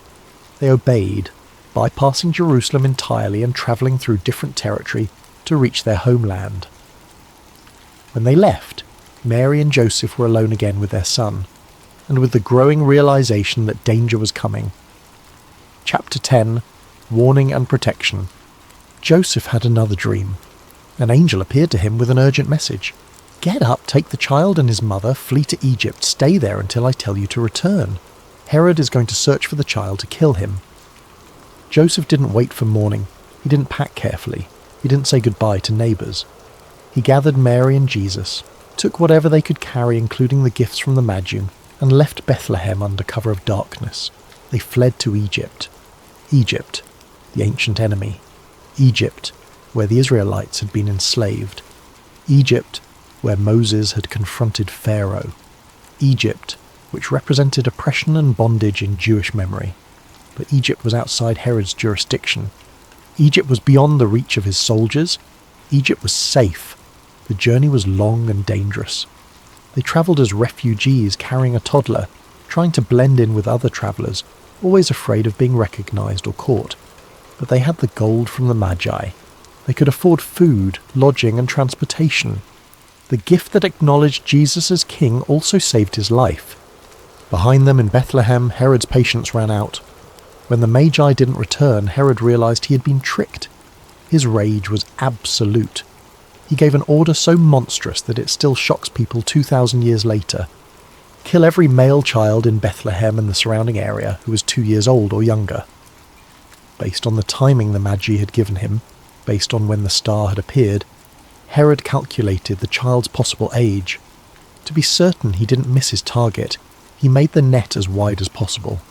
Soldiers descended on Bethlehem. They went house to house. They tore children from their mothers' arms. The streets ran with blood. The air filled with screams. Mothers wept for their children, refusing to be comforted because their children were no more. The prophecy from Jeremiah, spoken 600 years earlier, was fulfilled in the most horrific way imaginable. But Jesus was not among the dead. Jesus was in Egypt, protected by divine intervention and the obedience of his earthly father. The massacre served multiple purposes in God's plan, though that doesn't make it less tragic. It demonstrated the evil that opposed Jesus from the beginning. It showed that the world would reject him, would try to destroy him, would stop at nothing to eliminate the threat he represented. It also fulfilled prophecy. "Out of Egypt I called my son," the prophet Hosea had written. Just as Israel had been called out of Egypt during the Exodus, so Jesus would come out of Egypt to begin his ministry. Mary and Joseph stayed in Egypt until Herod died. It might have been months. It might have been years. They lived as foreigners in a strange land, trusting that God would tell them when it was safe to return. Eventually the angel appeared to Joseph again in a dream. Herod was dead. It was time to go home. But when Joseph learned that Herod's son Archelaus was ruling Judea, he was afraid. Archelaus was known to be as cruel as his father, perhaps more so. Another warning came in a dream. Don't go to Judea. Go to Galilee instead. And so they settled in Nazareth, the town where they had originally lived. Jesus would grow up in Nazareth. He would be called a Nazarene, fulfilling yet another prophecy. The immediate danger had passed. The infant who threatened Herod's throne had survived. The child who would change the world was safe. For now. Epilogue. The meaning of Christmas. The Christmas story is not what we expect. We expect triumph. We get humility. We expect power. We get vulnerability. We expect recognition. We get obscurity. We expect a king to arrive with his armies and fanfare. Instead, God sends a baby to a feeding trough in a stable. This is the pattern that defines everything Jesus would later do. He didn't come to conquer through military force. He came to conquer through love. He didn't come to destroy his enemies. He came to die for them. He didn't come to be served. He came to serve. The Christmas story begins in darkness. 400 years of divine silence, Roman occupation, heavy taxation, spiritual oppression, a world waiting but not knowing what it was waiting for. Into that darkness a light appeared, not in a palace in Rome, not in the temple in Jerusalem, but in a stable in Bethlehem. A light so small and fragile that it seemed like it could be snuffed out at any moment, but that light could not be extinguished. Herod tried. The religious leaders would try. The Roman Empire would try. Death itself would try. And all of them would fail. The baby in the manger would grow into a man who would teach with authority, heal the sick, raise the dead, and forgive sins. He would challenge every assumption about power and greatness. He would say that the first will be last and the last will be first, that the greatest must be the servant of all, that the kingdom of God belongs to the poor in spirit. He would be rejected by the religious establishment, betrayed by his own disciples, arrested on false charges, tortured by Roman soldiers, and executed on a cross like a common criminal. And 3 days later he would rise from the dead, defeating death itself, proving that everything he said was true. The Christmas story is not complete without Easter. The baby in the manger came to die and rise again. The gifts of the Magi pointed forward to this: gold for a king who would rule forever, frankincense for a priest who would mediate a new covenant, myrrh for a sacrifice that would take away the sins of the world. Christmas is not about sentimentality. It's not about warm feelings or nostalgia or family traditions, as good as those things may be. Christmas is about God entering his creation, the infinite becoming finite, the eternal entering time, the Creator becoming part of creation. It's about God refusing to remain distant, refusing to simply issue commands from heaven, refusing to send prophets or angels or visions. Instead, God came himself, in the most vulnerable form possible, as a baby who needed to be fed and changed and held. This is what makes Christianity unique among world religions. The claim is not that God revealed truth to humanity. The claim is that God became human, that the divine took on flesh and blood, that God experienced hunger, thirst, exhaustion, pain, and even death. The baby in the manger is God with us, Emmanuel, the promise fulfilled, the hope realized, the salvation delivered. 2,000 years have passed since that night in Bethlehem. Empires have risen and fallen, kingdoms have come and gone. The Roman Empire that seemed so permanent is dust. Herod's dynasty lasted only a few generations. Caesar Augustus is a historical footnote, but the baby born in that stable, his influence has only grown. His followers number in the billions. His teachings have shaped civilizations. His name is the most recognized name in human history, because that night in Bethlehem wasn't just another birth.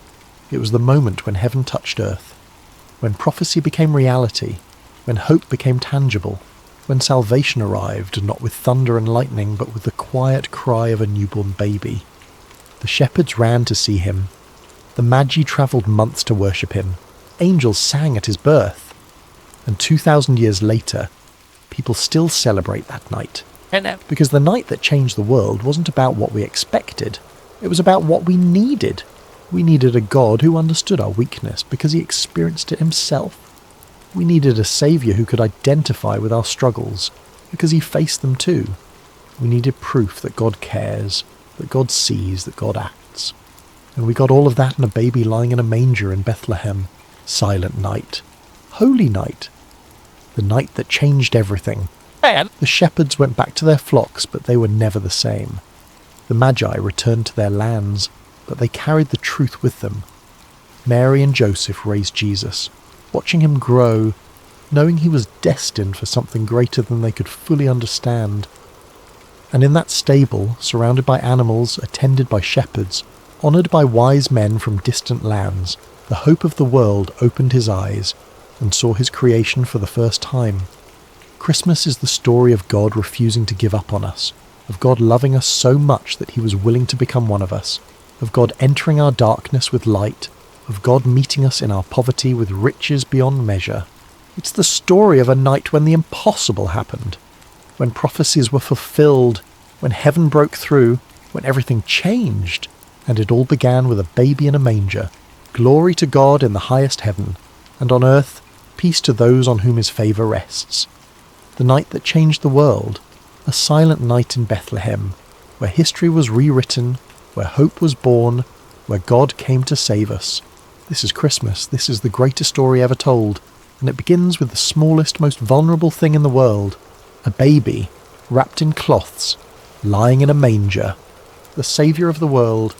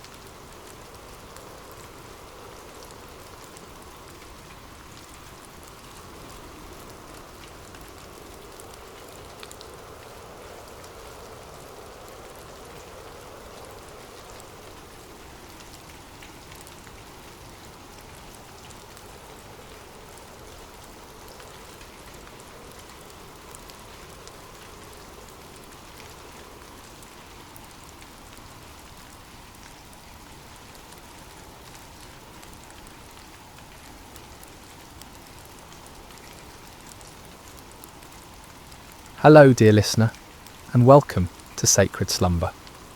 Before we begin tonight's story, I'd love to know how your day has been. Whatever time it is where you are in the world, whether you're settling in for the evening or finding a quiet moment during your day, you're exactly where you need to be. We have listeners joining us from every corner of the globe, and it's beautiful to think that we're all connected through these ancient stories that continue to speak to our hearts today. If this story brings you peace and you'd like to hear more like it, please consider subscribing to Sacred Slumber. Now let us journey back over 3,000 years to a time when the hills of ancient Israel echoed with the cries of an oppressed people, and discover how God chose the most unlikely hero to deliver them. The sun blazed mercilessly over the barren hills of ancient Israel, its heat seeming to mock the suffering people below. For 7 long years, the shadow of oppression had fallen across the promised land, like a plague that would not lift.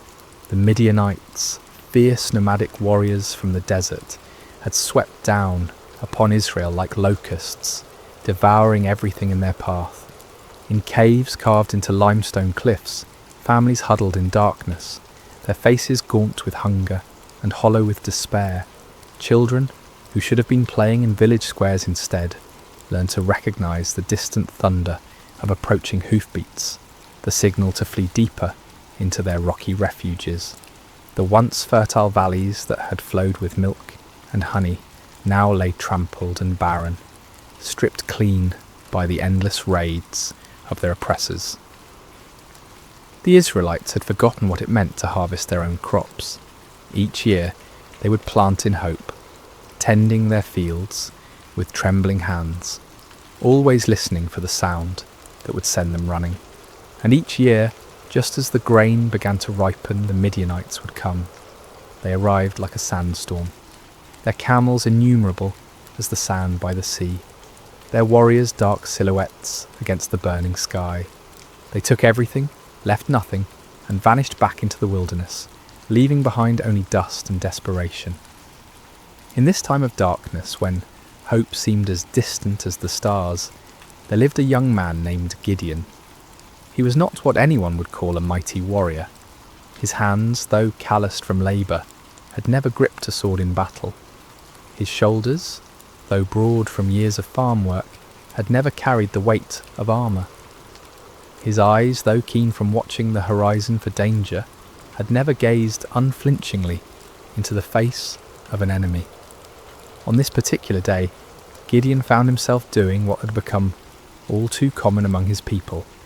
Hiding. He was in his father's wine press, a stone basin carved deep into the earth, meant for treading grapes. But instead of the purple stain of harvest, this hollow held only wheat stalks and the sound of desperate threshing. Gideon worked quickly, quietly, glancing nervously toward the rim of the pit above him. This was no place to thresh grain, but it was hidden from watching eyes, concealed from raiders who might snatch away even this meagre portion of food. The irony was not lost on him. Here he was, a descendant of Abraham, to whom God had promised this very land, reduced to working in secret, like a thief in his own inheritance. The wheat he threshed was barely enough to keep his family alive, and even this small amount had to be hidden from those who would steal it away. As Gideon worked, sweat dripping from his brow to mingle with the grain dust, he wondered where the God of his fathers had gone. The elders still told stories around carefully concealed fires, stories of a time when the Lord had parted the sea, when he had brought down the walls of Jericho, when his presence had dwelt among them in power and glory. But those seemed like tales from another world, stories of a God who had perhaps grown tired of his people and turned his face away. The rhythmic sound of the flail striking grain filled the small space, a lonely percussion that seemed to echo the beating of his own discouraged heart. Each strike felt like a prayer he didn't know how to voice, a desperate plea to heaven from a pit in the earth, and then without warning, the monotonous rhythm was broken by a voice. "The Lord is with you, mighty warrior. Gideon's flail froze mid-swing. His heart hammered against his ribs as he spun around, expecting to see a Midianite soldier who had discovered his hiding place. Instead, he saw a figure sitting beneath the oak tree above the winepress, a man whose presence seemed to make the very air shimmer with an otherworldly light. The stranger's words echoed in Gideon's mind. Mighty warrior, him, the man who threshed wheat in secret, who started at shadows, who had never held anything more dangerous than farming tools. Surely this visitor was either mocking him or mistaken about who he was addressing. Gideon climbed slowly from the winepress, his legs unsteady, not from exertion, but from the strange presence of this visitor. The man beneath the oak appeared ordinary enough, yet something in his bearing, something in the way the light seemed to gather around him, spoke of anything but ordinary humanity. "Pardon me, my lord," Gideon said, his voice betraying his confusion and fear. "But if the Lord is with us, why has all this happened to us? Where are all his wonders that our ancestors told us about when they said, 'Did not the Lord bring us up out of Egypt?' But now the Lord has abandoned us and given us into the hand of Midian." The words tumbled out of him like water breaking through a dam. 7 years of bottled frustration, 7 years of unanswered prayers, 7 years of watching his people suffer, while heaven remained silent. If this stranger claimed the Lord was with them, then where was the evidence? Where was the God who had once fought for Israel with fire and earthquake, with angel armies and miraculous interventions? The figure beneath the oak tree regarded him with eyes that seemed to hold depths of understanding far beyond human measure. When he spoke, his voice carried an authority that made the ground beneath Gideon's feet feel somehow more solid, as if reality itself paid attention to his words. "Go in the strength you have and save Israel out of Midian's hand. Am I not sending you?" Gideon felt his knees nearly buckle. Save Israel? Him? The man who hid in wine presses, who jumped at the sound of the wind through the barley? This had to be some terrible mistake, some cosmic error in judgment. "Pardon me, my lord," he said again, his voice barely above a whisper, "but how can I save Israel? My clan is the weakest in Manasseh, and I am the least in my family." It was true. His family held no position of honour among the tribe. They owned no great flocks, commanded no respect in the councils of the elders. Gideon himself was the youngest son, the one who tended to mundane tasks while others made important decisions. He was nobody special, nobody who mattered, nobody whom anyone would follow into battle. But the mysterious visitor seemed unmoved by these protests. "I will be with you," he said simply, "and you will strike down all the Midianites, leaving none alive." The promise hung in the air between them, impossible and overwhelming. Gideon's mind reeled as he tried to comprehend what was being asked of him. But if this was truly a messenger from the Lord, if this was indeed the God of his fathers speaking to him, then surely he could ask for some sign, some proof that this wasn't merely the product of too much sun and too little food. "If now I have found favour in your eyes," Gideon said carefully, "give me a sign that it is really you who speaks with me. Please do not go away until I come back, and bring my offering and set it before you." The figure nodded gravely. "I will wait until you return." Gideon hurried to his house, his heart pounding with a mixture of terror and desperate hope. He prepared what he could offer: a young goat, unleavened bread made from precious flour, broth to complete the meal.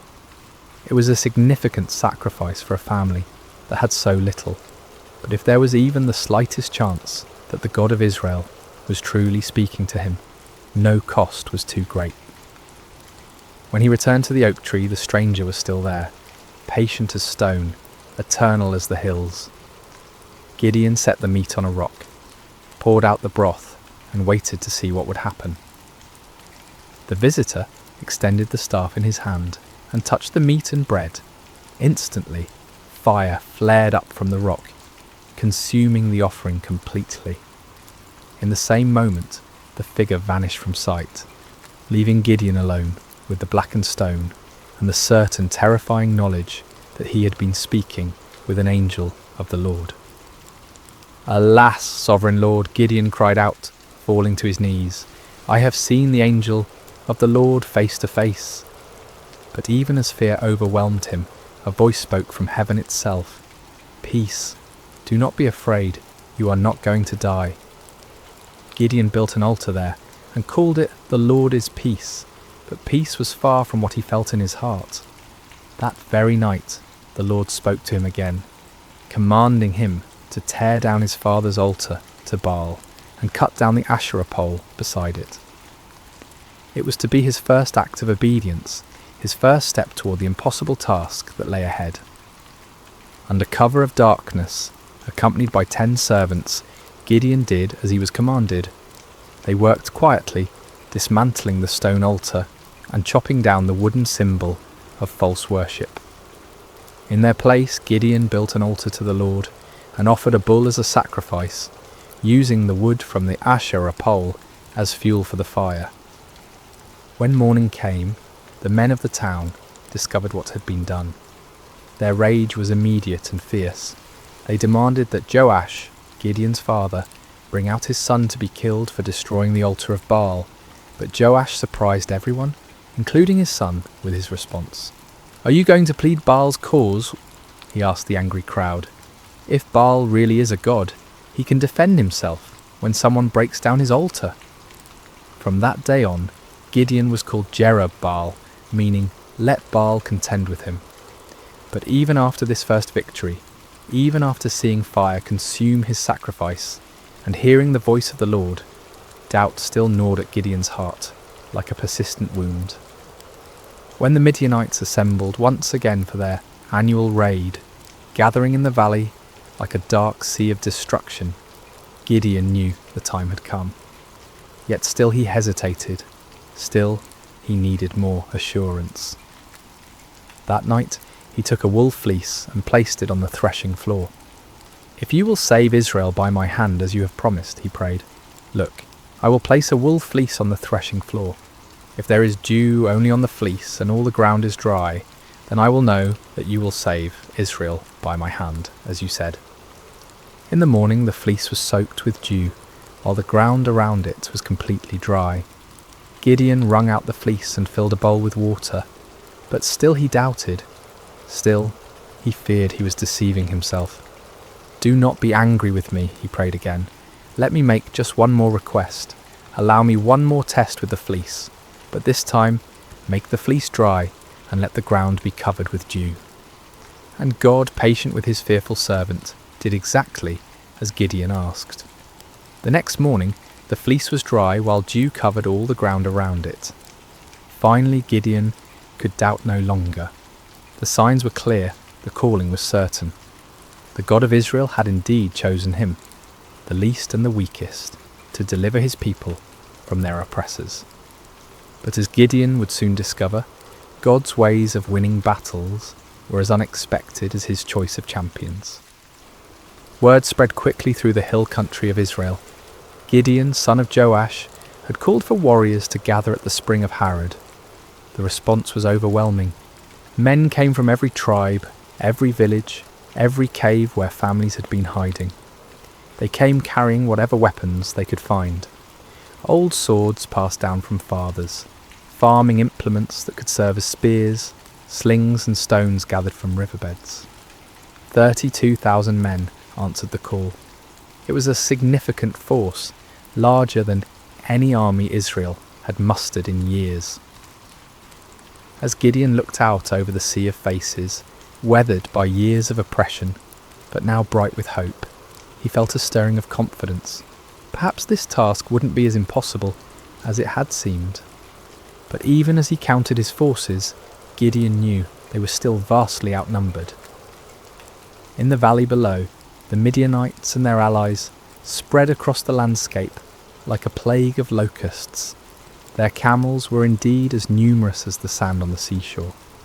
their warriors a dark tide that seemed to stretch to the horizon. Conservative estimates put their numbers at over 100,000 fighting men, but some said there were twice that many. Gideon was contemplating these daunting odds when the Lord spoke to him once again, and the words he heard made his blood run cold. "You have too many men," the Lord said. "I cannot deliver Midian into their hands, or Israel would boast against me. My own strength has saved me. Now announce to the army, anyone who trembles with fear may turn back and leave Mount Gilead." Too many men? Gideon stared out at his army, then down at the vast enemy host in the valley. How could 32,000 be too many when facing such overwhelming odds? But the Lord's reasoning became clear. If Israel won this battle with such numbers, they would attribute the victory to their own military might, rather than to God's power. With a heavy heart, Gideon stood before his assembled forces. These men had left their families, their hiding places, their small measures of safety to answer his call. Now he had to tell some of them to go home. "Men of Israel," he called out, his voice carrying across the gathered warriors. "The Lord has spoken to me. Anyone among you who is afraid, anyone who trembles with fear, may return to his home. There is no shame in this. Go in peace." A murmur rippled through the crowd. Some men looked relieved, others confused, still others ashamed. But slowly, surely, men began to step forward, to gather their belongings, to turn away from the camp. What started as a trickle became a stream, then a flood. By evening, 22,000 men had departed for their homes, leaving only 10,000 behind. Gideon watched them go with a mixture of understanding and dread. He couldn't blame them for their fear, not after 7 years of running and hiding, but now his army was less than a third of its original size, facing an enemy that seemed to grow larger with every passing hour. Surely now the Lord would be satisfied with the numbers. Surely now they could plan their attack, develop their strategy, prepare for battle. But as the sun set over the camp, painting the sky the colour of blood, the voice of the Lord came to Gideon once more. "There are still too many men," the Lord said. "Take them down to the water, and I will thin them out for you there." Gideon felt as if the ground was shifting beneath his feet. Still too many? 10,000 men were still too many to face 100,000? What kind of battle was the Lord planning? The next morning Gideon led his remaining men down to the spring of Harod. The water was clear and cold, bubbling up from underground sources that had never failed, even in the driest years. The men were thirsty from the march and eager to drink. Separate those who lapped the water with their tongues, as a dog laps from those who kneel down to drink, the Lord instructed. Gideon watched carefully as his men approached the water. Most of them, weary and relieved to finally rest, knelt down and put their faces directly to the stream, drinking deeply. But a few, perhaps more cautious or alert, cupped water in their hands and lapped it quickly while keeping their eyes up, watching for danger. When the test was complete, Gideon counted with growing amazement and terror. Only 300 men had lapped the water like dogs. 300 out of 10,000. 300 to face the multitudes of Midian. "With the 300 men that lapped I will save you and give the Midianites into your hands," the Lord said. "Let all the others return home." The dismissal of the remaining 9,700 men was even more painful than the first reduction. These were the men who had stayed when others fled, who had shown courage and commitment. Yet now they too had to be sent away, carrying with them the supplies and provisions that would have sustained a larger force. As evening fell over the camp, Gideon found himself staring at his tiny army. 300 men sat around small fires, their faces illuminated by flickering flames. Some sharpened weapons, others mended gear, still others simply stared into the darkness where their enemies waited. They were farmers and shepherds, craftsmen and traders, None of them were professional soldiers. None of them had trained for this kind of warfare. Gideon walked among them, listening to their quiet conversations. Some spoke of their families, wondering if they would ever see their wives and children again. Others talked about the enemy, speculating about Midianite tactics and weapons. A few prayed quietly, their voices barely audible above the crackling of the fires. "Do you think we can win?" one young man asked his companion, his voice carrying the weight of doubt that Gideon felt in his own heart. "With God's help," came the reply, but even that voice held uncertainty. As Gideon continued his circuit of the camp, he felt the familiar weight of fear settling on his shoulders like a heavy cloak. 300 men. It was impossible. It was madness. It was a recipe for massacre, not victory. But even as doubt assailed him, Gideon remembered the fire that had consumed his sacrifice, the signs with the fleece, the voice that had called him mighty warrior when he was anything but mighty. The God who had chosen him, who had reduced his army to an impossibly small number, was the same God who had parted the Red Sea, who had brought down the walls of Jericho with trumpets and shouts. Still, as he looked out toward the valley, where enemy campfires twinkled like stars fallen to earth, Gideon found himself struggling with the same fears that had driven him to test God with fleeces. The odds were beyond daunting. They were simply impossible. But perhaps, he thought with growing understanding, that was exactly the point.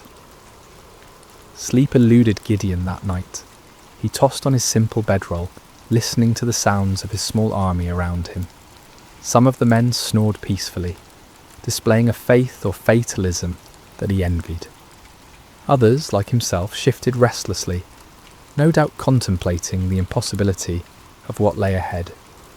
As the night deepened, the Lord spoke to him once more. "Get up, go down against the camp, because I am going to give it into your hands. If you are afraid to attack, go down to the camp with your servant Purah and listen to what they are saying. Afterward, you will be encouraged to attack the camp." The Lord knew him well, Gideon realized. He was indeed afraid, terrified beyond measure. The offer to scout the enemy camp was exactly what his anxious heart needed. Taking his servant Purah, a young man who had served his family faithfully for years, Gideon crept away from the Israeli camp under cover of darkness. The descent into the valley was treacherous in the darkness. They picked their way carefully between rocks and thorny bushes, each step taking them closer to the vast enemy encampment. As they drew near, the sheer scale of the Midianite army became even more overwhelming. Their campfires stretched as far as the eye could see in every direction, creating a galaxy of light in the darkness of the valley floor. The smell hit them first, thousands of camels, horses and men, creating a pungent mixture that hung heavy in the still night air. Then came the sounds, snoring, quiet conversations, the shuffling of animals, the occasional clank of weapons or armour. It was like approaching a vast, slumbering beast that could wake at any moment and devour them. Gideon and Purah crept to the edge of the camp, staying low among the rocks and scrub brush that dotted the valley floor. The nearest tents were only a few dozen yards away, their dark silhouettes outlined against the glow of dying fires.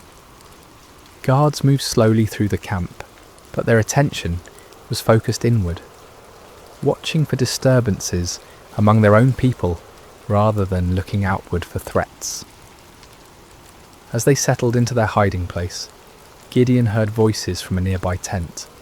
Two men were talking in low tones, their conversation carrying clearly in the still night air. "I had the most disturbing dream," one man was saying.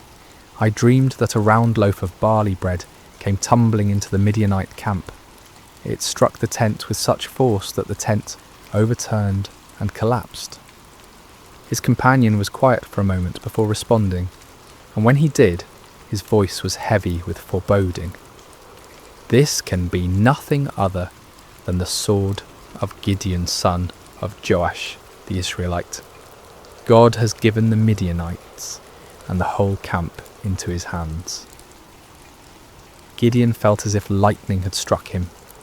Here in the heart of the enemy camp, these soldiers were talking about him, about his victory, about their own defeat. The dream was clearly a sign from God. A simple barley loaf, representing humble Israel, would overturn the mighty tent of Midian. He grasped Purah's arm, and together they crept back through the darkness, toward their own camp. But now the impossible seemed possible. Now the 300 seemed not like a pitifully small force, but like the perfect instrument of God's power. The enemy was already defeated in their hearts. All that remained was to make that defeat a reality. Back in the camp, Gideon woke his sleeping warriors. "Get up," he whispered urgently. "The Lord has given the Midianite camp into your hands." The men rose quickly, gathering around their commander in the darkness. Gideon's voice was transformed, no longer tentative and fearful, but filled with supernatural confidence. "Listen carefully," he said. "We will divide into 3 companies of 100 men each. I will give each of you a trumpet and an empty jar with a torch inside it. Watch me and do exactly what I do. When I and all who are with me blow our trumpets, then you blow your trumpets all around the camp and shout, 'For the Lord and for Gideon.'" The plan was unlike anything any of them had ever heard of. No swords, no spears, no conventional weapons at all. Just trumpets, empty pottery jars and torches. It seemed almost like madness, but there was something in Gideon's voice, something in his bearing, that convinced them this was indeed the Lord's strategy. The men moved quickly and quietly to gather the supplies they would need.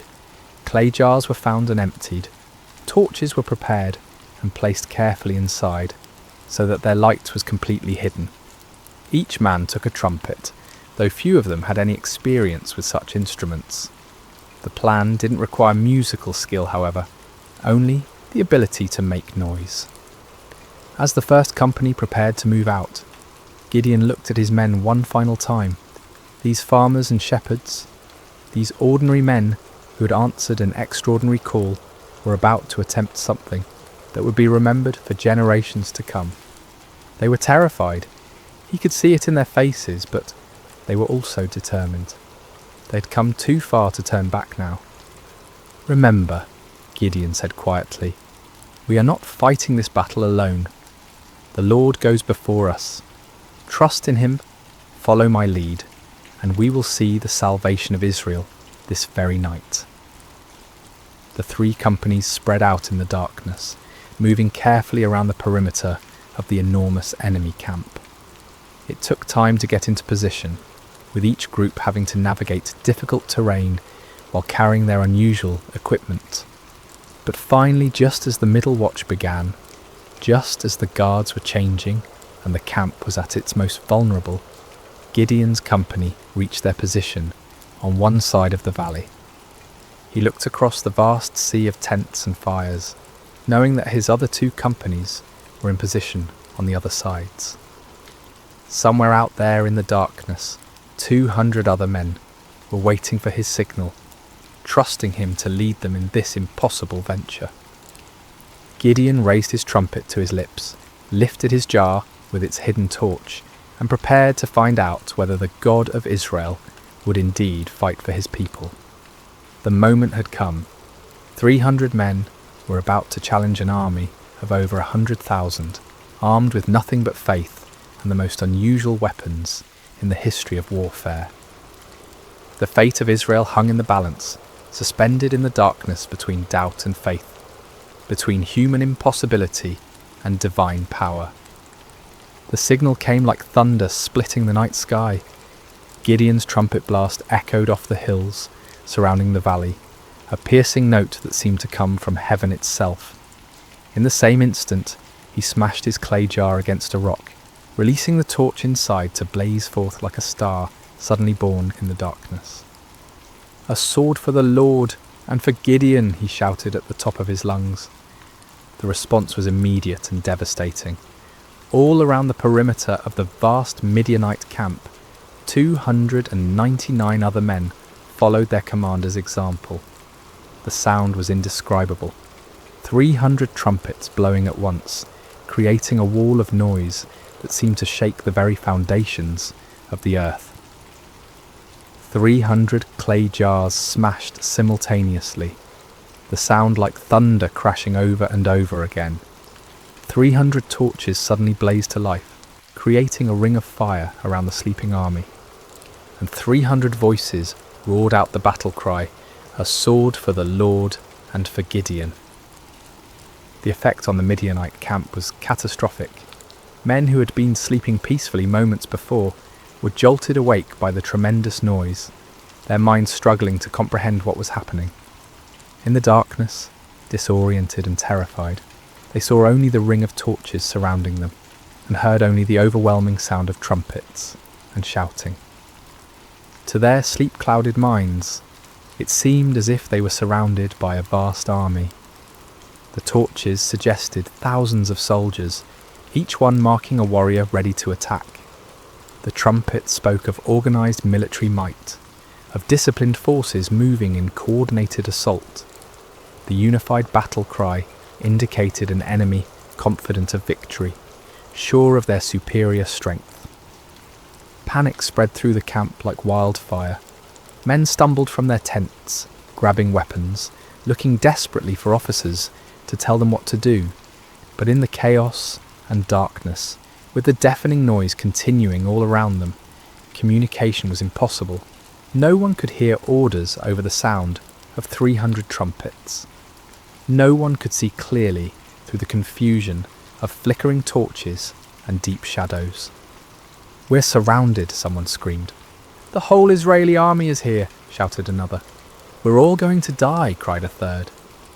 The panic was contagious, spreading from tent to tent, from company to company, until the entire vast army was in the grip of terror. Men began running in all directions, some trying to escape what they perceived as encirclement, others attempting to mount some kind of defence against an enemy they couldn't see or understand. In their confusion and fear, the unthinkable began to happen. Midianite soldiers, unable to distinguish friend from foe in the chaos, began attacking each other. A man running through the darkness looked like an enemy soldier. A voice shouting commands in the confusion sounded like the voice of an Israeli warrior. Every shadow could be hiding an attacker. Swords were drawn not against the 300 Israelites on the perimeter, but against fellow Midianites. Spears were thrust not at the enemy, but at allies who had become indistinguishable from foes in the panic and darkness. The great army that had terrorized Israel for 7 years was turning on itself, destroying itself in its fear and confusion. Gideon and his men maintained their positions around the camp, continuing to blow their trumpets and brandish their torches, watching in amazement as their enemies did the work of destruction for them. It was the most extraordinary battle any of them had ever witnessed, a battle won without striking a single blow, a victory achieved through terror rather than traditional warfare. As the chaos in the camp intensified, the Midianites began a massive retreat. Those who could find their camels or horses fled toward the Jordan River and beyond. Others ran on foot, abandoning their weapons, their supplies, their wounded comrades, in their desperate attempt to escape what they believed was certain annihilation. But Gideon was not content to simply watch his enemies flee. As the first light of dawn began to creep over the eastern hills, he sent messengers throughout the hill country of Israel, calling on his countrymen to join the pursuit. "Come down against the Midianites," the messengers proclaimed, "and seize the waters of the Jordan ahead of them as far as Beth-barah." The response was immediate and enthusiastic. Men who had been hiding in caves for 7 years suddenly found themselves called to active pursuit of their oppressors. They came streaming down from the hills, like water released from a dam, energized by the news that the mighty Midianite army was in full retreat. The men of Ephraim were particularly effective, seizing the fords of the Jordan River and trapping many of the fleeing enemy forces, they captured and killed Oreb and Zeb, two of the Midianite leaders, bringing their heads to Gideon as proof of their victory. Meanwhile, Gideon and his original 300 men continued the pursuit of the main enemy force. They crossed the Jordan River, following the fleeing armies eastward into the desert. Despite their exhaustion, despite having had no sleep and little food, they pressed on relentlessly. The psychological impact of the night's events had completely broken the spirit of the Midianite alliance. Armies that had seemed invincible just hours before were now scattered bands of demoralized fugitives. The camels that had been as numerous as sand by the seashore were now obstacles to rapid flight rather than instruments of swift attack. Gideon's small force continued to grow as more Israelites joined the pursuit. Men from Naphtali, Asher, and all of Manasseh took up arms and chased the fleeing enemy. What had begun as an impossible battle for 300 men had become a nationwide uprising, a complete reversal of 7 years of oppression. The fleeing Midianites tried to regroup at Succoth and Penuel, but the local officials, perhaps fearing retaliation, refused to provide them with food or assistance. Gideon's pursuit was relentless, driving them ever deeper into the wilderness, further from their base of operations, further from any hope of mounting a counterattack. Finally, in the desert east of the Jordan, Gideon caught up with the remnants of the great army. Zebah and Zalmunna, the two kings of Midian, were there with about 15,000 men, all that was left of an army that had once numbered over 100,000. Even this reduced force vastly outnumbered Gideon's 300, but their spirit was completely broken. The final battle was swift and decisive. The Midianite army, already demoralized and exhausted, offered little resistance. Zebah and Zalmunna were captured alive, bringing to an end the 7-year reign of terror that had plagued Israel. As the sun set on that remarkable day, Gideon found himself looking out over a battlefield strewn with the evidence of complete victory. The mighty army that had seemed invincible just 24 hours earlier was destroyed. The kings who had terrorized his people were prisoners. The oppression that had driven Israel into caves and hiding places was broken forever. It had all begun with 300 men, 300 trumpets, 300 torches, and faith in a God who specializes in impossible victories. The journey back to Israel was unlike anything the land had seen in generations. What had begun as a desperate flight by 300 terrified farmers had become a triumphant procession that seemed to grow with every mile. Men emerged from caves and hidden places, women came out of their refuges, children ran alongside the returning heroes. The roads that had been empty for 7 years, too dangerous for normal travel, were now filled with celebration. Gideon rode at the head of the procession, the captured kings Zebah and Zalmunna walking in chains behind him. The sight of these once mighty rulers, who had struck terror into Israelite hearts for so long, now humbled and defeated, was almost too wonderful to believe. People lined the roads just to see them, to confirm with their own eyes that the nightmare was truly over. As they passed through villages and towns that had been ghost settlements just days before, people poured out of their houses with tears of joy streaming down their faces. Children, who had never known anything but hiding and fear, looked with wonder at the defeated enemy kings. Elderly men and women who remembered the time before the oppression began whispered prayers of thanksgiving to the God who had delivered them. The celebration that erupted across Israel was spontaneous and overwhelming. In every settlement, people brought out whatever food they had hidden away and shared it freely. Wine that had been buried for safekeeping was uncorked and passed around. Songs that had been silenced for 7 years rang out again from hilltops and valleys. But perhaps the most remarkable aspect of the victory was how complete it had been. The Midianite power was not just temporarily broken, but utterly destroyed. Their military organisation was shattered, their leadership eliminated, their will to fight completely crushed.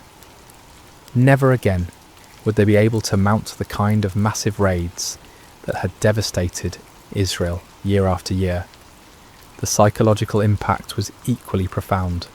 For 7 years, the Israelites had seen themselves as victims, as weak and helpless prey for stronger predators. Now they had witnessed their God fighting for them in the most dramatic way imaginable.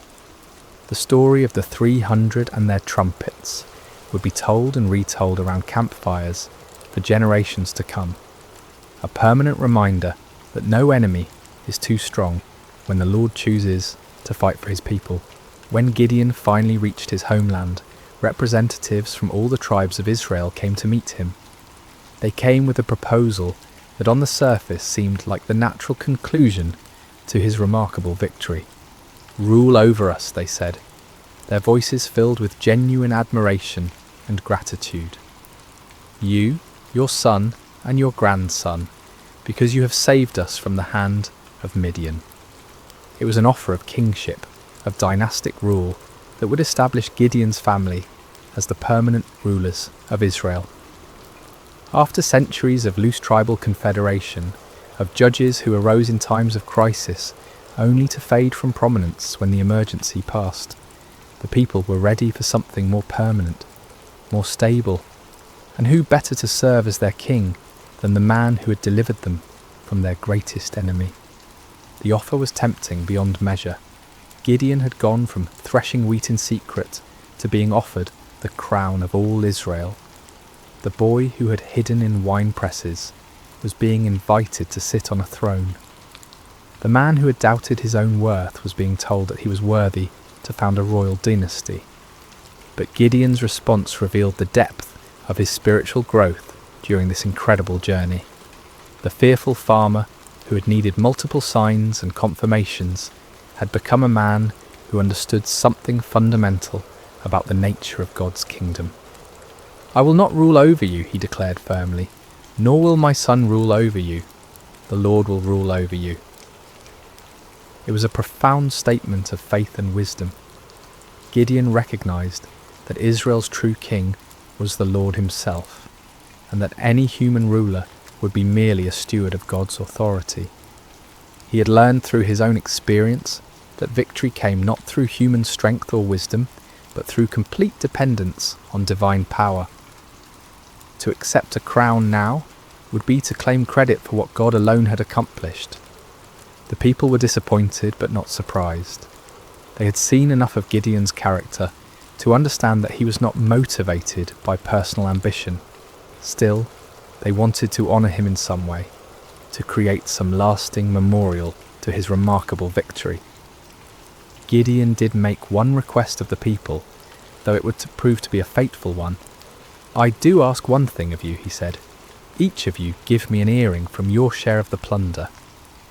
The Midianites, like many desert peoples, wore gold earrings, and the spoils of victory included a considerable amount of such jewellery. The Israelites were happy to comply with this modest request. They spread out a garment, and each man threw a gold earring onto it. When all the contributions were gathered, the weight of the gold was 1,700 shekels, an enormous fortune by the standards of the time. In addition to the earrings, there were ornaments, pendants, and purple garments worn by the Midianite kings, as well as chains from their camels' necks. With this gold, Gideon made an ephod, a ceremonial garment similar to what the high priest wore. His intentions may have been pure, perhaps wanting to create a memorial to God's victory or a way for the people to seek divine guidance. But the results were tragic. All Israel prostituted themselves by worshipping it there, and it became a snare to Gideon and his family. The very man who had torn down his father's altar to Baal, who had refused the crown because only God should rule Israel, inadvertently created an object that led his people back into idolatry. It was a sobering reminder of how easy it is for even the most faithful to stumble, how quickly victory can turn to spiritual defeat. The golden ephod, created from the spoils of a battle won by faith alone, became a false god that drew the people's hearts away from the true God who had delivered them. Yet despite this failing, the primary result of Gideon's victory endured. The land had peace for 40 years during his lifetime. The Midianites never recovered from their devastating defeat. Other potential enemies, seeing what had happened to the mighty Desert Confederation, thought twice before threatening Israel. Gideon himself lived quietly on his estate, enjoying the respect of his people, but never again taking up the sword. He married and had many children, 70 sons from his various wives. One son, born to a concubine in Shechem, was named Abimelech, and he would later bring great trouble to Israel in his quest for the power his father had refused. When Gideon died at a good old age, he was buried in the tomb of his father Joash in Ophrah of the Abiezrites. His death marked the end of an era, the passing of a man who had embodied both the highest faith and the deepest human frailty. As we reach the end of this ancient story, told now across thousands of years and countless retellings, the lessons of Gideon's life continue to resonate with profound relevance. His journey from fearful farmer to victorious leader speaks to truths that transcend time and culture, offering wisdom for anyone who has ever felt inadequate for the tasks before them. The first and most striking lesson is how God chooses his instruments. When the angel called Gideon a mighty warrior while he hid in a wine press, it seemed like either a mistake or a cruel joke. Gideon was none of the things we typically associate with great leaders. He wasn't brave, wasn't confident, wasn't from an important family, wasn't trained in warfare or politics. By every human measure, he was spectacularly unqualified for the task ahead. Yet this was precisely why God chose him. The Lord deliberately selects the weak to confound the strong, the foolish to shame the wise, the lowly to humble the proud. Gideon's weakness became the perfect vessel for divine strength because there could be no question about who deserved the credit for the victory. This principle was reinforced by the reduction of Gideon's army from 32,000 to 300. With overwhelming numbers, Israel might have attributed their victory to superior military strategy or exceptional courage. With just 300 men, there could be no doubt that the victory belonged to God alone. The method of the victory itself drove this point home with unmistakable clarity. No swords were swung, no arrows were shot, no conventional battle was fought. Instead, the enemy was defeated by trumpets, torches and shouting. It was a victory that made no sense according to human wisdom, but perfect sense according to divine strategy. Gideon's story also illustrates the patient grace of God toward human weakness. When Gideon asked for signs, when he tested God with fleeces, when he needed encouragement through overhearing the enemy's dream, the Lord did not respond with anger or impatience. Instead, he provided exactly what his frightened servant needed to move forward in faith. This divine patience extends to our failures as well as our fears. Even when Gideon created the golden ephod that led Israel into idolatry, even when his victory was tainted by this spiritual stumble, God's larger purposes were not thwarted. The peace that came to Israel lasted for 40 years, and the story of Gideon's faith continued to inspire future generations. Yet Gideon's failure with the ephod serves as a sobering warning about the subtle nature of spiritual pride. The man who had refused a crown could still fall into the trap of creating an object that drew worship away from God. Victory can be more spiritually dangerous than defeat, success more corrupting than failure. Even those who have experienced God's power in extraordinary ways must remain vigilant against the pride that can grow from their very victories. The story also reveals the importance of recognizing God's sovereignty in our circumstances. When Gideon questioned why God had allowed the Midianite oppression, he was struggling with one of humanity's oldest questions: why does a good God permit suffering? The answer that emerges from his story is not a theological explanation, but a practical demonstration. God had not abandoned his people. He was preparing to deliver them in a way that would reveal his power and restore their faith. Sometimes what looks like divine absence is actually divine preparation. The 7 years of oppression created the conditions that made Israel ready to trust completely in God rather than in their own strength. Without that desperation, they might never have been willing to follow 300 men with trumpets against an army of over 100,000. Gideon's reluctance to accept the crown offers another crucial lesson about the nature of true leadership. The people wanted to make him king because he had saved them, but Gideon understood that salvation belongs to God alone. Human leaders are at their best when they serve as instruments of divine will rather than as objects of human worship. This principle applies far beyond political leadership. In families, in businesses, in communities, in churches, the most effective leaders are those who understand that their authority is delegated, that their successes come from sources beyond themselves, that their role is to point others toward truth rather than toward their own personalities or achievements. The transformation in Gideon's character throughout the story demonstrates the power of stepping out in faith despite fear.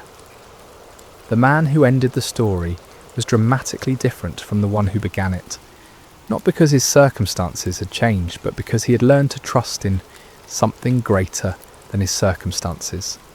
He discovered what countless others have learned: that God's strength is made perfect in human weakness, that his power is most clearly displayed when human power is obviously inadequate, that the greatest victories often come in ways that make no earthly sense. For modern listeners, Gideon's story speaks to anyone who has ever felt overwhelmed by the challenges they face.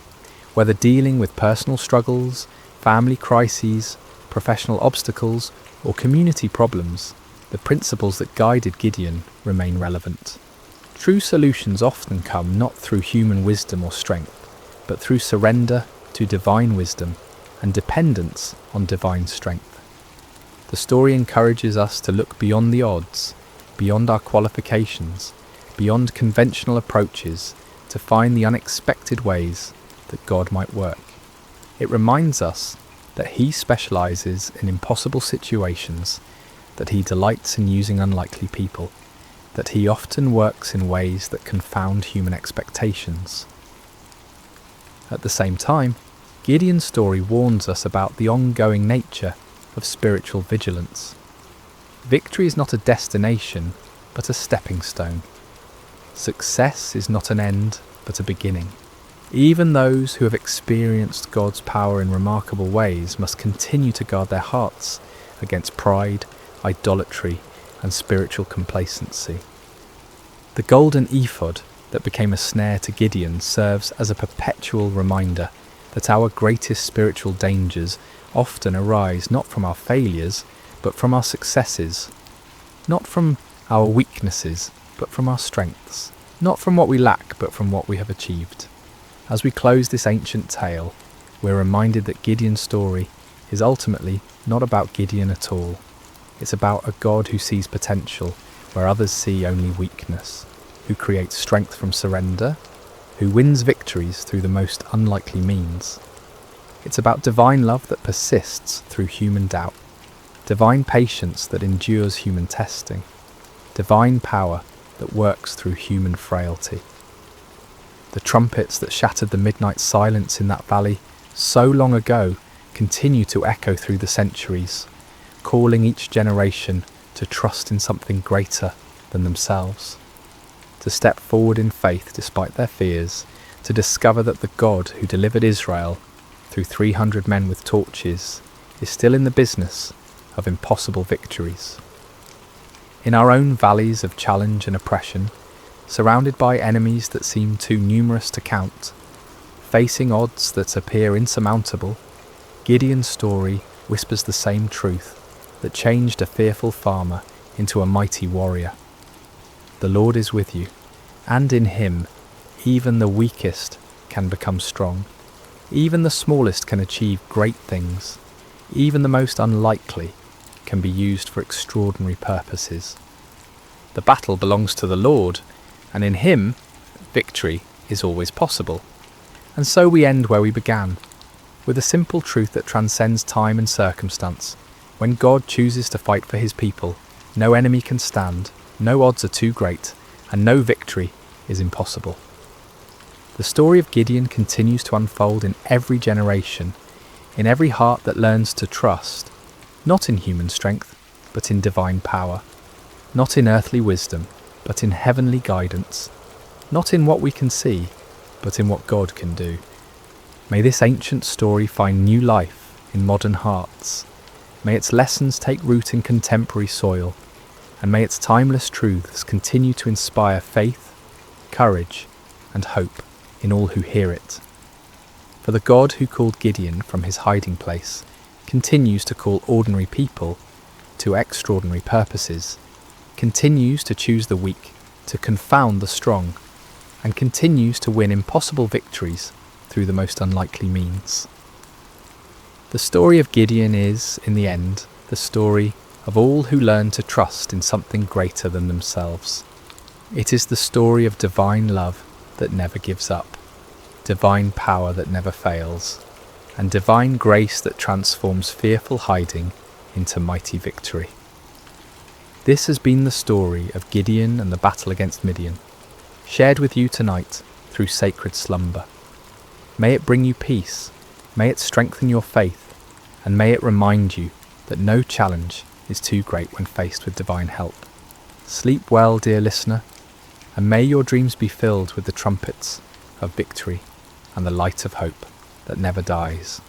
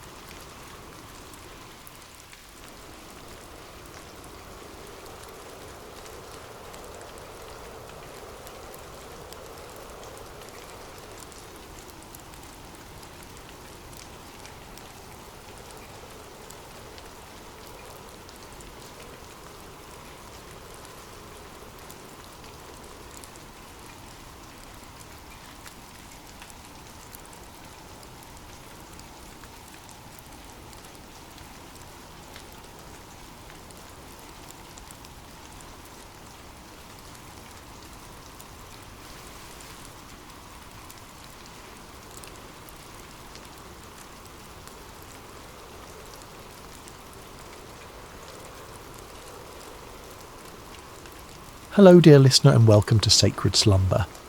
Before we begin tonight's story, I'd love to know how your day has been. Whether it was filled with joy or challenges, you're exactly where you need to be right now. What time is it where you are in the world? Are you settling down for the evening, or perhaps finding a quiet moment in the middle of your day? Wherever you are listening from, know that you are part of our global community of souls, seeking peace and spiritual connection. If this is your first time joining us, please consider subscribing to Sacred Slumber. We're here to bring you stories that nourish the spirit and calm the mind. Tonight, we journey to ancient Judah, to a time when God called a young man named Jeremiah to carry a message of both warning and hope. This is a story about divine calling, about being reshaped by loving hands, and about finding purpose even in the midst of struggle. So settle in, take a deep breath, and let us begin. In the 13th year of King Josiah's reign over the kingdom of Judah, when the morning mist still clung to the hills of Anathoth, a young man named Jeremiah sat beneath the shade of an ancient olive tree. The leaves whispered secrets in the gentle breeze, and somewhere in that whisper something stirred within his heart. Something he couldn't yet name, but could feel as surely as the warm earth beneath his feet. Jeremiah was not like the other young men of his village. While they spoke boldly of their plans and dreams, he preferred the quiet company of his thoughts. While they gathered in the marketplace to debate and jest, he found himself drawn to solitary places where he could listen to the deeper rhythms of life. His father, Hilkiah, was a priest, and perhaps that was why Jeremiah felt such a natural pull toward the sacred, toward the spaces where heaven seemed to touch earth. On this particular morning, as the sun climbed higher and cast dancing shadows through the olive branches, Jeremiah felt that familiar stirring grow stronger. It was as if someone were calling his name from a great distance, though he heard no voice with his ears. The sensation was both thrilling and terrifying, like standing at the edge of a vast ocean, knowing you were meant to step in but uncertain of your ability to swim.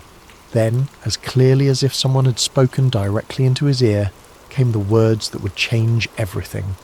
Before I formed you in the womb, I knew you. Before you were born, I set you apart. I appointed you as a prophet to the nations. Jeremiah's heart raced. He looked around, half expecting to see someone standing nearby, but he was alone with only the olive tree and the endless blue sky as witnesses. The voice came again, gentle yet unmistakable.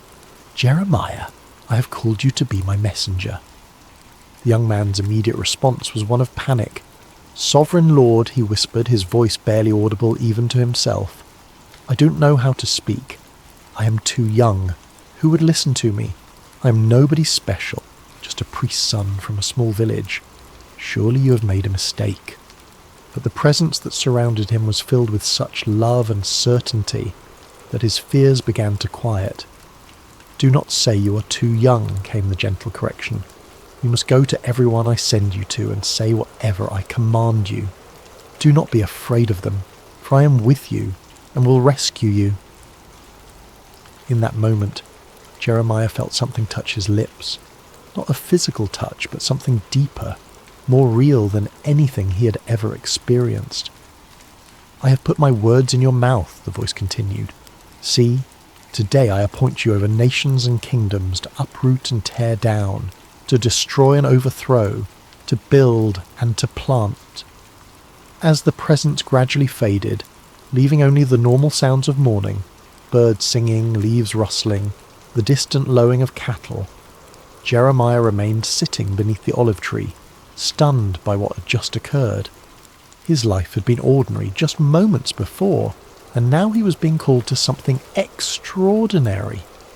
The weight of it should have crushed him, but instead he felt a strange peace settling over his spirit. He didn't yet understand what lay ahead, couldn't foresee the years of rejection and persecution that awaited him, or the deep wells of sorrow he would have to draw from.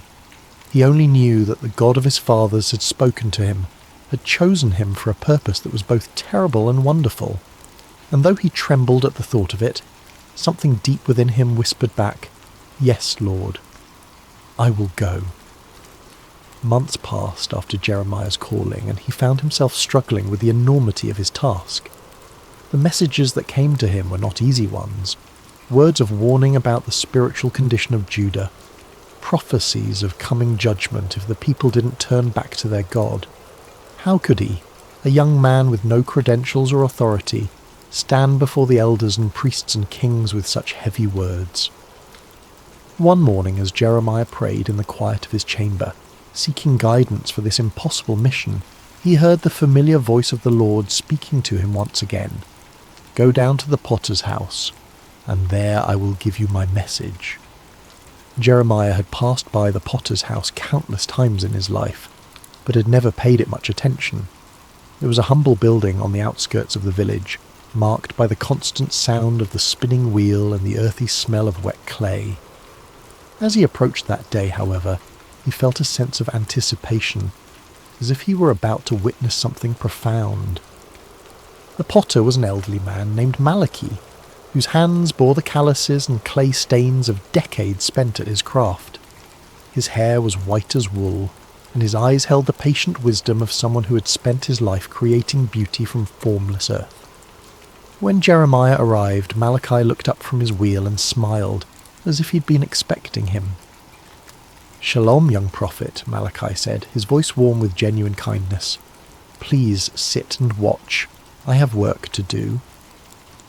Jeremiah settled himself on a wooden stool in the corner of the workshop, fascinated despite himself. He had never really watched a potter at work before, had never paid attention to the intricate process of creation that happened in this simple space. The wheel began to turn, and Malachi placed a lump of clay in the centre, his hands moving with practiced precision. At first the clay seemed to resist, wobbling and threatening to collapse. But Malachi's hands were steady and sure, applying just the right amount of pressure, guiding the clay upward into the beginning of what would become a vessel. Jeremiah watched in wonder as the formless lump slowly took shape, a wide base, curving sides, the promise of something beautiful and functional. But then something went wrong. Perhaps there was a stone in the clay, or a dry patch that wouldn't bend. The emerging vessel began to collapse, its sides caving in despite the potter's careful ministrations. Jeremiah expected to see frustration on Malachi's face, perhaps anger at the ruined work. Instead, the old man simply smiled and pressed the clay back into a lump, ready to begin again. "The clay has its own nature," Malachi explained, his hands already starting to reshape the material.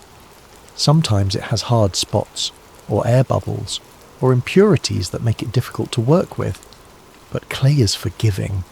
It can always be reformed, reshaped, made into something new." As Jeremiah watched, the potter began again, this time working the clay more thoroughly, removing the impurities that had caused the first attempt to fail. Slowly, patiently, lovingly, a new vessel began to emerge, different from the first but no less beautiful. In fact, this second creation seemed to have a character all its own, shaped by the very challenges that had destroyed its predecessor. It was then that Jeremiah heard the voice of the Lord speaking to him, as clear as if someone were standing beside him. "Can I not do with you, Israel, as this potter does? Like clay in the hand of the potter, so are you in my hand." The words hit Jeremiah like a revelation. He understood now why he had been sent to this place, why he needed to witness this simple yet profound act of creation. The people of Judah were like clay in God's hands, sometimes stubborn, sometimes marred by the impurities of sin and rebellion. But God was not a harsh taskmaster who would discard them when they failed to take shape properly. He was like Malachi, patient and loving, willing to reshape them again and again until they became the vessels he had always intended them to be. "The message I want you to carry," the Lord continued, "is not just one of judgment, but of hope. Yes, I must sometimes tear down what is corrupt and broken, but I tear down in order to build up again, in order to create something better and more beautiful than before." Jeremiah felt tears welling up in his eyes as he watched the potter's hands continue their gentle work. Here was a picture of God's character that he had never fully grasped before. Not the angry judge he had sometimes imagined, but the patient artist who sees potential in every lump of clay, who never gives up on his creation, who can bring beauty from the most unlikely materials. "Thank you," he whispered to Malachi as he prepared to leave. The old potter looked up from his work and smiled. "The clay thanks the potter by yielding to his hands," Malachi replied. "Perhaps that is all any of us can do, yield to the hands that know how to shape us into something beautiful." As Jeremiah walked home through the narrow streets of his village, he felt a new understanding of his calling beginning to take root in his heart. He was not just a bearer of bad news, but a messenger of hope. The God who had called him was not a destroyer but a creator, not a tyrant but a loving craftsman who would never abandon his work. The words came to him then, the message he would carry to the people of Judah. "If at any time I announce that a nation or kingdom is to be uprooted, torn down and destroyed, and if that nation I warned repents of its evil, then I will relent and not inflict on it the disaster I had planned. And if at another time I announce that a nation or kingdom is to be built up and planted, and if it does evil in my sight and does not obey me, then I will reconsider the good I had intended to do for it." It was a message of both warning and promise, of judgment and mercy intertwined. Like the potter's hands, God's discipline was always aimed at restoration, always working toward the creation of something more beautiful than before. Armed with this new understanding, Jeremiah began his prophetic ministry in earnest. But if he had hoped that his message of God's love and patience would be readily received, he was quickly disillusioned. The people of Judah, from the poorest peasant to the most powerful priest, seemed determined to resist the very hands that were trying to reshape them. His first major public appearance came during the reign of King Jehoiakim, Josiah's son, who had turned away from his father's reforms and allowed idolatry to flourish once again throughout the land. Jeremiah stood in the temple courts, his voice carrying across the stone courtyard as he delivered the message God had given him. "This is what the Lord says," he proclaimed, his young voice growing stronger with each word. "Reform your ways and your actions, and I will let you live in this place. Do not trust in deceptive words and say, 'This is the temple of the Lord, the temple of the Lord, the temple of the Lord.' If you really change your ways and your actions and deal with each other justly, if you do not oppress the foreigner, the fatherless or the widow, and do not shed innocent blood in this place, and if you do not follow other gods to your own harm, then I will let you live in this place in the land I gave your ancestors for ever and ever." The reaction was immediate and hostile. The priests, who had grown comfortable with their compromises and political alliances, saw Jeremiah's words as a direct threat to their authority. The wealthy merchants and nobles who had prospered by exploiting the poor and forming partnerships with pagan nations heard his call for justice as an attack on their way of life. "Who does this young man think he is?" they muttered among themselves. "He speaks of judgment and destruction like some kind of doomsday prophet. Where is his authority? Where are his credentials?" But Jeremiah continued, his heart breaking even as he spoke the words God had given him. He could see the spiritual adultery that had infected his beloved nation, the way they had turned from the God who had delivered them from Egypt and given them this promised land. They had made alliances with foreign powers, adopted their gods, and forgotten the covenant that had made them a people set apart. "My people have committed two sins," he declared, his voice now thick with emotion. "They have forsaken me, the spring of living water, and have dug their own cisterns, broken cisterns that cannot hold water." The imagery was powerful and heartbreaking. Jeremiah could see it so clearly. A nation that had access to the purest, most life-giving water imaginable, yet had chosen instead to dig broken wells that left them thirsty and desperate. They had exchanged their glory for worthless idols, their security for political alliances that would ultimately fail them. As the weeks and months passed, Jeremiah's message remained consistent, but the opposition grew fiercer. He was mocked in the streets, his words dismissed as the ravings of a madman. Children threw stones at him, and adults crossed to the other side of the road to avoid his presence. The loneliness was crushing, but what hurt most was seeing the people he loved rushing toward destruction, their ears closed to the voice of the one who wanted to save them. One particularly dark day, after being physically threatened by a group of priests who wanted to silence him permanently, Jeremiah found himself wondering if he had misunderstood his calling. Perhaps God hadn't really spoken to him at all. Perhaps he was just a deluded young man with an overactive imagination and a tendency toward melancholy. But then he remembered the potter's house, the gentle hands shaping and reshaping the clay, and he understood something profound about the nature of love.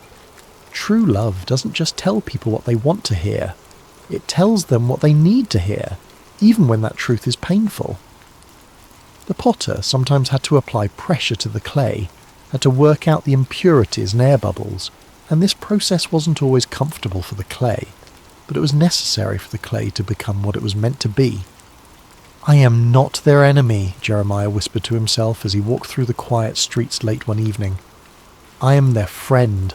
I am speaking these hard words because I love them, because God loves them, because we can't bear to see them destroy themselves."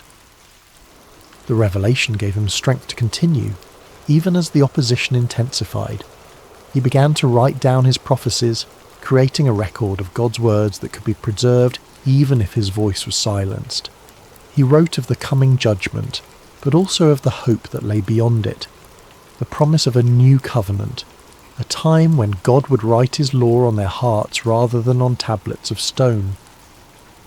"The days are coming," he wrote, his hand moving quickly across the parchment, "when I will make a new covenant with the people of Israel and with the people of Judah. It will not be like the covenant I made with their ancestors when I took them by the hand to lead them out of Egypt, because they broke my covenant, though I was a husband to them. This is the covenant I will make with the people of Israel after that time. I will put my law in their minds and write it on their hearts. I will be their God, and they will be my people." Even in the midst of his loneliness and rejection, Jeremiah held on to this vision of hope. The potter was still at work, still shaping, still creating something beautiful from the clay of human hearts. The process might be painful, but the end result would be worth it all. There came a time when the weight of his calling became almost too much for Jeremiah to bear. The constant rejection, the threats, the loneliness of being God's messenger to a people who didn't want to hear from God. It all pressed down on him like a physical burden. He had been faithful to his calling for years now, and what did he have to show for it? A nation that seemed more rebellious than ever, leaders who actively opposed him, and a heart that felt like it might break from the strain. The breaking point came when Pashur, the priest who was chief officer in the temple, had Jeremiah beaten and put in stocks overnight for prophesying that Jerusalem would be destroyed. The humiliation was complete, displayed like a common criminal in front of the very people he was trying to save. When he was released the next morning, bruised and aching, Jeremiah's first instinct was to flee. He made his way to his favourite spot of solitude, a small grove of trees outside the city where he often went to pray. There, surrounded by the peaceful sounds of nature, he poured out his heart to God in words that were both complaint and lament. "You deceived me, Lord, and I was deceived," he cried out, his voice raw with emotion. "You overpowered me and prevailed. I am ridiculed all day long. Everyone mocks me. Whenever I speak, I cry out proclaiming violence and destruction. So the word of the Lord has brought me insult and reproach all day long." The words felt almost blasphemous as they left his lips, but they were honest words, torn from the depths of his soul. He'd given everything to this calling. His youth, his dreams of a normal life, his relationships with family and friends. And for what? To be treated as a pariah, a madman, a troublemaker. In that moment of deepest despair, Jeremiah made a decision that felt like the only sane choice left to him. He would be silent. No more prophecies, no more warnings, no more attempts to turn the hearts of a stubborn people back to their God.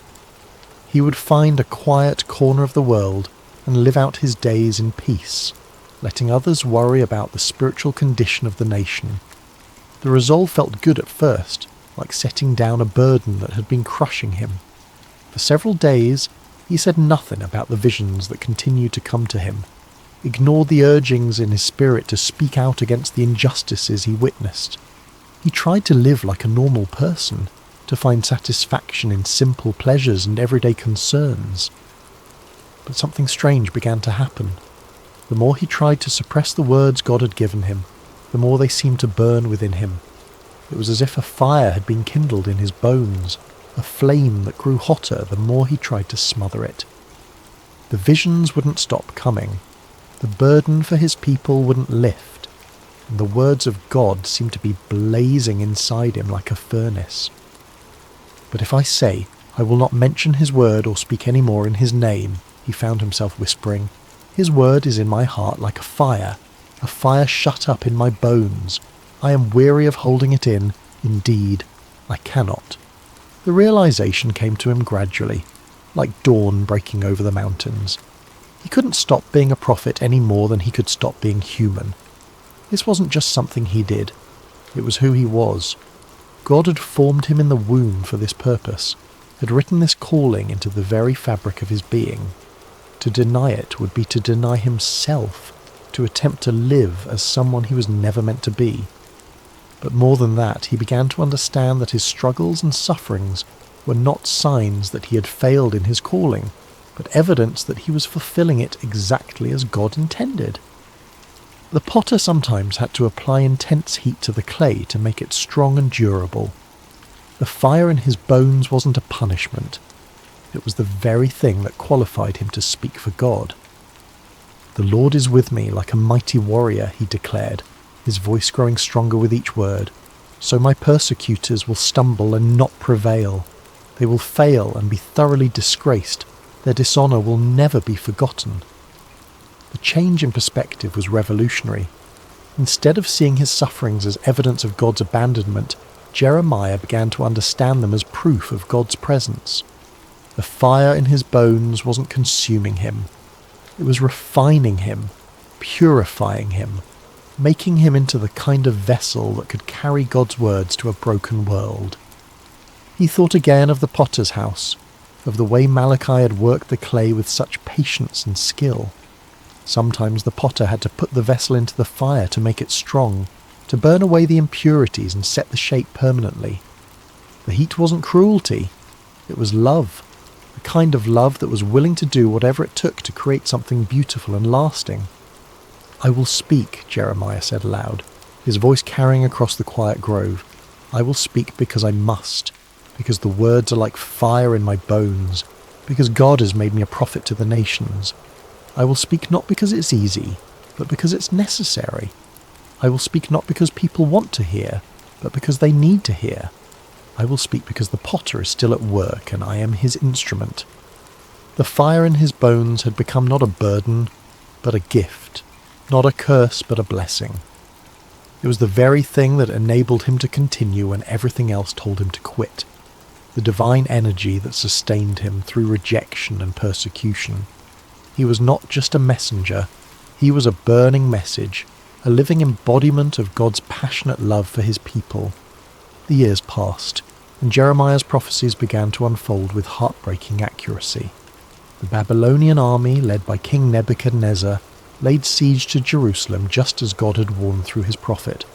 The city that had been called the joy of the whole earth was now surrounded by enemy forces, its people trapped within walls that had once seemed impregnable. During the siege, Jeremiah found himself in an impossible position. His prophecies of judgment were being fulfilled before everyone's eyes, but instead of vindicating him, this only increased the hostility toward him. The leaders of Jerusalem accused him of being a traitor, of collaborating with the enemy by undermining morale with his gloomy predictions. "You're deserting to the Babylonians," they shouted when he tried to leave the city on a simple errand. They arrested him, beat him, and threw him into a dungeon where he remained for many days, forgotten and alone. But even in that dark place, the word of the Lord continued to come to him, and strangely it was not a word of judgment, but of hope. "Call to me and I will answer you," came the familiar voice in the darkness. "I will tell you great and unsearchable things you do not know." The message that came to him there in the dungeon was one of the most beautiful and hopeful prophecies he had ever received. It spoke of a time when the city would be rebuilt, when the people would return from exile, when joy and celebration would once again fill the streets of Jerusalem. It was a promise of restoration so complete and wonderful that it seemed almost too good to be true. "I will bring health and healing to it," God promised. "I will heal my people and will let them enjoy abundant peace and security. I will bring Judah and Israel back from captivity and will rebuild them as they were before. I will cleanse them from all the sin they have committed against me and will forgive all their sins of rebellion against me. Then this city will bring me renown, joy, praise and honour before all nations on earth that hear of all the good things I do for it." Even as the sounds of warfare grew louder outside his prison walls, Jeremiah held on to these words of hope. The potter was still at work, still shaping, still creating something beautiful from the broken clay of human hearts and human history. When the city finally fell, it was as devastating as Jeremiah had predicted. The temple was destroyed, the walls torn down, the leaders killed or carried away into exile. The sight of Jerusalem in ruins was almost more than the prophet could bear. This was the city where God had chosen to dwell, the place where his people had worshipped for centuries. Now it lay in smoking rubble, its streets filled with the debris of a civilization that had forgotten its God. In the aftermath of the destruction, Jeremiah sat among the ruins and wept. The tears came not from a heart that said, "I told you so," but from one that was genuinely broken for the suffering of his people. He had warned them, yes, but he had never wanted to see them destroyed.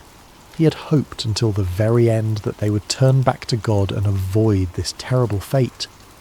It was then that he began to write what would become known as the Book of Lamentations, a collection of funeral songs for a dead city, poems of grief and mourning that captured the full depth of the tragedy that had befallen Jerusalem. But even in the midst of this profound sorrow, hope refused to be extinguished.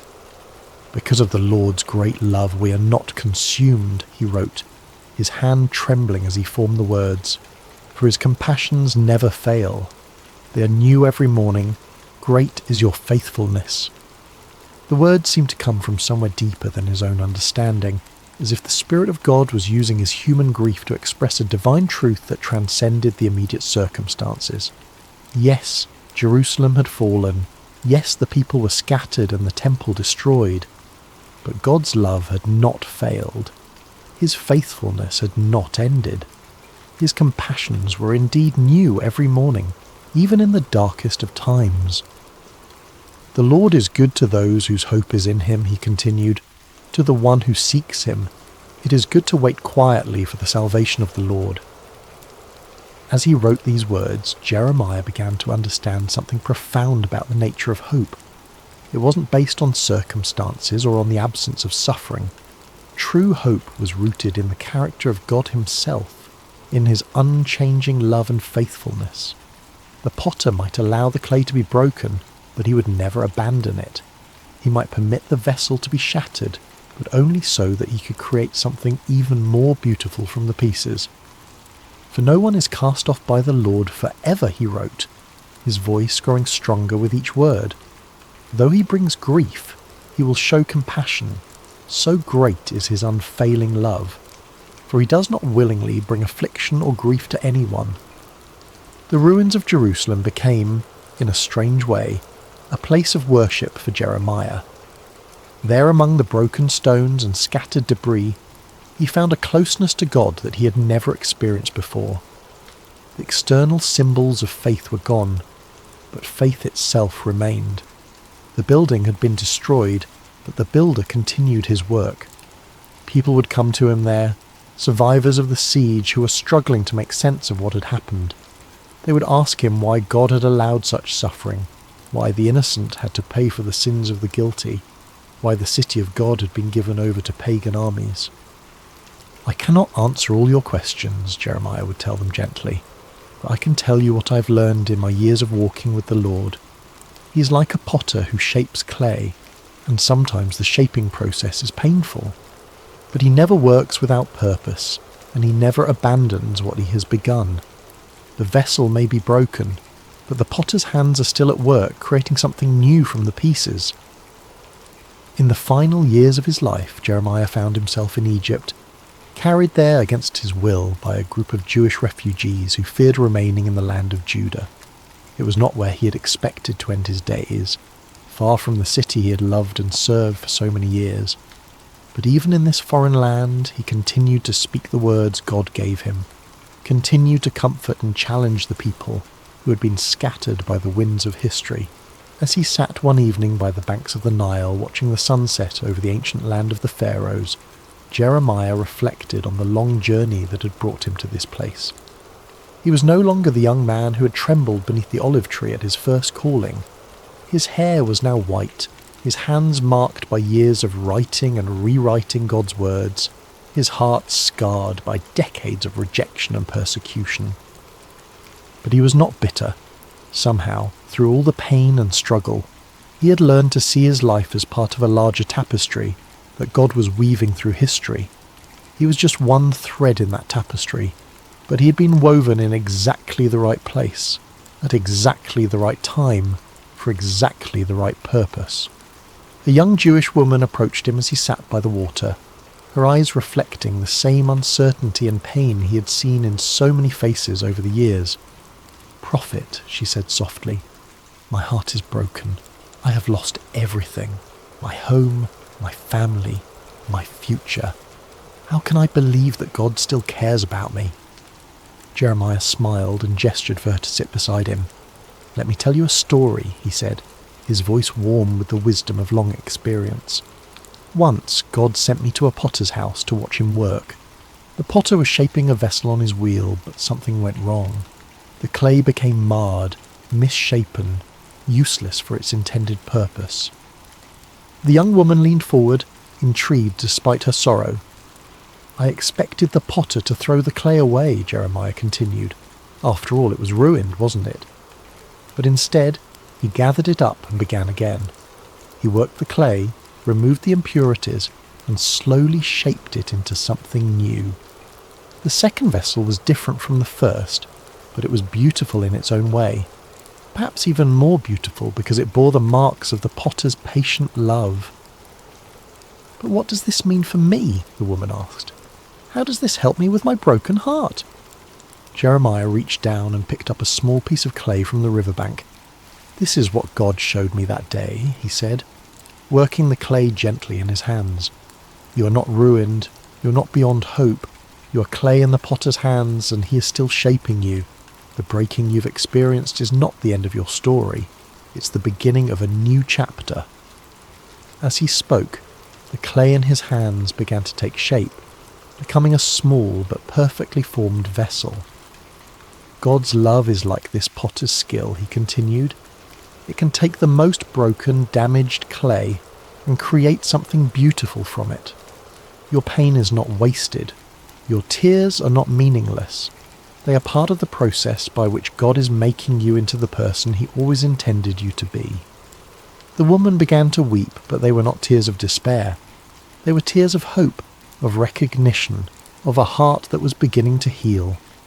"How do you know this?" she whispered. "How can you be so sure?" Jeremiah smiled, and in that smile was the peace of a man who had wrestled with God and found him faithful. "Because I have been clay in the potter's hands for 40 years, he said simply.